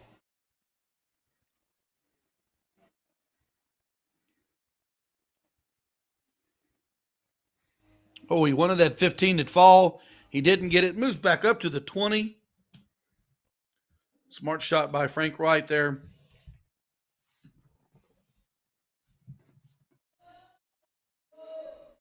I'm sorry, that was Fred Wright. Pardon me. You are pardoned, good sir. I will Oh, allow my Lord. one more mistake for the rest of the stream. That's fine. I get infinite. Let me hit the mute button and go sit down and relax. Go back to watching Booyah. Speaking of that, I'll just do a quick little look over. So I know Liz Tynan defeated Chrissy Grimble to take the women's Booyah Cup. And I don't know if Maloney has just won this, but he was up 4-2 on Garrett Rakowski in the fourth place match. Winner will be taken on J.C. Martinez with Leonard Gates as the final prospect. You're I'm updated on the Booyah Cup. really glad that the Booyah Cup has such a great amateur program. Yeah, a bunch of scrubs that they're playing, huh? No, that's a stacked field. Electric events. Donnie Joe finds the 16s over to the 15s. Can't quite seal the deal yet, but they're looking really strong in this position. Right now, if you're the other team, if you're Keith and Steven, you're thinking, let me hit a big 9 on this 15s. That's my route. That's my way out of this.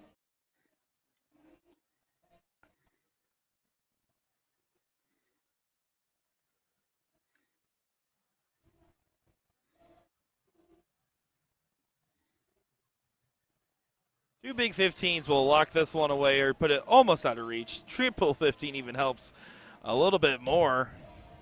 Stays for more. I was going to say, might as well go ahead and add another one because it just adds another bullseye for Donnie Joe. Yeah, that was I want to make sure we're not losing this last decider kind of throw. We need to move up to the 7th, 8th match.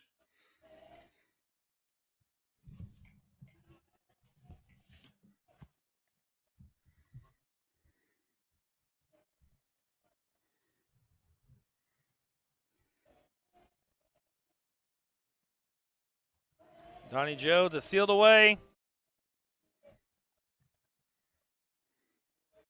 Gets it done there. So Donnie Joe and Fred Wright will now move on to play Billy Dean Sutton and Brandon Brown. That's who's waiting for them.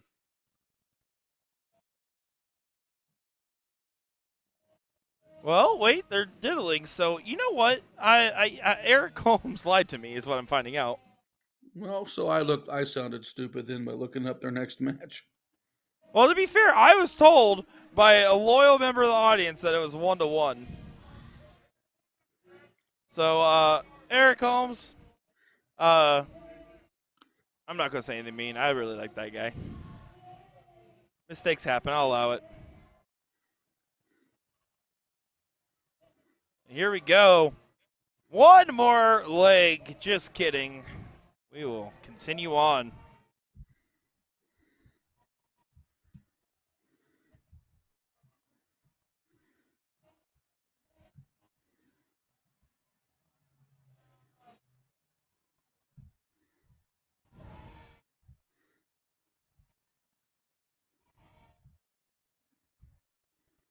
Just a 3 mark on the open.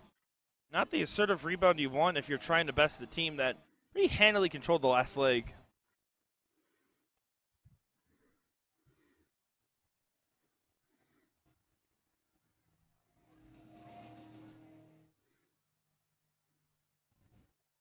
We've officially been alive now. We've been live now. I've been alive for a little bit longer. We've been live on the stream, on the internet, bringing coverage of this for 11 hours now. Appreciate each and every one of you. Probably going to be here for at least 1 or 2 more.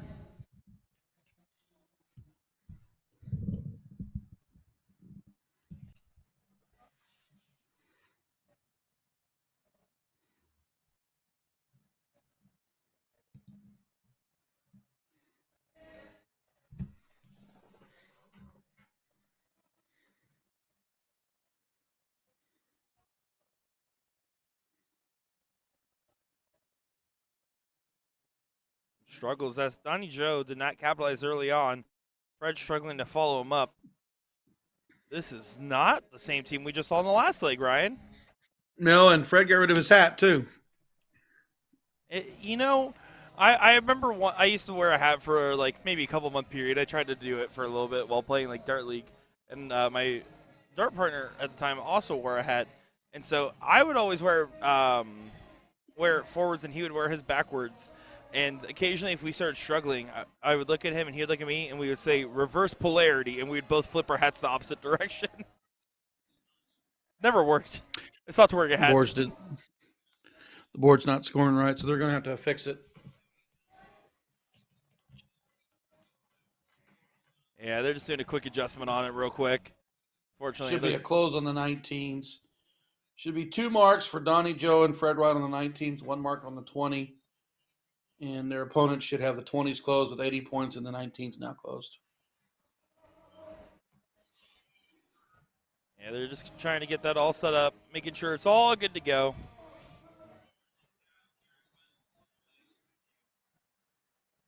Well, the difficulties continue. I don't know. I can't quite see what's happening there, unfortunately. So we're just going to trust that these guys know know what they're doing.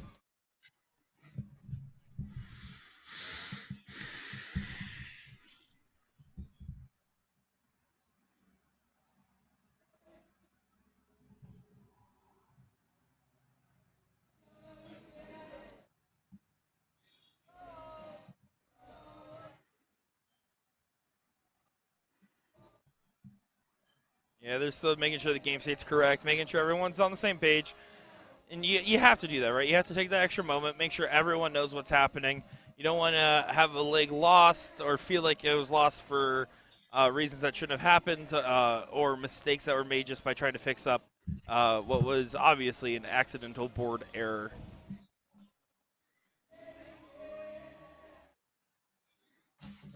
Yeah, that's the correct score line. Donnie Joe only manages 2 on the 18s.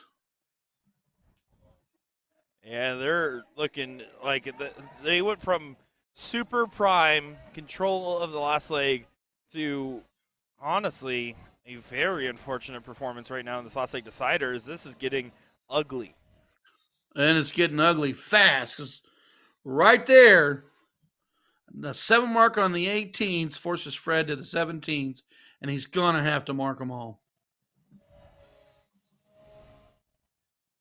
Right there forces Fred right there. Tried to change. You said it best. I tried, said it best. I'm gonna leave you alone on that one. I tried to cook. I think I burnt though. No cooking.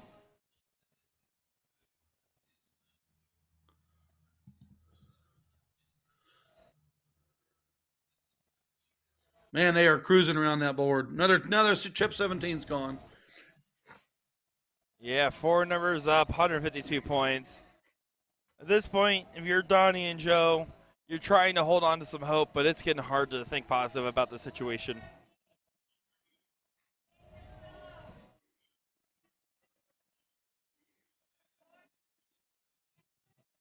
Grabs a trip 16 on the 3rd dart. Could be running out of steam. It's late. It's been a long day. It's a long Saturday. It's a big event.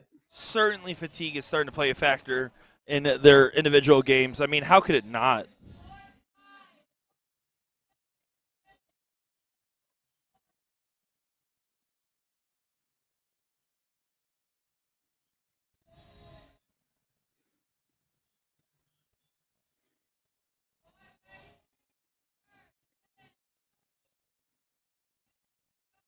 Finds a trip 15. Can try to hit at least a single on this last start.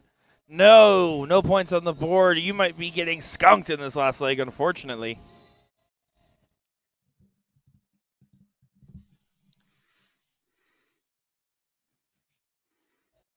To the bull.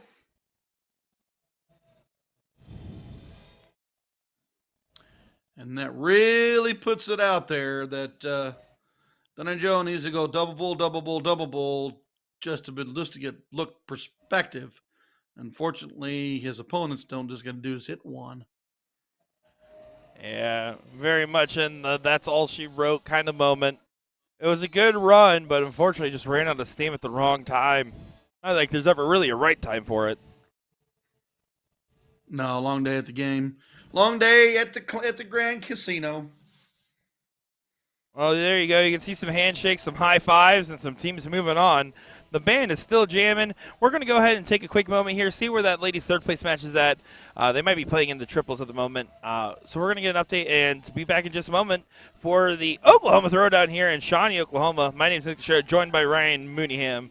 Don't go far.